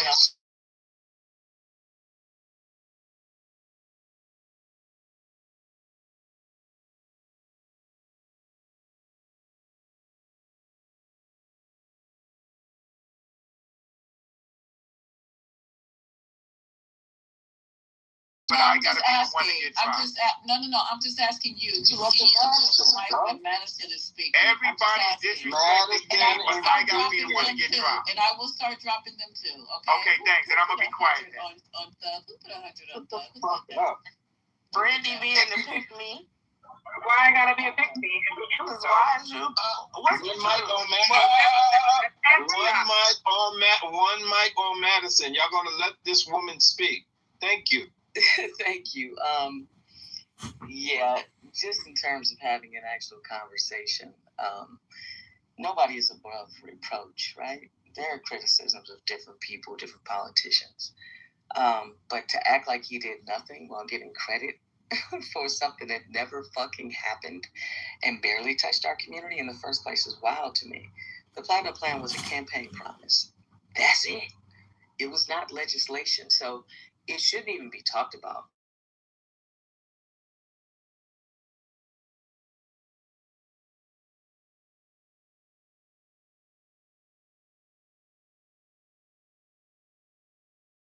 not talking about state prisons. We're talking about federal ones. We're talking about white-collar crime and yeah, some drug cases, right? So it affected a few people. Most black families are still dealing with the criminal justice system. They never saw a benefit from that. It didn't fix policing. It didn't fix the bail system, cash bail.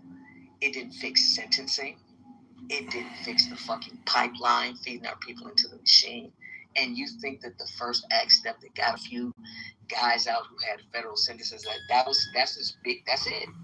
So if you're talking about, a situation like that, you're talking about being transactional, which is what we need to do. We need to negotiate. So what the hell did we negotiate with Trump?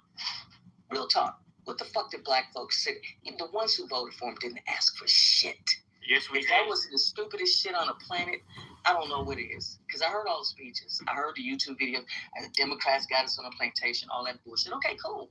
So what in the entire fuck?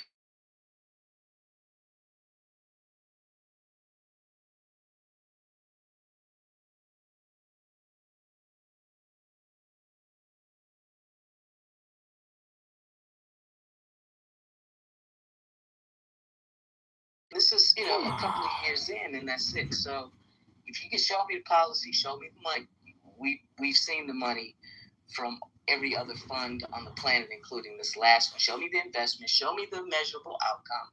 Because you can't pay rent with campaign promises. I want to show. You can't build no wealth off of it either. I want to show. So if you want to hold Obama accountable, you can talk about the ACA for sure. You can talk about HBCs receiving actual support and not a few $1 million. You can talk about Pell Grants being expanded. You can talk about the crack versus powder cocaine sentencing disparity being reduced by Obama, which was decades in the making. You can talk about My Brother's Keeper that was launched, not including the fact that he inherited a shitty-ass economy from yet another Republican and had to fix that shit and left office with unemployment dramatically lower than where it started. And look at where we are now. So it's like you can get all emotional about shit, but at least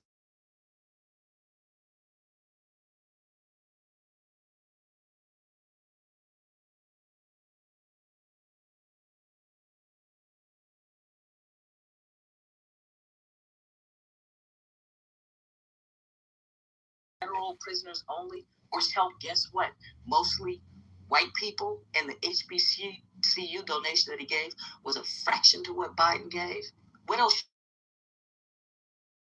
Was that Google or ChatGPT? He shouldn't have given y'all nothing, you ungrateful ass motherfucker. Was that Google or ChatGPT? This is what else he what gave, source right? you need?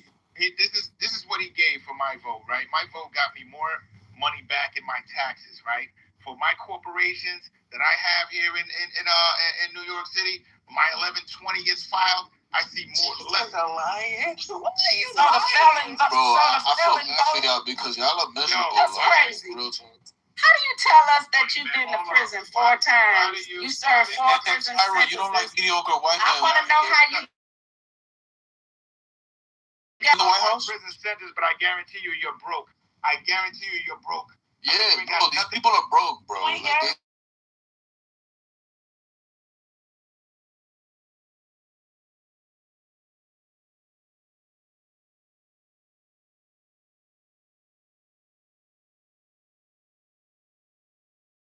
Okay, so finish your statement. We're not banging on the stage. This is not. Yeah, because you got respecting me. Okay, so you guys Brooklyn off the stage. She's not adding anything. Stop complaining.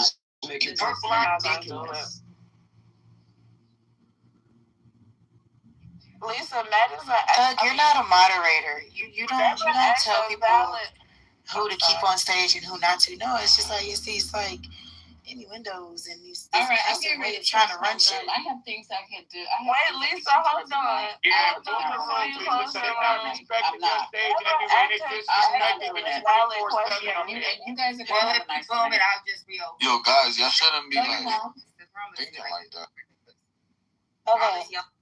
And you got to take it in consideration. He done called her a bitch. He done said shit. I'm taking into consideration everything, and this is not nothing new. Because I'm sitting on people's stages having my name called out, talking about me.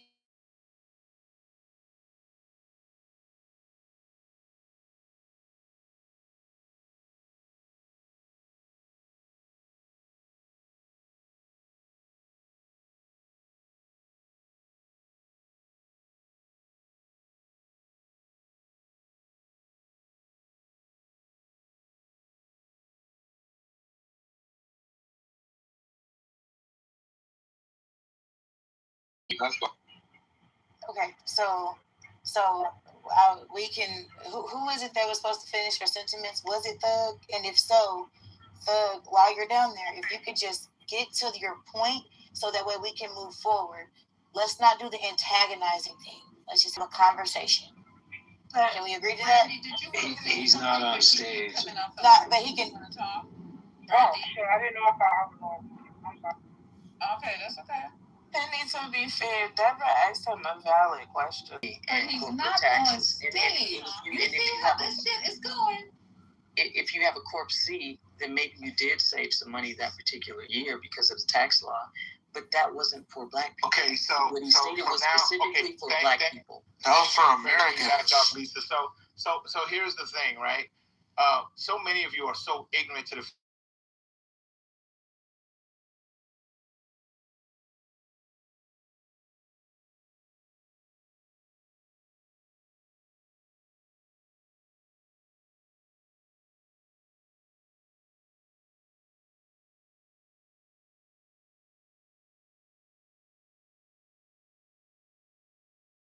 You're talking about New York. What I was trying. What I was trying to say. No, you're cutting me off. Let's just let him. Okay, yeah. Okay, go ahead, Thug. No, I wasn't. I did not. Tyra, I let you. Go ahead, Thug. Go ahead. Yo. Been a while. Come on, dude. One Michael Thug. You know, it's telling that my education is surpassing a lot of people who claim. Just get to the point. Don't do that. Just make the point. Dude, don't do that. The point is that what I was initially saying was that I got more money in my pocket by voting for Donald Trump. I see more money in my pocket with the term that this president has served more than the 8 years that I got with Obama. I had so much turmoil, so much fucking litigation that I couldn't hardly fucking get out of. But the minute Trump stepped in office, all of that shit went away. I'm talking about instantly. I'm talking about I had. Bro, how much you paying?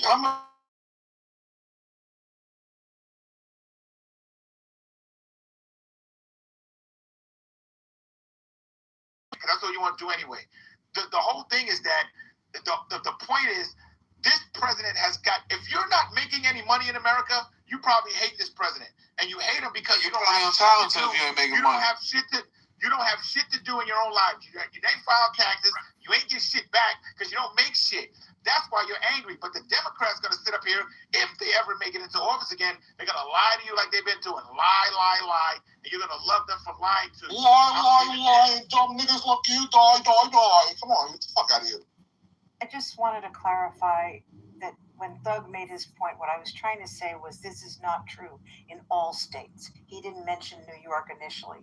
So some states, New York does allow former felons to vote. There are 15 states, I think, that make it extremely difficult for former felons to vote, depending on the nature of the felony. So he had not mentioned New York specific. So that's all I was trying to say. Thank you. And I just asked the question because I want.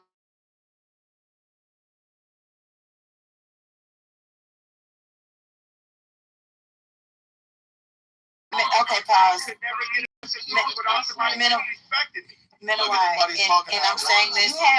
saying this. Now that you found out that you're wrong and you don't know what the fuck you're talking about. Watch your motherfucking mouth. But look, Tyra was wrong about a lot of things when me and her were going back and forth. And I'm still not wrong. And fuck you. Watch your fucking mouth, boy. This is typical. They always wrong, bro. A grown ass man want to call himself Thug. Call yourself bitch ass nigga, yo. Why don't you take your hated ass back to your fucking dry helicopter? Y'all believe him if y'all want to, okay? Listen, Tyra was your fucking girlfriend, nigga. Only intelligent white woman on the stage. Only intelligent white woman on the stage. Okay, so I was.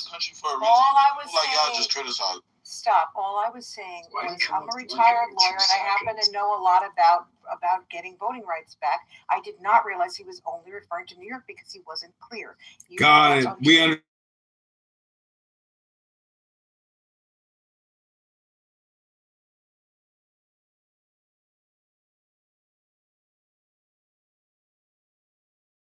From other races now? That's what you wanted the White House, Tyra? Because that's what it sounds like. No, that's not what it sounds like. It's Tira, but it doesn't matter. Y'all all sound mediocre right now. Listen, look at Trump's cabinet. The only people he has are people like Pete Hegseth and stuff. These are not the right people for the jobs. They're not people with backgrounds that are significant. Okay, look at all these people. Tara would be a great fit for government. Sort of, to me, they do not represent the creme de la creme. Maybe you think they do, but they high don't. class Tara. I believe that creme de la creme could be white. Hey, Minnow. Yes, hey, Minnow. Well, I'm sorry, Tara. Hold on, Tara. It's. I'm about to put my teacher hat on. Don't respond to bad behavior. We're gonna let people land, right? Minnow, you have just not given a fuck. I'm calling your name out because I'm sorry. Okay, show me with your actions. Just let her land. I did the same thing for Thug. It's like, hey, just let him land. Because what happens is it gets discombobulated. Okay?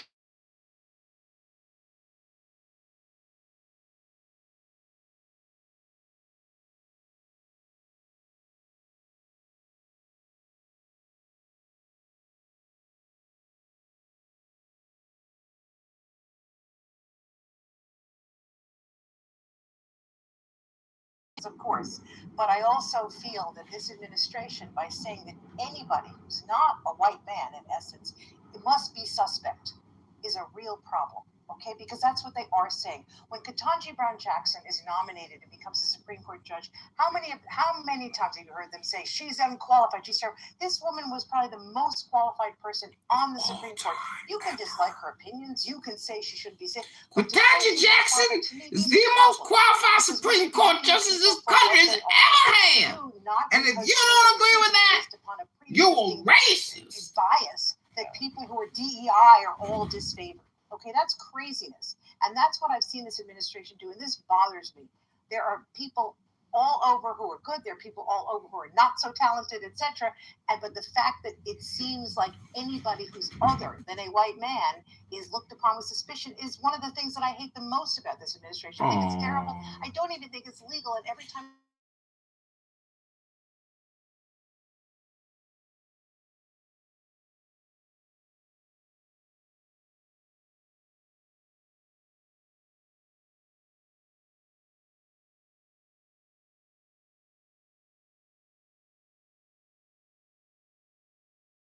okay, and we Go should enjoy have my been evening. no I'm sure it'll go off. white country with men sort of being the dominant factor in the world, or at least in the United States. So I think that's a real problem. I'm surprised you don't think that, to be honest. I think everyone should think that. Everyone should think like a racist. That's actually what she just said. Black people. That's the only reason I came off the mic, right? And I still got no answers. What I got was a personal tax return. All right, this is Chicago News Incorporated. Go to Chicago News Inc. Tax return. I'm happy to make money. I made money too. If you know how to fucking make money, you should be able to make money under any president. But if the best example that anybody can come up with talk about with black people is that you pay less taxes, then you really proved my point. We talked about specifically for Black America. So don't say that shit about Obama no more, please. Please don't say nothing negative about Obama ever. He's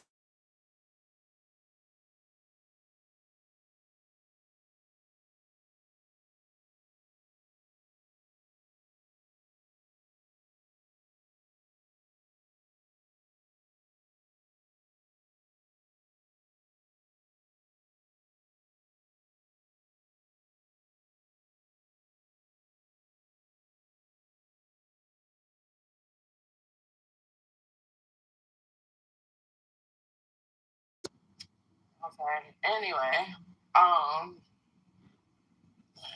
yeah, I think that it was disheartening that they let that man say whatever he said, but the man from the UFC spoke down about it. I haven't heard President Trump say anything in reference to it.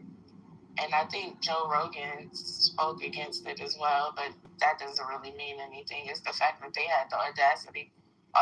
He felt comfortable enough to say that shit is what matters. And it's crazy because you got a lot of people, I'm not going to call no names, but you got a lot of people that shuck and jive for that party and the people that represent that party, but then they don't see the fact that those people don't like y'all. It's so weird that y'all really be standing in the gap for these motherfuckers to stomp all over you.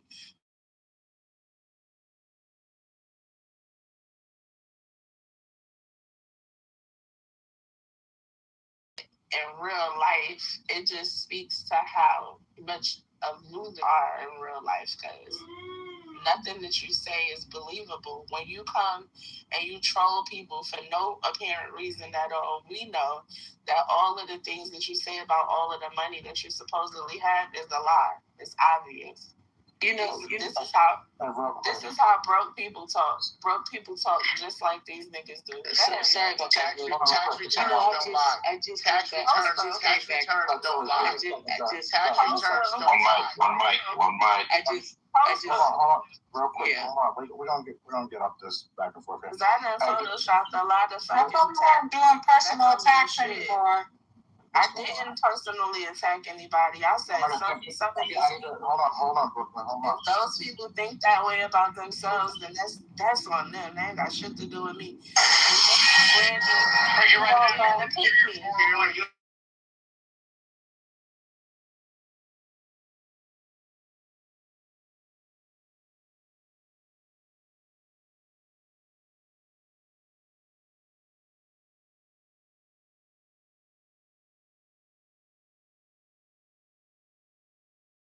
Family, darling. I know. She ain't got no kids. She ain't got no kids, Brandy. She got that blunt that she put between her lips. You don't need that. She got that blunt that she put between her lips. You don't need that 60 years old.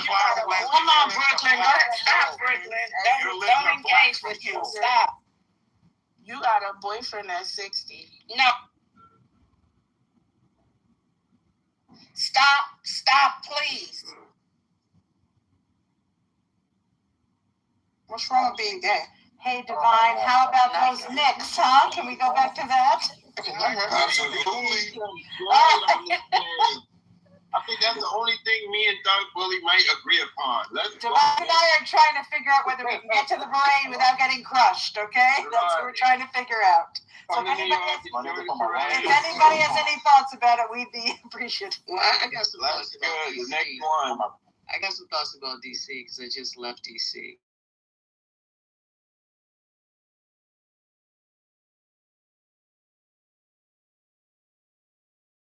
Give me a second. Y'all can get back to that shit in a minute. Give me a second. Iran deal being signed this week. Larry Kudlow joins us in moments with his thoughts. But first, Fox Business correspondent Jerry Willis tracking the markets for us. Jerry, it's a good day. It's a good day for your 401k, that is for sure. We see traders buying with both hands. And let's talk about oil. We're at the lowest level since early March, down 5%, holds for the close. This will be a big break. All right, somebody muted all. Yeah, because why is Omari playing that shit? Where did that come from? That's what I was saying. Wow. So you got censored that. Wow. He didn't even explain what he was talking about. Wow. This is a psyop. Nobody knows what you're playing. We don't even know what you're playing. What are you doing?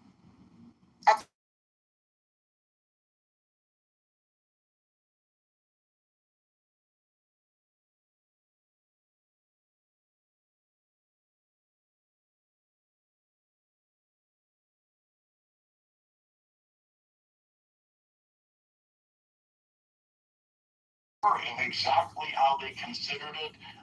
The president strongly advocating it. So that would be the device they would use to get. Wait, hold on for a second. Did somebody just throw my daughter up the stage? No, she's still there. Look at the daggone history. There's a whole history. She's still on stage. What's going on? That I found out other shit. Hi, Lisa's daughter. I've never met you, but whoever you are, hi. Let me get back to this real quick. I forgot what we were doing here.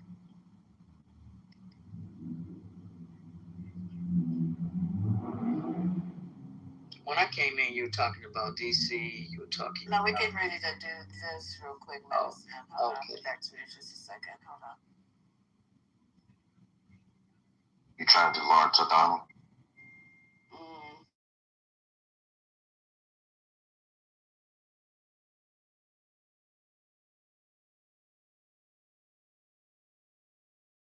Left the stage.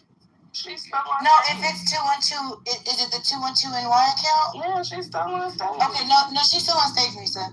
Okay, hold on, y'all. I'm gonna take that girl. Hold on. Madison, earlier, I put an X on you. I'm sorry. Down with the last of the puppies out. Okay, here we go. Sorry about that.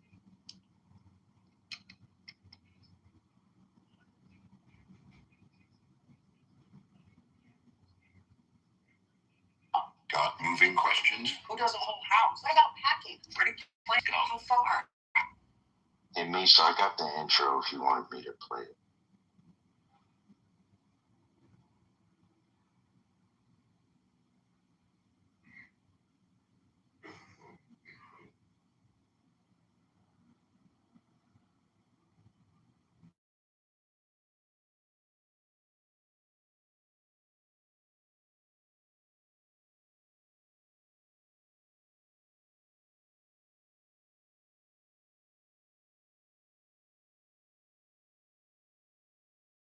All right, that's going to do it for me tonight. So good to have you here with us. Now it's time for the lunch with the great Lawrence O'Donnell. Good evening, Lawrence. Hey, Rachel, sometimes we get lucky, and this is one of those nights. I was watching your coverage with Mark Elias about this force that Chuck Schumer has assembled to game out, described. What's the worst that could happen? I mean, literally, what's the worst that could happen on Election Day? Senator Raphael Warnock is part of that group, as you identified. He's our first guest. Our first guest tonight. So you're just handing off that subject right into this show tonight. And it also, Rachel, is highly relevant to that reporting that the New York Times is now running from Maggie Haberman and Jonathan Swan's new book called Regime Change, where they were reporting today in the New York Times about the Trump administration considering invoking the Insurrection Act, something that we were all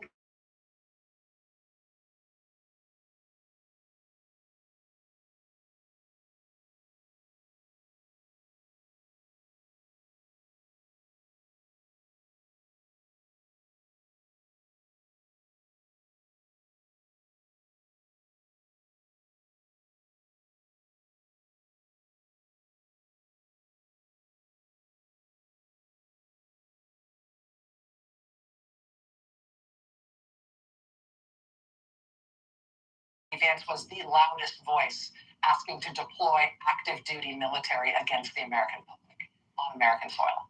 He was the leader of it.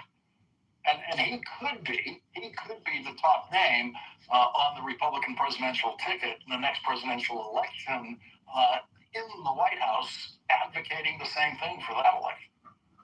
That's exactly right. So it's very eye-opening reporting, and I'm really interested to hear what Senator Warnock has to say about it. I exist purely to provide an excellent, smooth, steep on-ramp to the Lawrence O'Donnell Hour, and I am ready for it tonight. You'd actually think we do like homework and coordinating stuff. Which what? You know what? Let's let them think that. Well, all of this is on purpose, surely. Sure. Thanks, Rachel. Thank you, Lawrence. Thank you. Thank you. Well, on a day when Donald Trump claims to have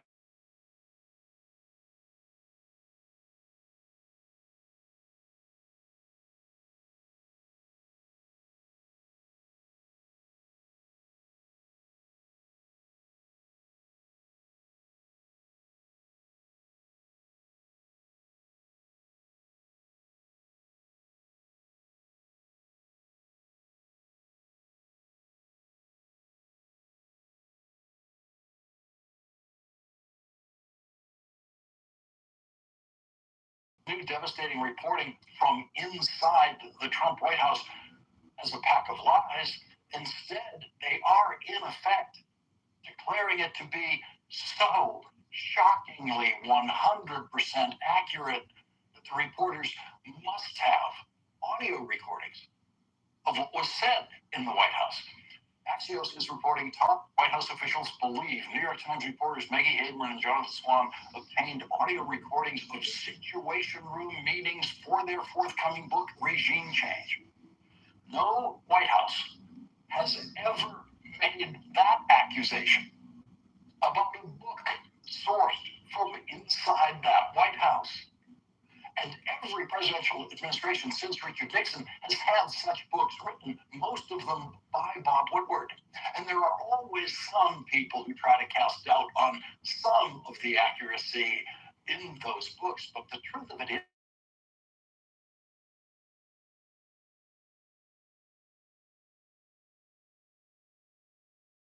interviews of participants in those meetings, the White House is saying, think about this, that Maggie Haberman and Jonathan Swan have gone so far beyond any other inside the White House book, especially any other inside the Trump White House book, and reached a level of what they think is such perfect accuracy that is achievable only by reporters obtaining audio recordings.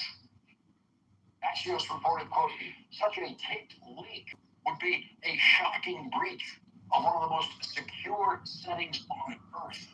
Independent recording devices in the Situation Room are forbidden. So that means White House sources suspect someone in Donald Trump's White House working for Donald Trump was improperly recording Situation Room meetings and then handing them over to the New York Times. Axios reports were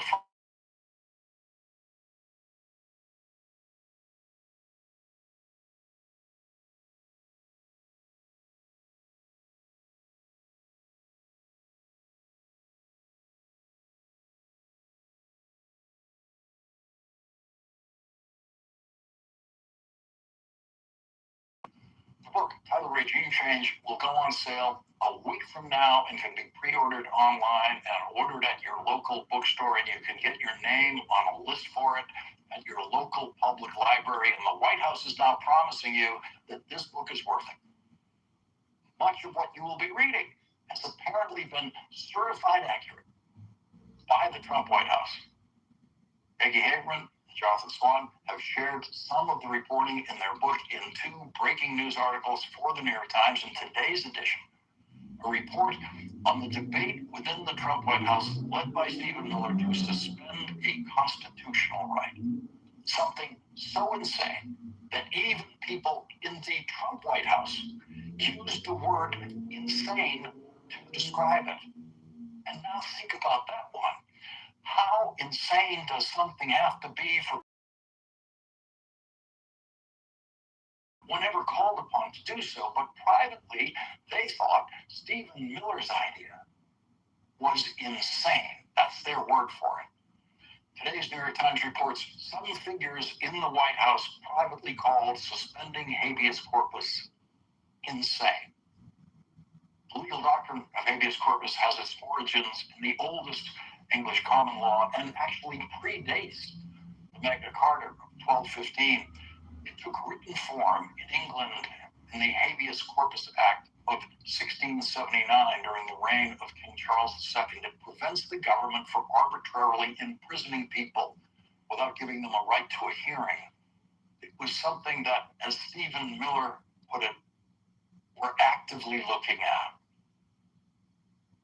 The Constitution is clear, and that, of course, is the supreme law of the land, that the privilege of the writ of habeas corpus can be suspended in a time of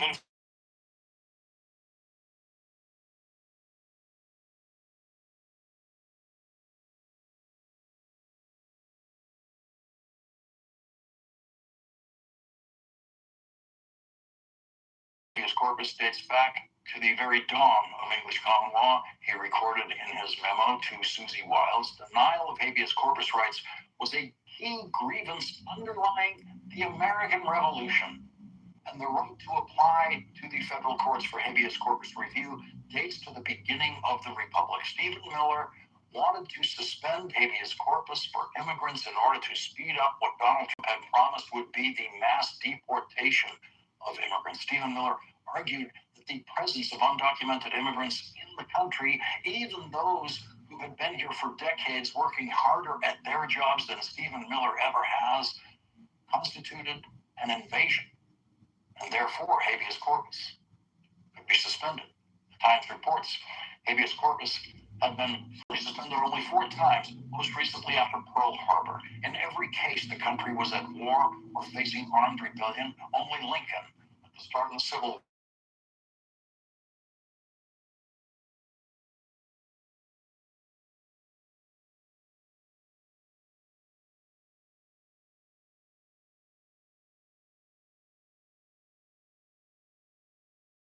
War, that a Bill of Rights was therefore unnecessary.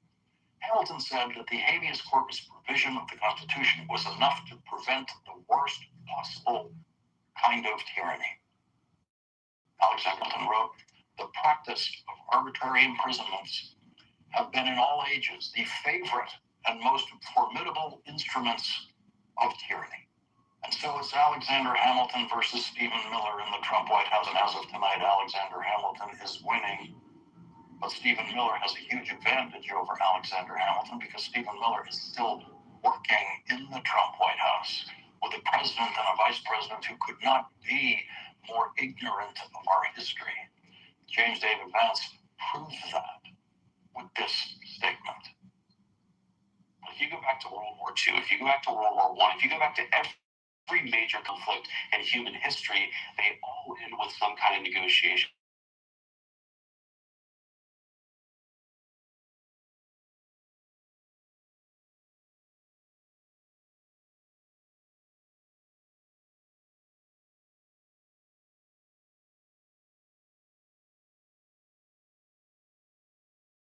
Killed himself rather than submit Germany to the unconditional he knew was coming.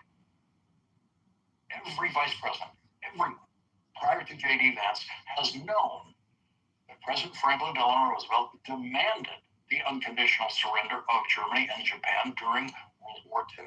And when FDR died in the final months of the war, his vice president, then elevated to the presidency, Harry Truman, accepted those unconditional surrenders without a word of negotiation with anyone about those surrenders. A kind of statement by J.D. Vance demonstrating a complete ignorance of how World War II ended is the kind of thing that used to get you drummed out of American politics before Donald Trump's dumbing down of the Republican Party. And it tells you something about the quality of thinking that the Vice President of the United States brings to his job. In the report by Maggie Haber and Jonathan Swan in today's New York, it was time to invoke the Insurrection Act, which allows the president to deploy the American military to put down insurrections and rebellions inside the United States. He did this after Renee Good and Alex Pretty were shot and killed by Donald Trump's federal agents in Minnesota when video recordings of the incidents showed that they did not pose any threats at all to the agents who shot and killed them. The Times reports Mr. Vance got to the point they needed to invoke the Insurrection Act swiftly to crush the unrest in Minnesota. It would be painful in the short term, he said, but the message it would send that paid agitators could not get away with disrupting ICE operations would make sure no one tried it again. There was no evidence that either Mr. Pretty or Ms. Good had been paid activists. Once again, it fell to William Scharf to make the point that the Insurrection Act, as the Times reports, simply did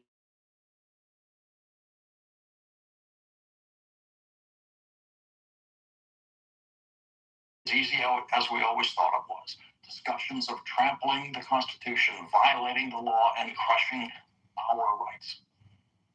Maggie Haberman and Jonathan Swan report that the discussion that day of invoking the Insurrection Act to send American troops into the streets of Minneapolis and who knows where else in this country was inconclusive. The meeting broke up without a decision, a vague consensus to keep thinking about it, but it had been clarifying in its own way, even after the administration's posture had helped escalate tensions in Minnesota. Even with the blowback mounting, the vice president and Mr. Miller were still searching for a reason to put federal troops on American streets. just as the idea of suspending habeas corpus was set aside but never fully abandoned by some inside the White House, the Insurrection Act, at least in the eyes of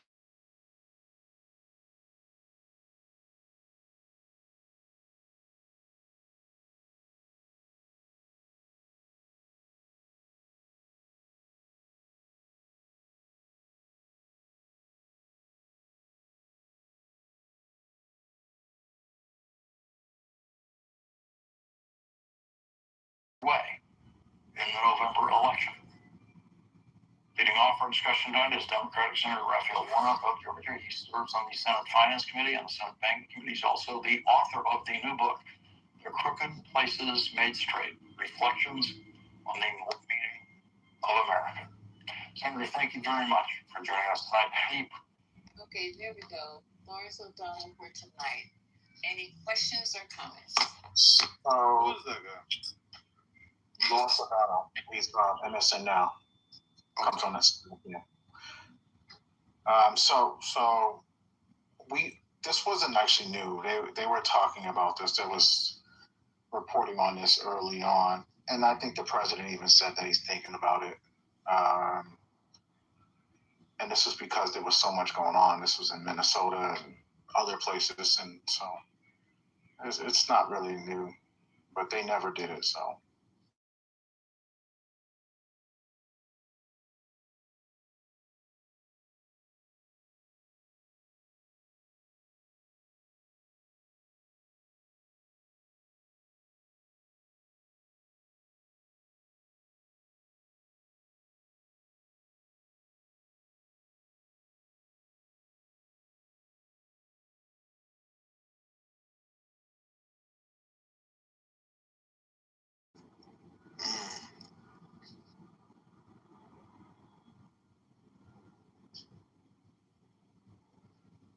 See, that's the thing. You guys are quiet when it doesn't push the agenda that you want to push. That's hypocritical. Like, I want to see you guys be like, you know what? Fuck what happened in Minnesota. You know what I'm saying? That guy would have been the vice president of the United States. Yeah, it's good now. You know what? What I was going to say is that they're talking about November, so that's the problem, is that everybody's looking at what's happening in November. And even what he said when they talked about that they wanted to deploy them, I thought they should have deployed them in Minneapolis because they wanted to teach people a lesson. They're calling paid agitators when there's no proof that Alex or Renee were paid agitators. But they want to keep people, deter people from doing that. What they're trying to do and what it appears that they've been always trying to do, and I say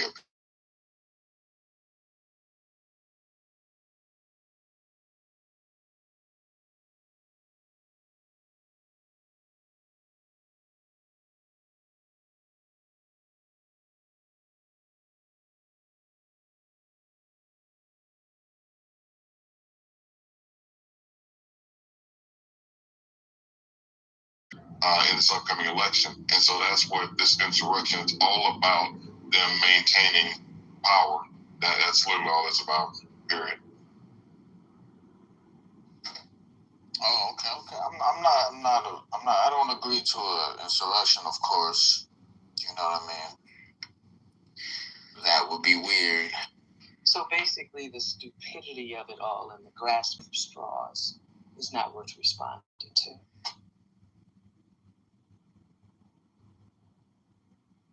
Suspending habeas corpus has only been done at times of war. For Trump to sort of suggest, or Stephen Miller to suggest we are at war because illegal migrants have come into the country, has always been, in my view, one of the least supported of his many views that I dislike. Okay, there is no war. It is not being directed by a foreign.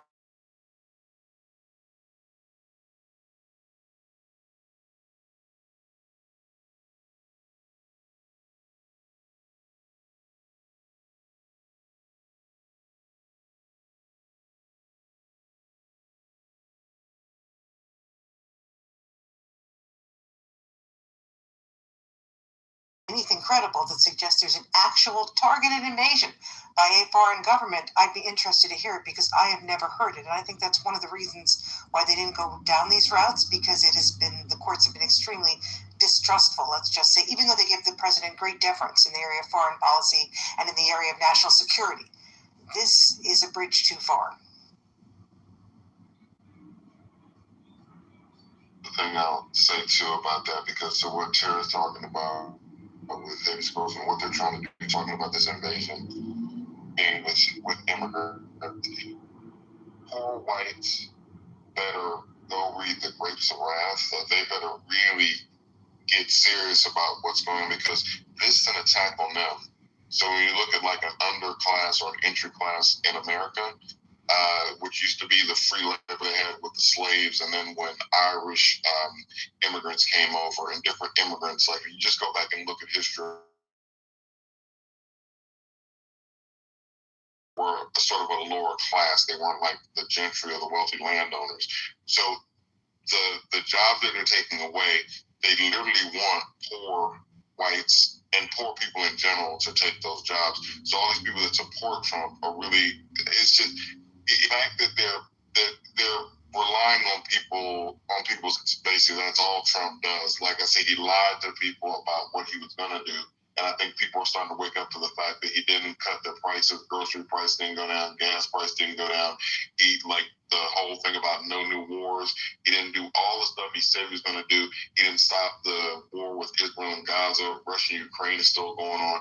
Saying all that to say that just whenever they're done, if they do get all the immigrants out of this country and they push blacks back into our place, like poor whites, it's not like they're gonna like rise up or whatever. They literally are gonna be the underclass, and they're gonna be the servants of their rich masters.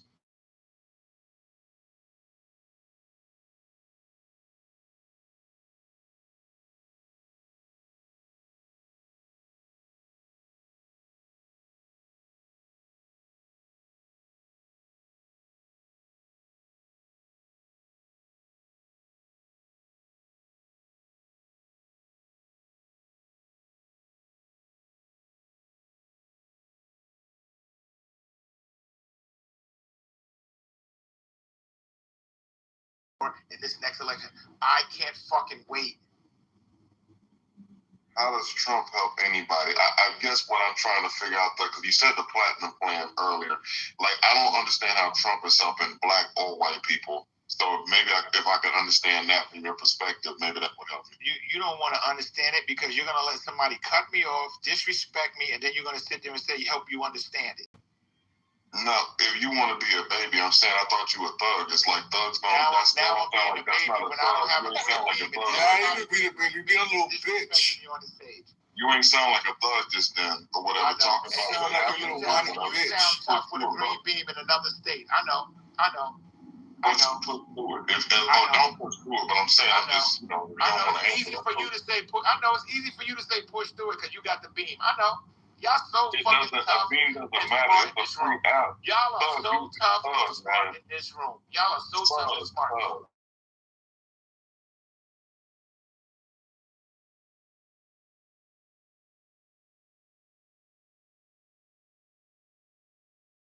Know how Trump is helping black or white people, since you say that the next person coming in is going to be like, I don't get how Trump is helping anybody.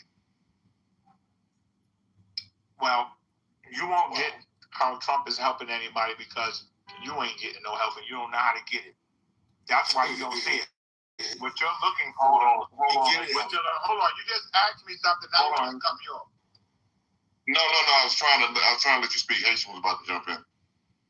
So you're saying how is he helping black or white people? Number one, every opportunity that is afforded to white people is afforded to blacks. I don't see any of you, anyone who hates this president so much, doing anything that this country has to offer us, taking advantage of it. I don't hear any of you doing that. And if you're so smart and this president is so stupid, it should be very easy for you to galvanize whatever you can get from him. It should be easy. But guess what? It's not easy for you. You know why? Understanding how to work this country, that you want to complain about it. That's how you hide your ignorance. You hide your ignorance by complaining about something that you can't fucking change. You're not going to move him out of office. Your next president that's going to come into this office, I can't wait to hear you Negroes on this app. I swear to God, I can't wait to hear your. Are you gonna answer the damn question? Hold on, please. Let me talk to him, and I literally would get off of this. But Doug, that still didn't answer the question about how's he helping anybody, because I can tell you how he's hurting people with like SNAP benefits. People that were getting money for food are getting less money for food under him. Gas prices are high. The economy's having problems. We're in a foreign war, so energy's creating a global energy problem. I'm just saying, you're just not saying, because I get, the vitriol, but I'm saying, I'm asking you literally how the man's helping everybody. You just giving me stuff that's not really saying how he's helping people. He's helping me. My vote got me what I wanted for my.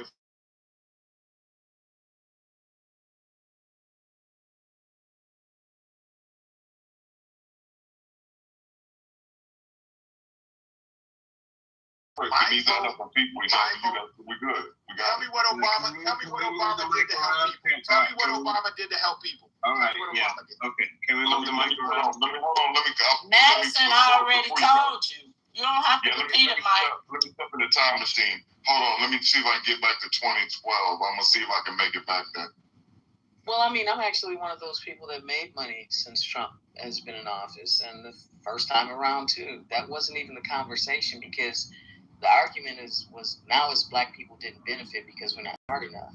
That's an interesting defense. When you said that Trump was helping Black America, it turns out he was helping people who already have profitable corporations and assets. That's not a black agenda. That's an I got mine agenda. And I'm not about that life, because I'm about my people and my community. You got gay laws presented for you, and that's what you got. It has nothing. We talked about this gay shit again, yo. Right to marry a woman and bump pussies together. That's what you got. And we know you broke dick in the closet, nigga. So guys, increase the peace. Fuck the Middle East. A lot of people on stage. Keep up with your own arguments. See how that goes, Doug? Why y'all keep engaging him? Talking about money. Increase the peace, but fuck the Middle East. I'm engaging with him. Let's move the mic around. We got impulse control issues. So it's. I feel like I just want y'all to be happy as Americans. Like, how y'all doing good, but y'all supposedly doing so bad? I don't believe y'all doing so bad. Are you Black American? I don't believe it. Are you Black American? You're American. I don't care what color. We no black. First of all, you're brown. You're brown. First of all, if you want to be technical with it. May I speak? Thank you. Appreciate you. I did not hear not one person on the stage complain.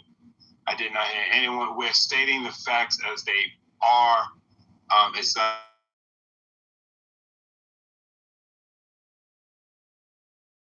y'all are dumb. Y'all don't you live in a nice house, Devon? I mean, don't worry about where I live. Don't worry about me. All right? Worry about you. Don't say my name either. All right. Shut up. Yo, that's not the argument. The argument is all the atrocities that are taking place under this administration. Not I'm getting mine.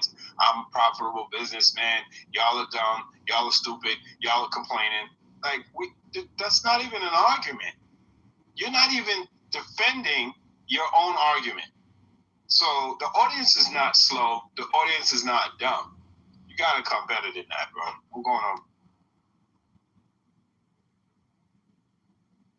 Come better than Trump in 2028. Then I'll believe anything you say. Other than that, y'all a bunch of ignorant complaining. What kind of response is that? You sound illiterate. Honestly, you really don't sound, for someone who's saying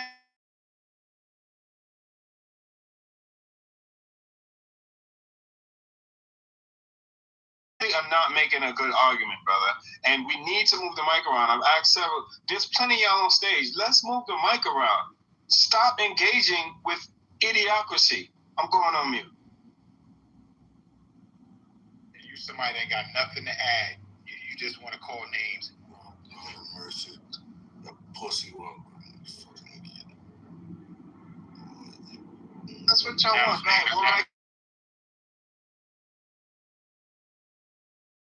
Mic on you. Now the stage is silent. It's DEI. Go ahead, put on that fucking idiot. It's on you, fucked up, Willie. You call me an idiot, right? What about your Haitian mama? You a fucking retard, bro. My mother's Jamaican. All right, come on. My mother's Jamaican, you stupid motherfucker. What about your mother? You ain't Jamaican. I just said she's Jamaican. My mother's Jamaican, you stupid. Now what? I knocked him down. I'll bring him back up. Please leave his ass down there. I'll bring him up.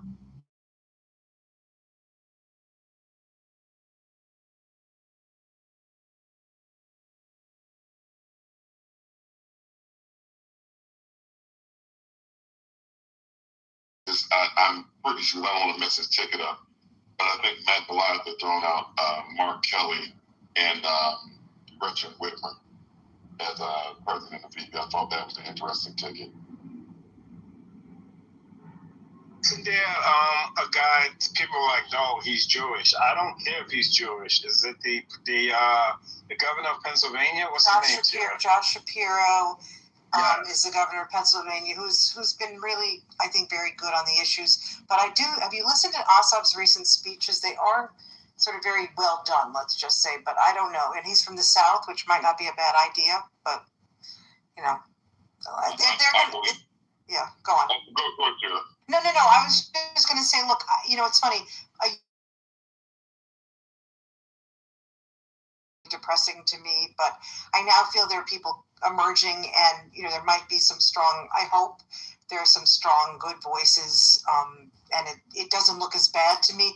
And when I look at the Republican side, I see it's going to be Vance, Rubio, or God forbid Donald Trump Jr., which would be, oh my Lord, well, that'd be interesting.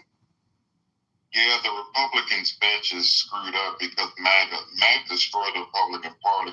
It's almost like literally they have another party now. So they're going to have a whole bunch of repair they're going to have to do, assuming that things go the way that they should in these midterms and then in the 2020 elections. But I was going to say to that point that, yeah, I feel like the Democrats have a deep bench with, like you're talking about, Ossoff, Shapiro, Mark Kelly. I think Wes Moore is not quite ready. Gretchen Whitmer definitely should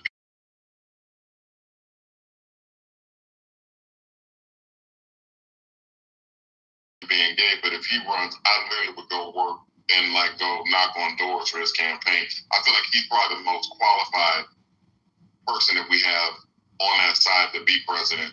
Every time you hear him speak, his skills of order, everything about the way his military service. The only thing is just with him being gay, but it's like I'm hoping that he'll put his hat in the ring and try to at least go in the primary and see what he can do. Look, he is probably the best, not just speaker, but he engages with the other side in a way that makes sense, is sensible, and he's smart as a whip.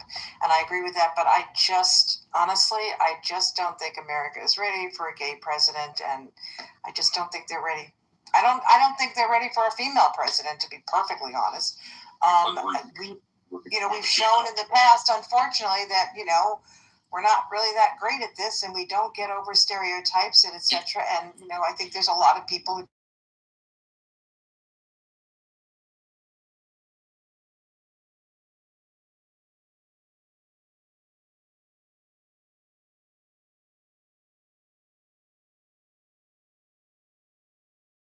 what?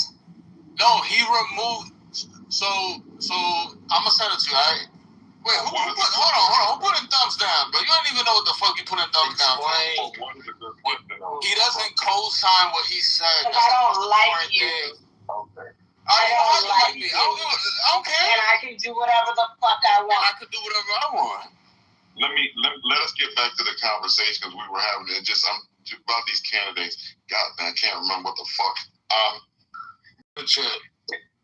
Yeah, right. So I'm saying after witnessing this UFC fight and motorcycles going back and forth and doing motorcycle jumps and the whole way that he's running this thing, the destruction of the East Wing of the White House, cranes, this whole thing with the ballroom.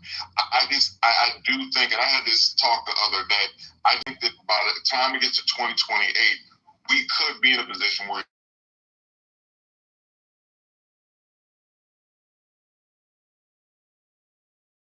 midterms. The things that we have not yet, that we've yet to witness, by the time that time gets here, it could be, we might be ready for anything is what I'm saying. So Pete Buttigieg may have a chance based on whatever else that we don't know that Trump's going to do in the future. So do you think America would be more ready for a gay president than they would a woman president? We got to let the women go first, bro. We got to let the women go first.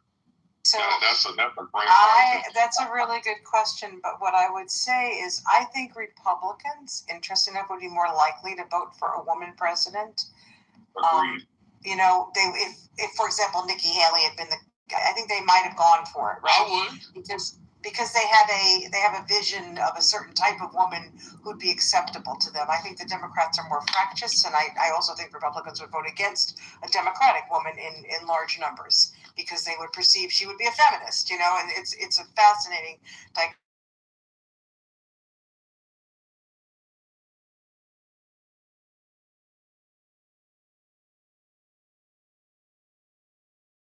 white guy. It just feels like the patriarchy would win anyway, regardless of him being gay. I feel like a gay man would win first.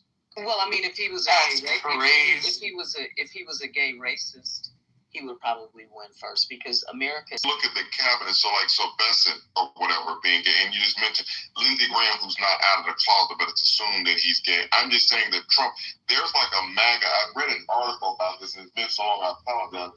But there are a number of people in Trump's inner circle that are MAGA that are just openly gay. So I'm just saying that if the world keeps going the way it does, Pete Buttigieg is so qualified. He is so presidential. He's perfect for the role. I'm just saying that we may get to a point if they deploy the military for the midterms.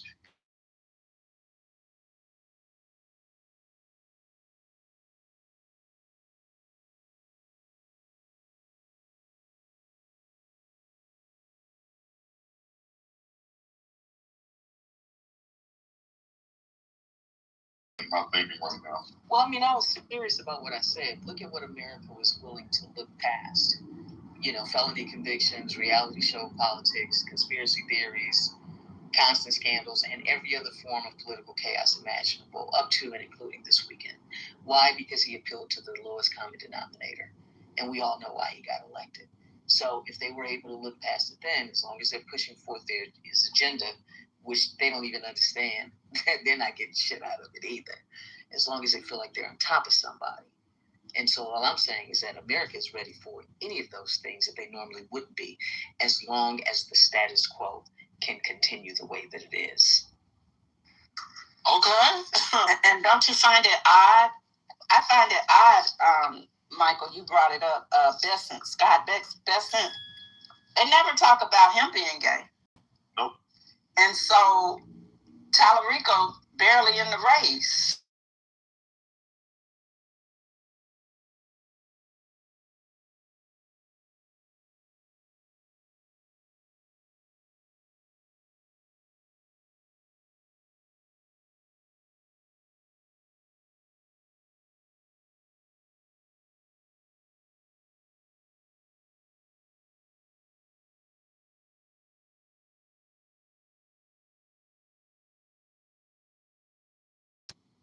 You know, kind of moves that way. Maybe they don't know.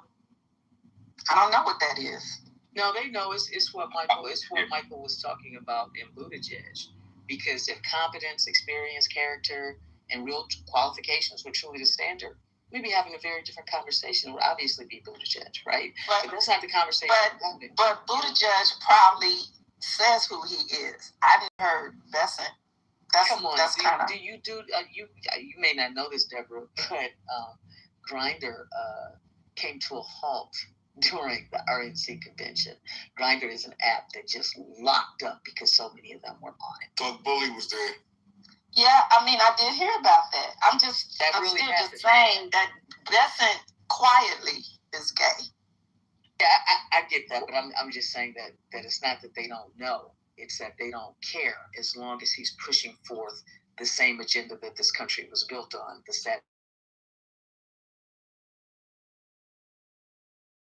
Be dysfunctional in any way imaginable.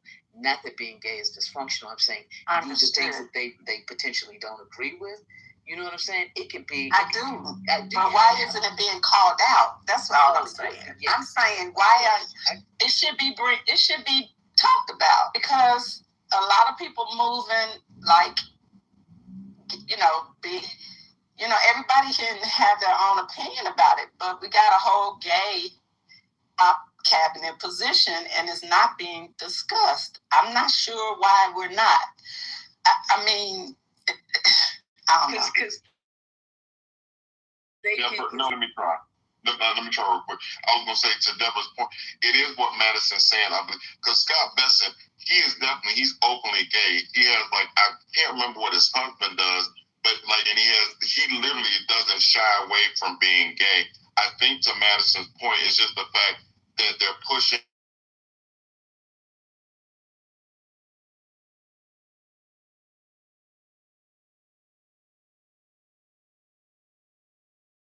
I think that for somebody like Buttigieg, the hurdle will be the fact of pulling everybody up, like pulling immigrants up, pulling blacks up, pulling the lesbian, gay, LGBTQ community up. I think that that's going to be the problem, the fact that it's that liberal stuff. He's part of the patriarchy, Besson, and that's why I think that they look past it. But he is definitely openly gay, though. He doesn't hide it.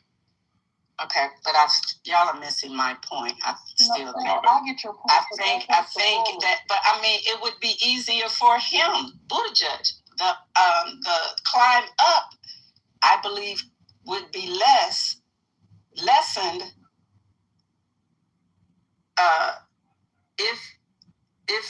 if it were brought out more or talked about, the fact that there's a gay Republican.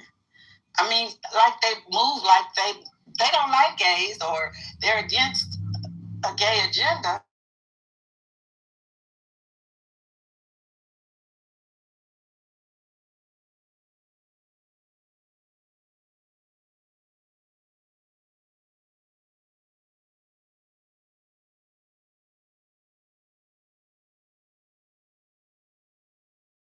It's not okay for you to do it, but we're not going to do that because it's not an issue.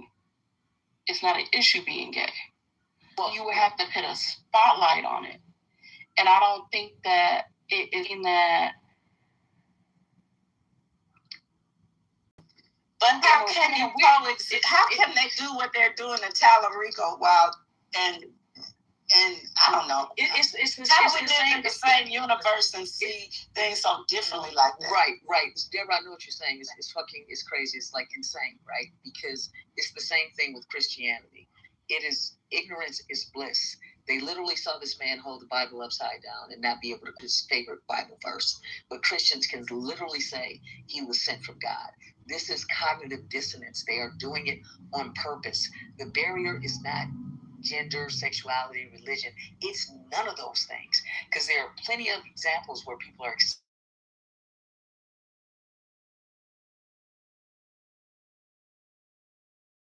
the existing power structure, they can do whatever the fuck they want. And the people who are willing to try to help the people, they're going to pull something out of their ass to say that something is wrong with this person. And unfortunately, sheep will follow that and really believe it despite every piece of evidence you put in their face. And so when you point out the hypocrisy, it makes you feel crazy, Deborah. I get it. I feel crazy every day. It's like, is anybody seeing this? Does anybody care? And then when you hear people with their talking points, especially when it comes to, well, he's gay. And it's like, but they don't even, they know who Besson is, but they don't care because they don't want to care because they don't want the real information. And there is no litmus test. It's not who you are. It's whether you're willing to uphold. You can call it the patriarchy. I mean, it's the patriarchy, but the patriarchy is based on what? White Jesus.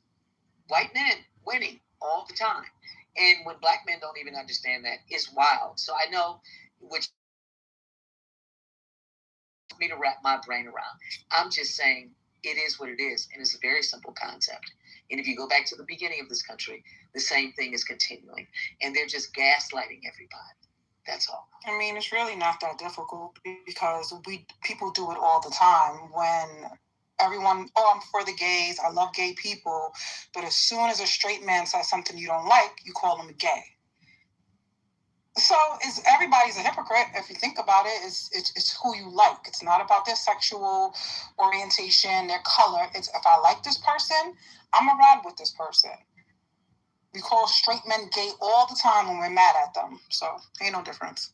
I'm not sure what that has to do. Yeah, that's weird. Okay, not a whole lot, but it's like, You know what? I will say this. I don't think point when she said she didn't understand the hypocrisy, and I'm saying that it's the same thing. They can accept a gay person on their side, right? As a gay person, they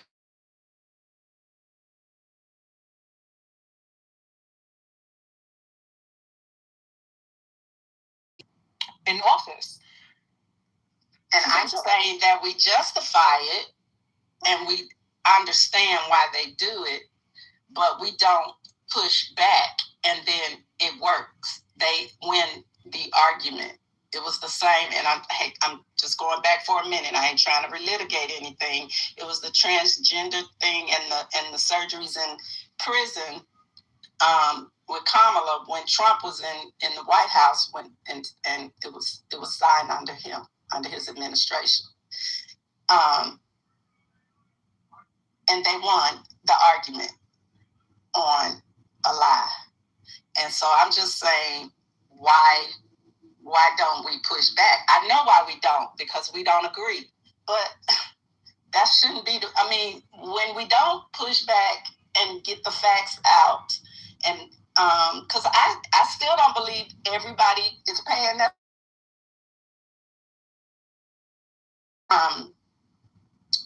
Well, he might be talking about it in other circles, but he's not doing it in his position. Buttigieg don't mind talking about it in the political, forum or whatever. I've never seen Besson do it, and it didn't get the same attention that Buttigieg gets. And so while we understand what's happening, we're losing. Well, we are losing, and you're a really critical thinker, Deborah. And it's the same reason why when I was trying to dismantle an argument earlier, and I'll hear Michael walking people down the same way, is strategy, and there's always a diversion. Whenever you're making too much sense, somebody starts arguing, or they bring up something anecdotal about themselves, and they pivot, they switch the conversation. But when you just really lay it out there the way that it is, and you were so purpose, because it's so easy to spin people. But it's the same reason Hakeem Jeffries signed the Carly Kirk resolution, and all those other Democrats did. They didn't fight back on anything. They just signed it. So the complicitness of it all is just mind-boggling. It's like we don't stick with the same arguments. There's no strategy. We appeal to emotion and just try to go back and forth with people, but this, but that. But then when you lay out the hardcore facts, there's so much misinformation and disinformation. And I don't think that it's the misinformation. Disinformation is the willingness of people to go along with things that they already want to believe in terms of their unconscious bias. They like what's coming up in their algorithm, and it validates their core system. Because, you can even say white Jesus to some people, and they'd be like, we'll be talking about Jesus. It's like, oh my God. So, a lot of this stuff is so far programmed. I don't know.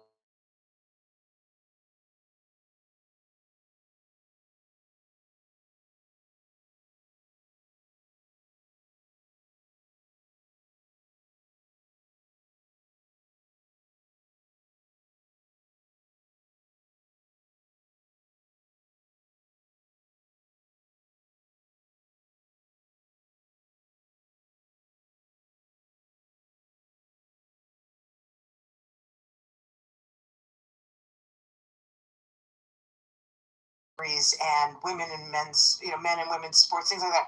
Basically, the American public is on the side of we don't really want much of this, right? We don't want boys and girls bathrooms, things like that. If you look, it's like 80%, and that includes Democrats and Republicans.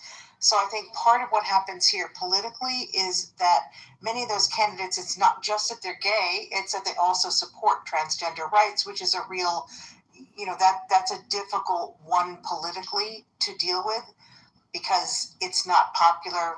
It's just not a popular position. I'm not saying that I agree with that, but I'm saying I think that's the truth, and that's what happens. So if you look at Tallarico, a lot of it is he's transgender. That's been the biggest, not gay, transgender, right? If you look at Buttigieg, there will be, now I haven't seen it, but because he hasn't been a serious candidate recently, but there will be things saying he supported the Equality Act, he supported all these things, and I think that's where, it's politically.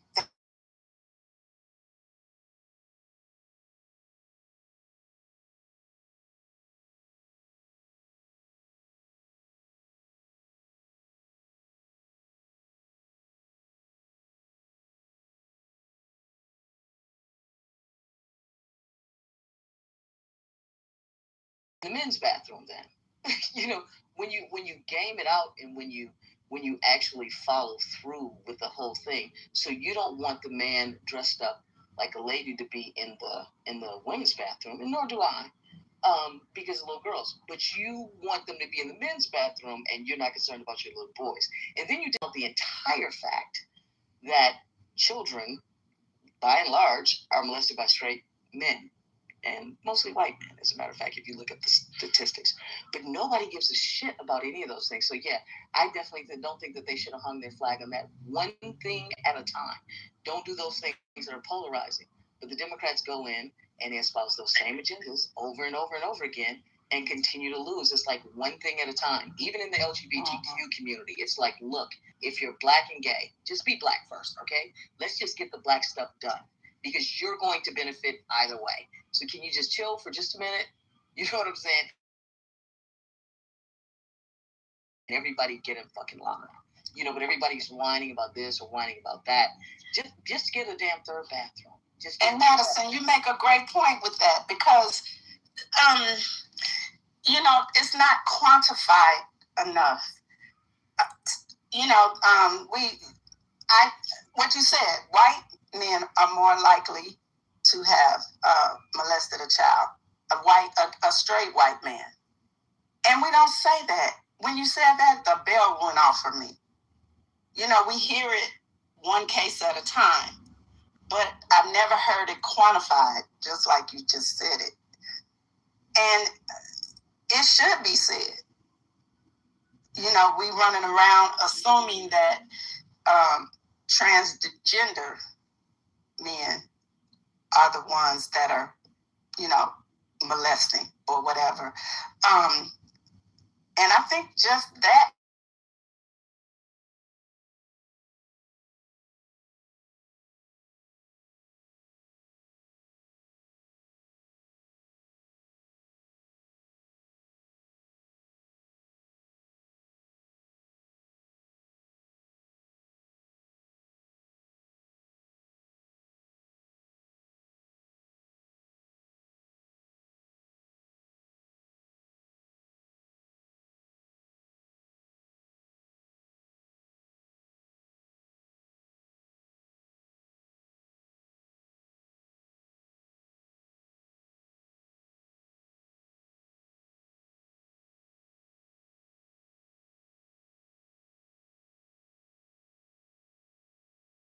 About finance.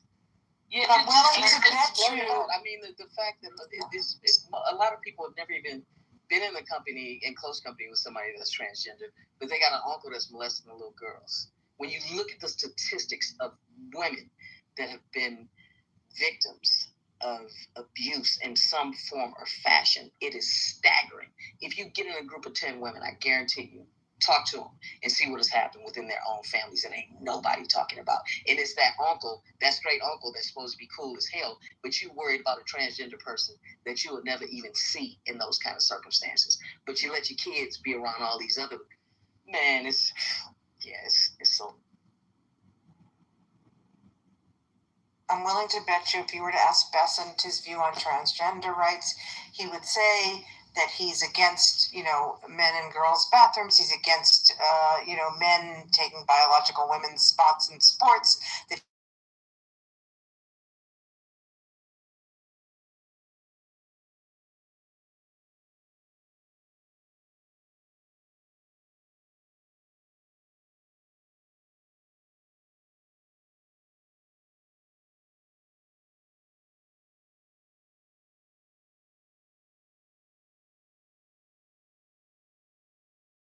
molesting the kid.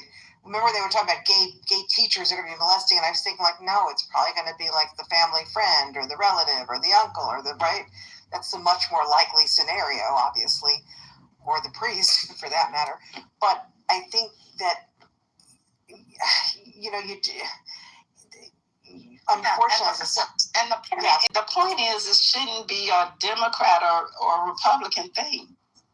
That's the biggest. But I understand, but you don't get the problem. Is like I said, most Democratic politicians, for whatever reason, have a record on this, right? They have been taking positions for 4 or 5. They have something where they've said, I think I agree with, I want this, and so people can, react to that record. Bessent probably doesn't have that record, so it would not be, if he were asked, he'd say, no, I agree with President Trump on all these things or whatever it is. But I do think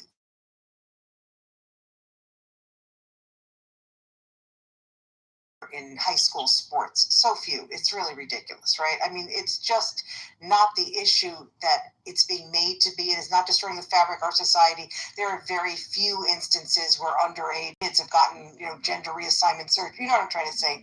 Most of these things are just, they're hyped up to the point of ridiculousness. They don't happen.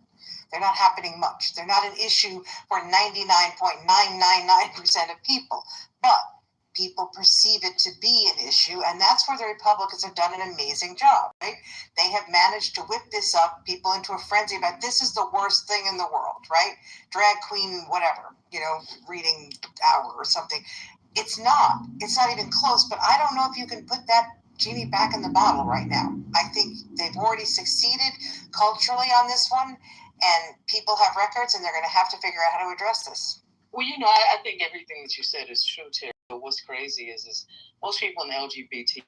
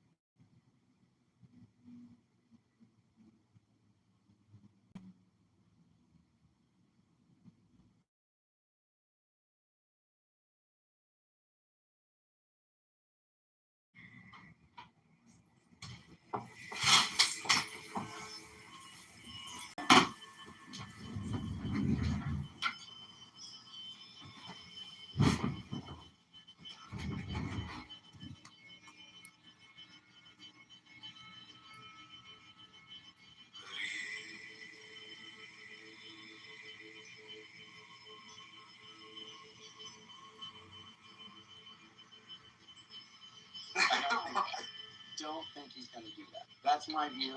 So I think he's going to be saved eventually. I could be wrong on that. Maybe it is an eternal conscious torment. That could be true. As far as if Christian is unsaved, just based on his Unitarian view, I'm up in the air on that. I don't know, and I hope that's not the case. I think it's a dangerous line to walk on. What it comes down to, Matthew, and it's a good question that you're asking, is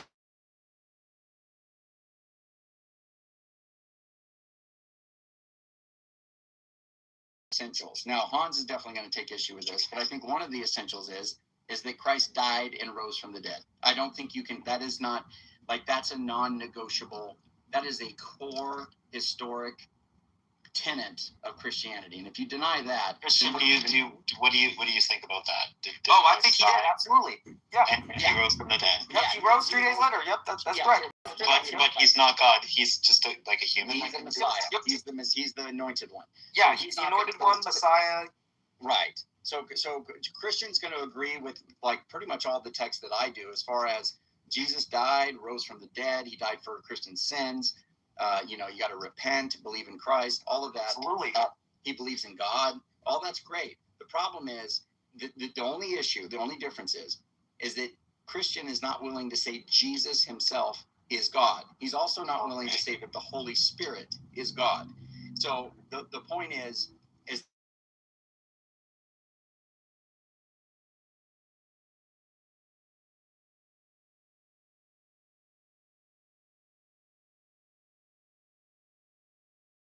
belief, so he wants to convince me, and I'll listen to his arguments when we have the debate.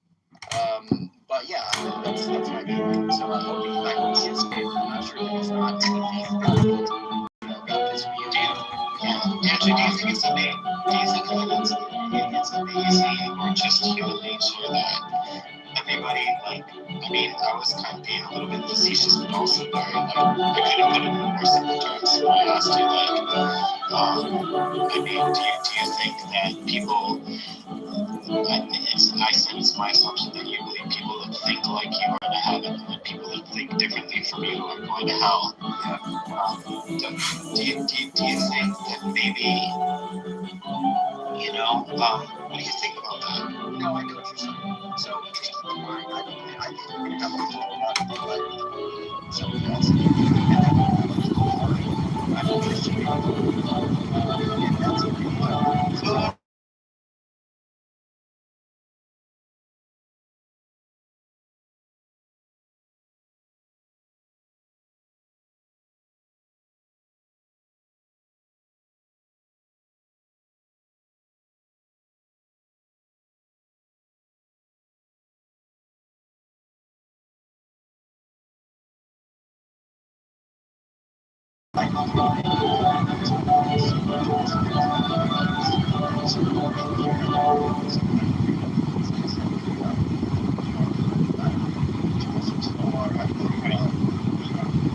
But it's my assumption that you came to the conclusion that Christ is the faith in your religion.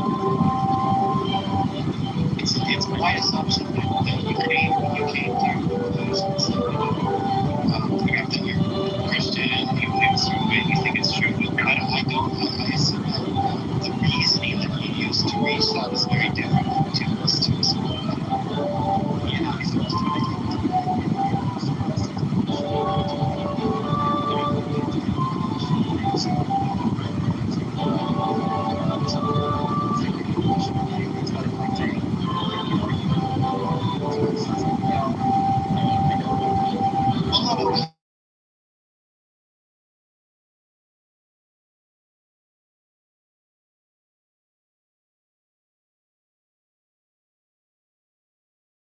He said that a minute ago, but he didn't speak for himself.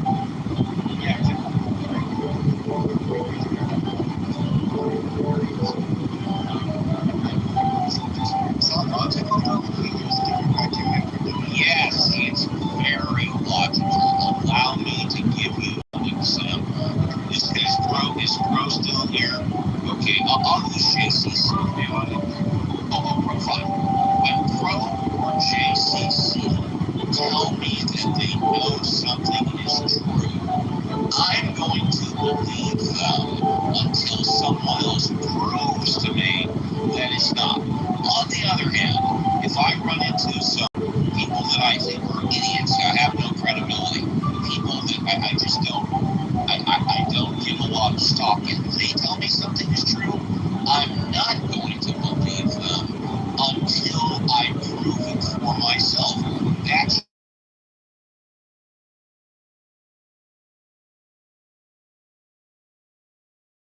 in between.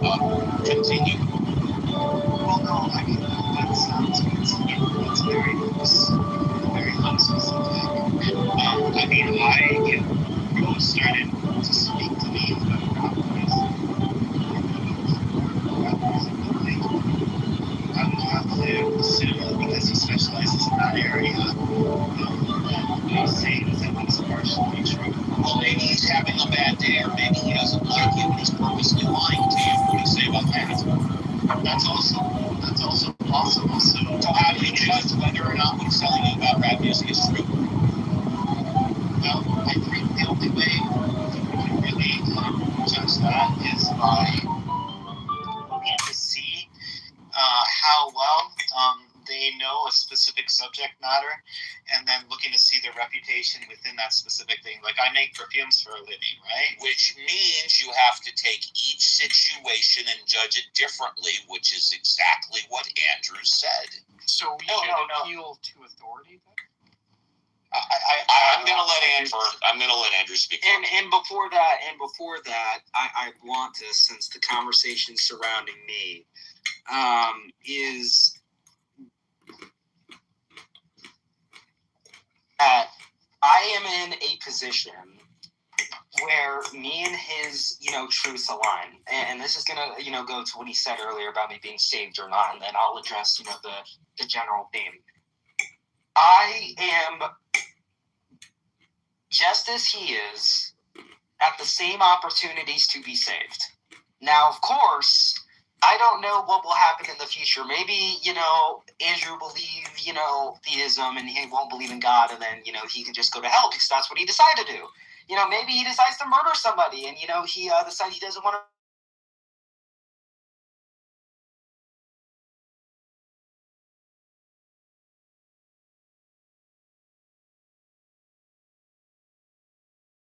exists, whether or not we go to heaven. There's no difference between me and him because we still hold to the same tenets, is that we follow Jesus' teachings, we believe Jesus died on the cross and was resurrected 3 days later, we read scripture, we base our lives off it, we try to follow the commandments as well as possible, and that is basically what sums it up. That is what is required. And as long as we both are able to hold to that as honestly and capably as possible, in accordance to what scripture promises, if this, is the truth, they'll have that same odds. That's number one. Number two is my bar for into Trinitarianism is so low because I've already been a Trinitarian. If I get a revelation and God tells me that, Trinity is, what it is, Jesus is God, Holy Spirit is God, he's God too, then shit, I will convert to Trinitarianism. The bar is set very low. And I've always been, open to arguments for Trinitarianism, but at least from what Andrew has already tried and from what I've already heard from other people, I'm not convinced. So tomorrow, maybe he'll say something, that converts me. I don't know. But for now, I hold to no belief that the Trinity is at all the way it could be. So basically, if I understand correctly, Andrew has nothing to lose and everything to gain. If he can convert you, then everything remains the same. If he does convert you, he's won. Can I say something? I also I believe in scripture, right? But I don't identify myself with any of these names like Trinitarian, Unitarian, whatever they call themselves, But I agree. I used to call myself a Trinitarian and protect the description of the Trinity. And when I think about it now today, I'm like, bro, it's so retarded. I'm sorry that I say that word, but it's so stupid. What a stupid fucking concept, Trinity. Bro, it's so stupid, and the only reason you fucking protect it, is because it's been teached to you. It's been teached to you. You have no thought of your own. No thought. When you think about it, right? Let me say something. Let me say a good quote, right? The best manipulation does not force your choice. It makes you believe it was always yours, right? So when you think about that, and every decision you made in your life, did you make that decision by your own choice, or did you make that decision because the options were given to you? Well, why don't you tell us, Fatima? Can you hold on, Fatima? What's so stupid about it? About what? What you just talked about. You said The it was Trinity. totally fucking stupid. The Trinity. The Trinity. What's so stupid about it? I think it is too. The Trinity. What is stupid about it? Do you want to hear the explanation? I want you to give me one reason what's so stupid about the Trinity. Okay, listen, I'll give you quickly one. And it's a bit of a funny one too. So Trinitarians, they say 3 in 1, right? No. They say God is 3 in 1. They say God is 3 persons in one being. Why don't you just forget about what people say and tell me one thing that's so stupid about the Trinity? Or maybe you can't do that. I'm about to. That's why I asked you. They say 3 in 1, so 3 persons in 1. Go ahead. I don't even understand why they say 3 in 1. You basically give 3. Is that why you think it's so stupid? Because you don't understand? Because it would even make more sense. Do you think it's so stupid because you do not understand? No, I understand, Steve, but listen to me. I am listening to you. I'm almost finished, and then you'll understand what I'm trying to say, okay? So they say 3 in 1, and I'm like, even that concept is stupid. It would even make more sense if they say 1 in 3. 3 in 1, I mean, what do you mean 3 in 1? Hell yeah, 1 in 3. There's your answer, Uncle Steve. Okay, so 3 in 1 is completely fucking stupid, but 1 in 3 makes sense? That's what she said. You got it. I don't believe that in that concept either. But that is what you just said, right? No, but that would even... No, you didn't say that. Yes, I said that. No, but I meant that would even make more... sense in the concept of the Trinity. Okay. Than the concept of 3 in 1. Okay, well, thank you for saying one thing why you believe it's totally stupid. Thank you. I mean, yeah, it's like... Tweety birds. Obviously, I mean, Fucking it's Tweety birds. made to control people, fear control people. I believe in biblical... That's true. That is true. I agree. Not the way... I don't believe in the physical church, and I also believe in other scriptures from other teachings, like Buddhism or Hinduism. So you believe in God?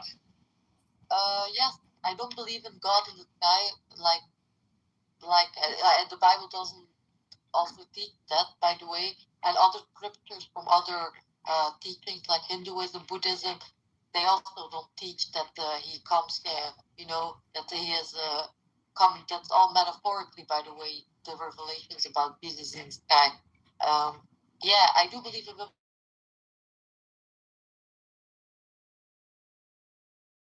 I trust my own perspective. I trust my own instinctions on reading the Bible. All right. Well, okay. Well, that being said, I hope that Andrew and Christian have a really good time, have fun during their debate, educate people, and it sounds like that they respect each other, which, by the way, I happen to like. Appreciate it, Steve. Thank you. The mystery of faith. What'd you say, dude?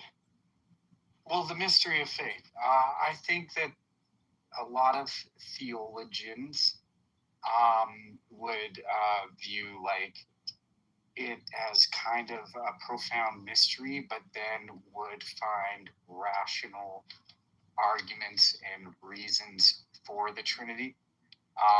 There's also a way in which the ontological and metaphysical that the two of you will set forth is outside of what can be measured. So it's oftentimes very much rooted in scripture interpretation and understanding of the physical world. So it will be a great debate. I listened to both of you. Looking forward to it. And, not one of you can truly be the winner until any one of us actually truly figure it all out. No, actually, that's not true, sir, because a lot of times what they do is they have people vote, and they win by vote. Consensus, then, is true? Yes. And by the way, a lot of because they think they were a better debater. In other words, if you have an atheist arguing against God and a theist on the other side arguing for God, some atheists might vote for the theist because they thought they did a better job debating. So those subjective votes matter when it comes to objective? No, sir. It depends on the rules. Whatever rules they agree to, that's what matters. And by the way, for those of you that don't know, this is one reason, the main reason why a lot of politicians take so much time deciding to do a debate and who they're going to debate, because they want the rules to favor their style of debate. And that's true. By the way, Andrew, He's a master debater. Oh, wow. That was new. I've never heard that one before. I know. Yeah, very original. Andrew, I did send Discord, so if you would like to take a look, please. All right, man. Thank you. And if you decide or can't decide where to have it, the Atheism House would obviously volunteer to have the debate here. And if you can't find a moderator, I would be happy to volunteer. But that's up to you guys, and I will not feel upset if you don't pick either one of them. It's whatever you guys. That's awesome. Honestly, Andrew, I don't want to dedicate the room to like deciding all this, but I think the suggestion is great. I think that having Steve as a mod would actually be amazing. What better place to have a debate about God than in the Atheism House? I agree. No, I think it's great. And not only that, it's also unbiased, because remember, Steve doesn't show up in your rooms that often in comparison to like Bob and Converse and Albedo and all when that. I do show up, I get fucking. And I said, because Andrew invites me in, otherwise I wouldn't. No, I think that's a good suggestion. Yeah, let's hammer it down, Christian, in the back channel, buddy. And yeah, please do. Yeah, Discord's open. Have you guys ever given thought to the idea that artificial intelligence may break apart the demonic dimensions and let it loose across the world? I think AI could be really. What the fuck are demonic dimensions? I don't know All about. right, so what is y'all babbling about? JCC. So there's an interesting YouTuber. He talks about this, and basically, so he makes the argument. Large language. Man, this is a difficult argument. I'll try my very best. So what he says is large language models are kind of like computers, but not really. And it's the not really part that's really difficult to understand. So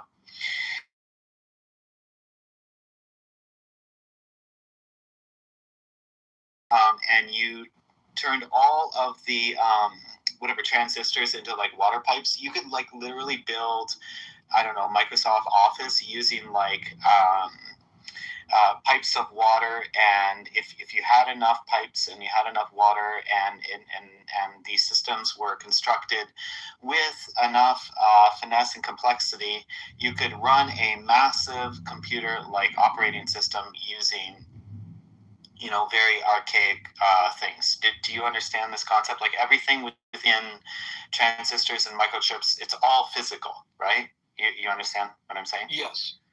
Okay, right. So you take a microchip and you blow it up like 10 million times, and then you can translate all the transistors into like physical, I don't know, like wooden, old-fashioned wooden Dutch, like, water pipes or some things like moving through a city. So, okay,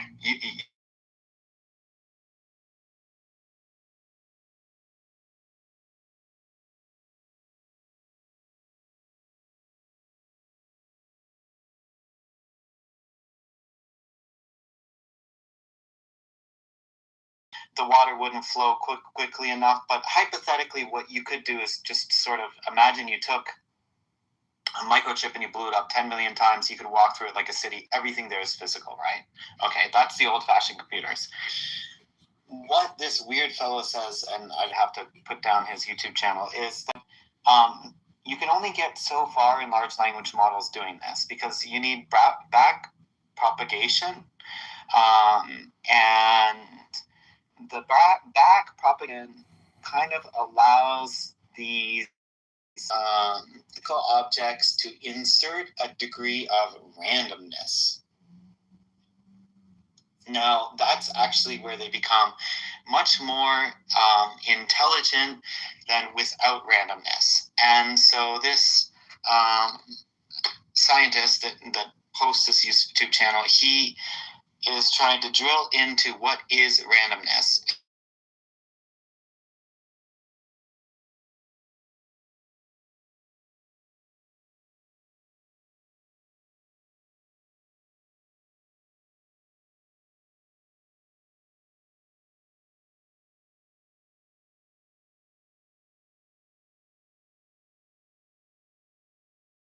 Certain degree of area in space,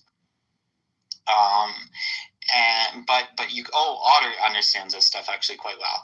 So, but you cannot pinpoint it to the extreme accuracy. And scientists observe this. This is the law of probability in the realm of subatomic particles. But when you allow for this to take place within back propagation, this also allows for randomness to be inserted into these large language models, which makes them more intelligent. So this scientist believes that if we go so far, Otter, maybe you can help me out with this because you're way better at computers than I am, hopefully. What this fellow is saying is he believes that the randomness found or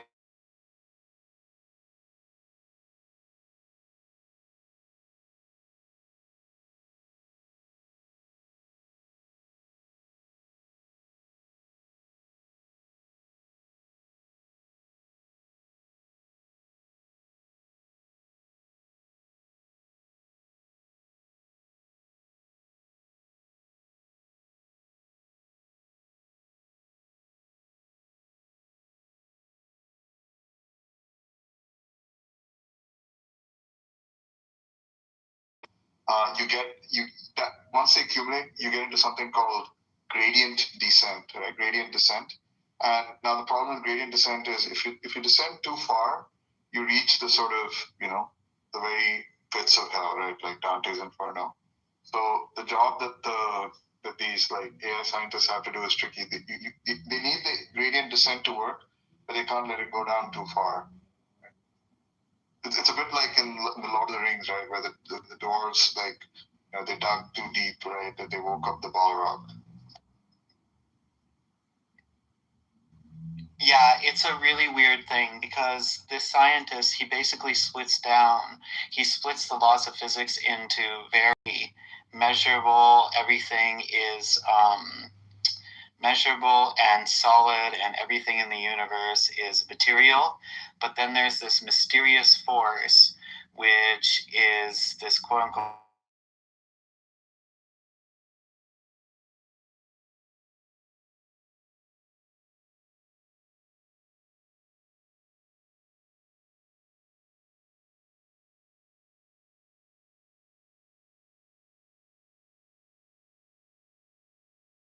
we've been observing this randomness in subatomic particles with the laws of probability, saying, okay, like, you know, this electron will probably pop up in this area, and maybe it does or maybe it doesn't, right?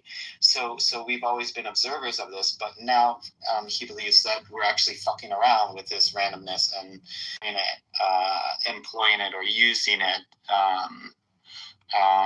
like demanding its use. And he's worried that if we fuck around with this randomness into back propagation, that all hell could break loose. But I have okay, Rust, maybe you come on up here and help me out. This was a YouTube video, you said?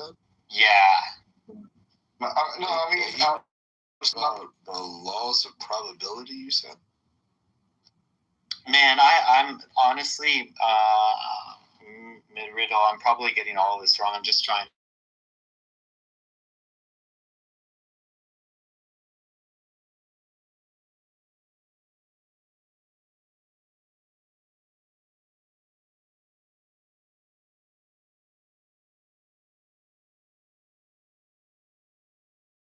Something accelerated process. I think randomness, right? Like randomness in physics is just the same as entropy, right? And like, you know, as entropy increases, the universe will just Okay, I got it here. I'll read to you what it says. You know, randomness means unpredictability, chance, entropy, or noise in the system. So the creator of this video, he's arguing that AI needs randomness to become flexible and creative. That's true. Without randomness, AI is definitely very mechanical and very repetitive. I would say it's very just a machine and anything else. But randomness produces surprising, strange, almost alive patterns. And by demons, what he means is that these kind of informational demons, strange personalities, voices, patterns, or entities that seem to emerge from chaotic informational systems like AI.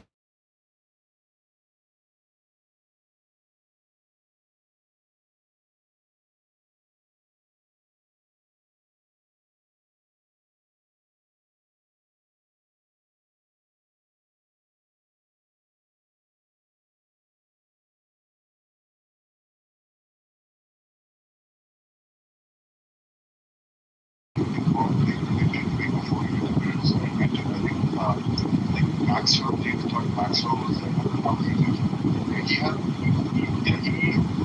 he predicted that there were these things called Maxwell demons, right? That were operated by like managing the entropy of like physical systems and so on. But if you go to a complicated system, right, like something where like the information that's going to high, like you know, this kind of silicon where they packing all these transistors. At some point, like Maxwell's demons, there is some kind of catastrophic failure that can happen, and basically leads to the equivalent of ultimately the door is basically yeah, or unmeasurable, unforeseen consequences like creativity that can go any which direction.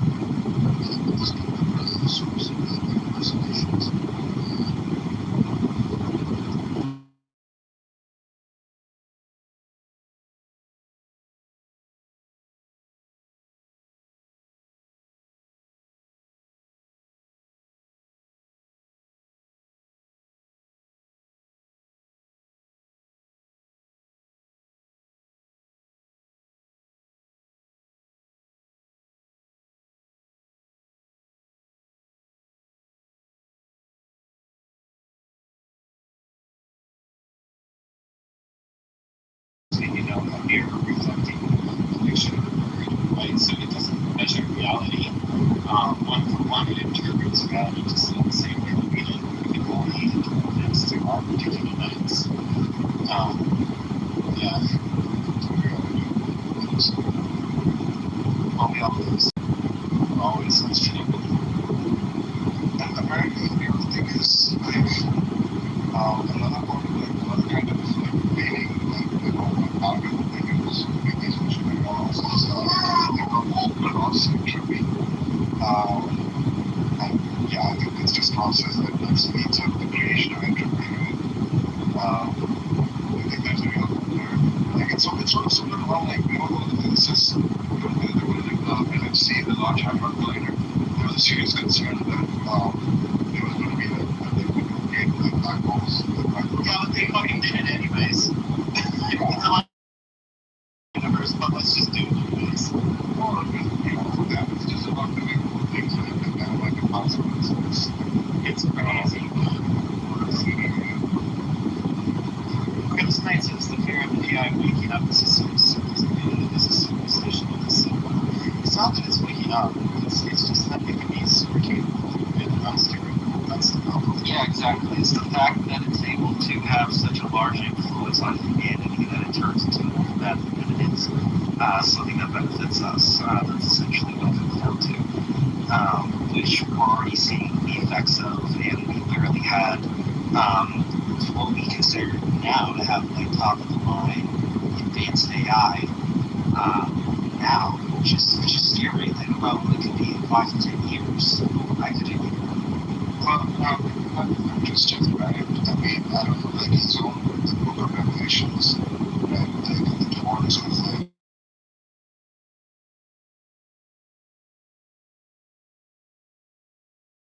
which I think it's still with like the developers map them up with the standards of the model way and actually get 666.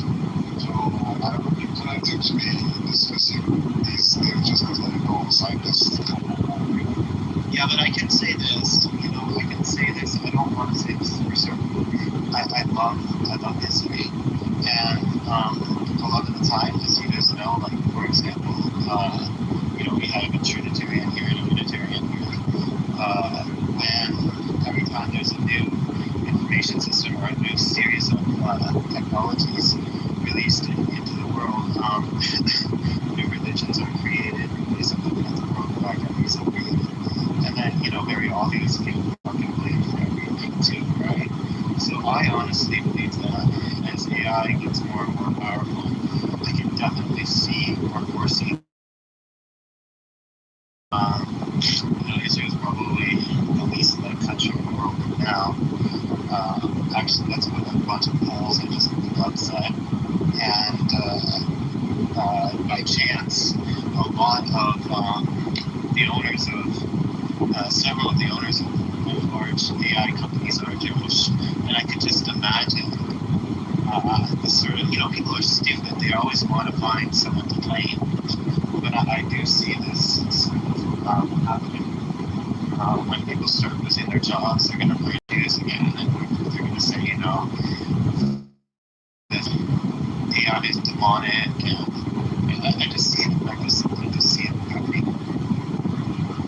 So why don't we just make lots of money I'm not saying I'm ready for it. I just see it as something that needs to happen. It's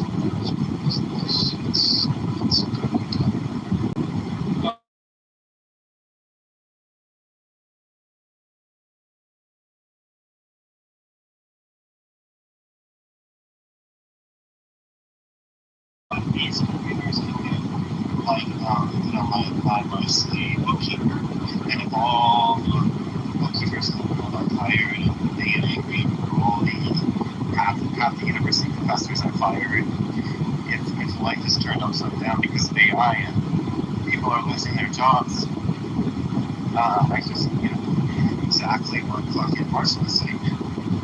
Like, people are gonna blame the Jews.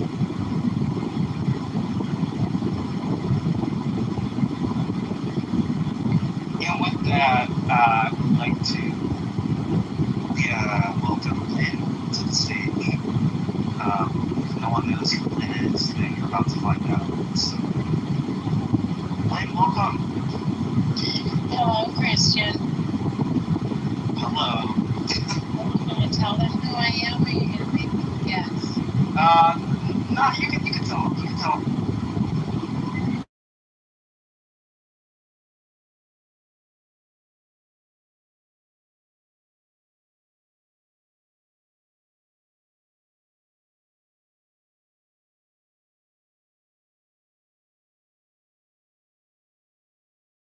So, welcome to the stage. So, Lynn is my my great mother Lynn is, so for anyone who's not met her, she's a sweetheart. I love her to death. She's Christian, like me, not Unitarian, though. I haven't gone that far, Andrew. Hopefully we'll change that. Not yet, not yet. But, yeah, this is Lynn. So Lynn's a Trinitarian and you're not? Correct. Yeah. So what denomination does that make you? What do you mean, what denomination does that make you? If you don't believe in Trinity, like, where do you sit? I'm considered a Protestant. I'm a Unitarian, though. I'm a Unitarian. That's what I mean. Like, what denomination? Protestant, Baptist?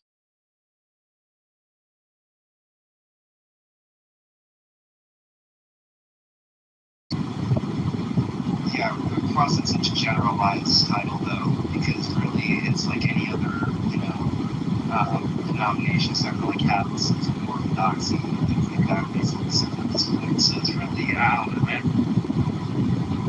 Yeah, but that's what it's meant historically. It's meant to denote the separation from Eastern Orthodoxy and from Catholicism.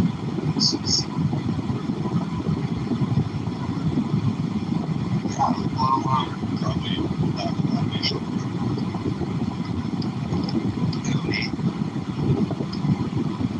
Yeah, I mean, that's why I put you into Marshall's right. No, Marshall is right. It's just anything that's not Catholicism. Yeah. Well, Andrew, this is the great time. Andrew, are you there, brother?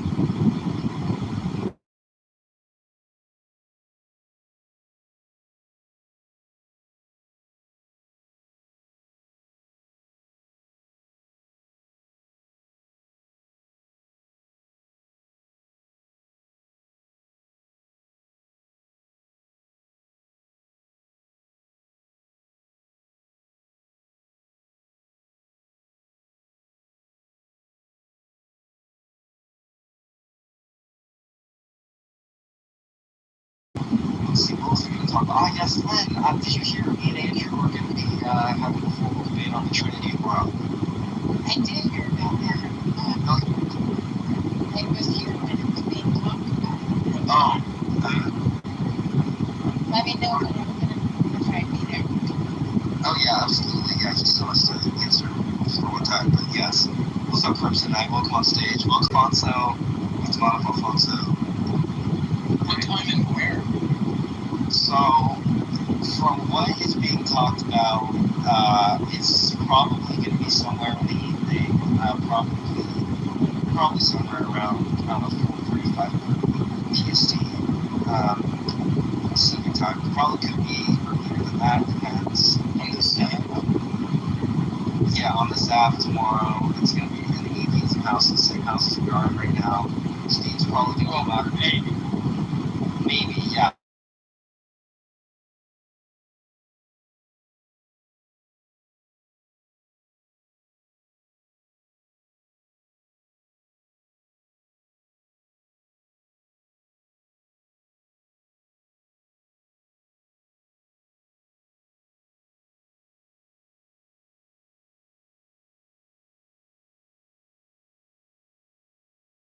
Nice. Yeah, essentially. Yeah, I don't think this debate's going to move prior to this. Never happens. And that's a lot of the is that there's going to be having meetings that gives you wiggle room to construct a group denomination.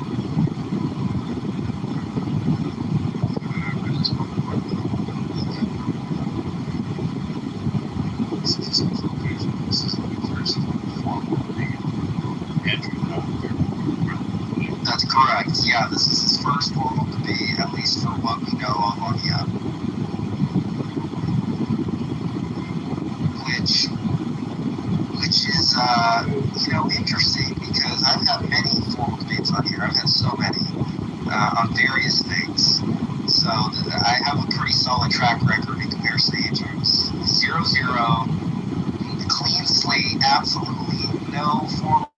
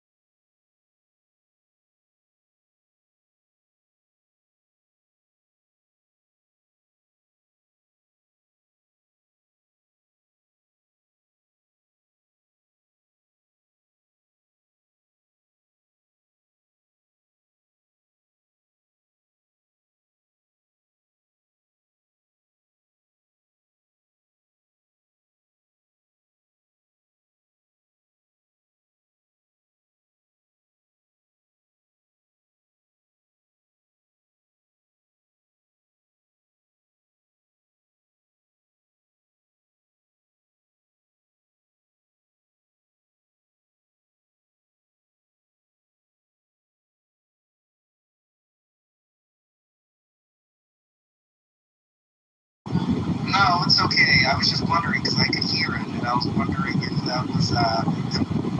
Well, it is Indiana. She is. She's being something. Yeah, I don't even want to move on the names. Yeah, that's not in my plan. Crimsonite. So you're atheist, right? You're an atheist. No, sorry to disappoint. I've been Christian for 22. Oh shit.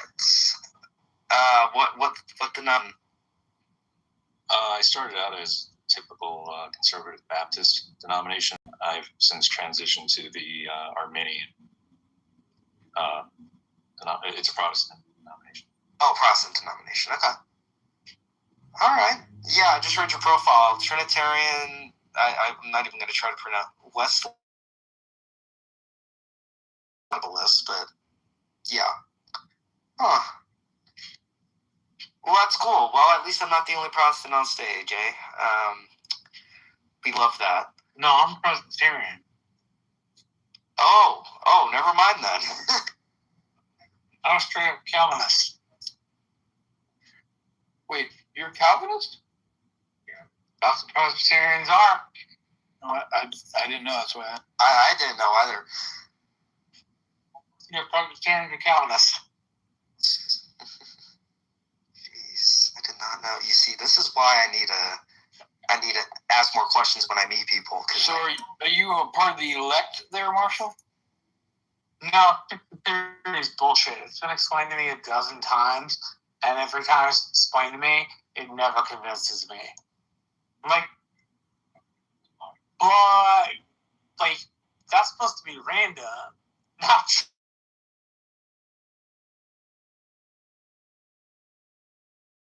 part of Presbyterianism. So I don't understand it, and I'm not convinced by it. Alfonso, welcome to the room. I kind of gave you like a 1 second, 1 second recognition. How you doing? Doing good, thanks. How are you, Chris?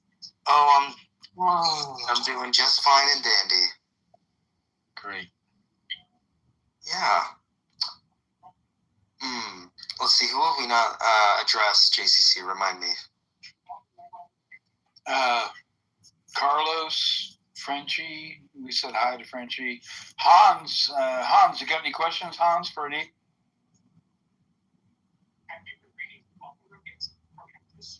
Hans is unique. Yeah, I do. I just need 5 minutes. I'm pulling a tractor out of a ditch, so just give me a couple.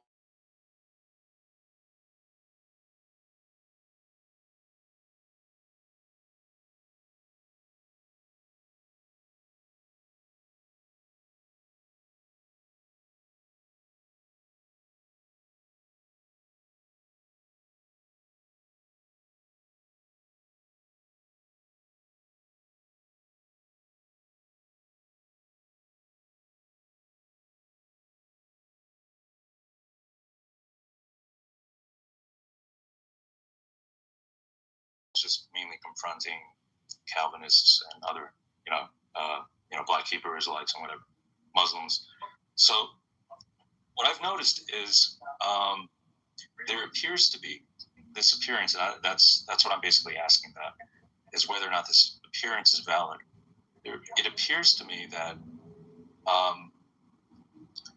most atheists, or at least the ones that identify as atheists, are inclined towards the position of global atheism. But whenever the conversation shifts towards a one-on-one clash between theism and atheism, it seems like they shift more towards a lack theist position, or a local atheist position. So what they do is, or at least what I've experienced is, they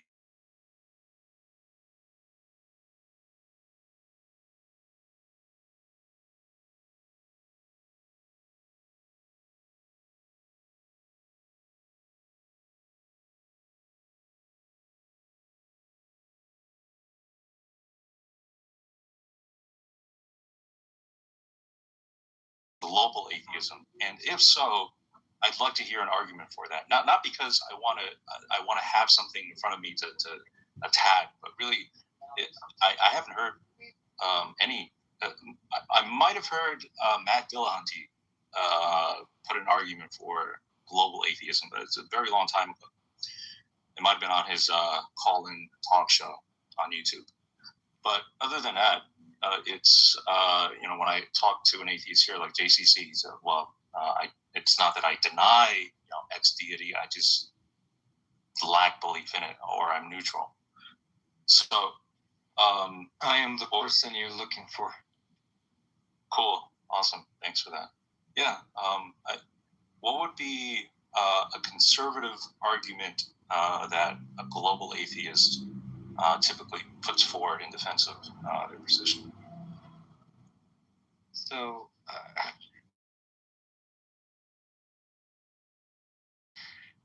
but I know for a fact that there is no God, right? That's my stance. Unless you use the word God as a metaphor to say that, the presence of God is in this room because I'm learning, because I'm evolving, because I'm connecting, because there's love in the air or whatever.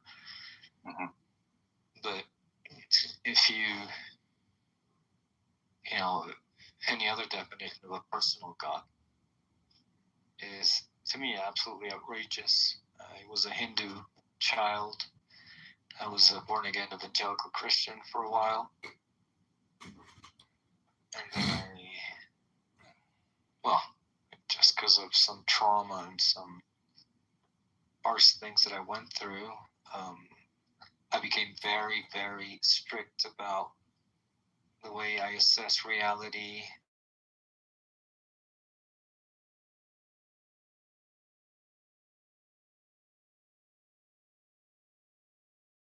Humans behave, how things come to pass.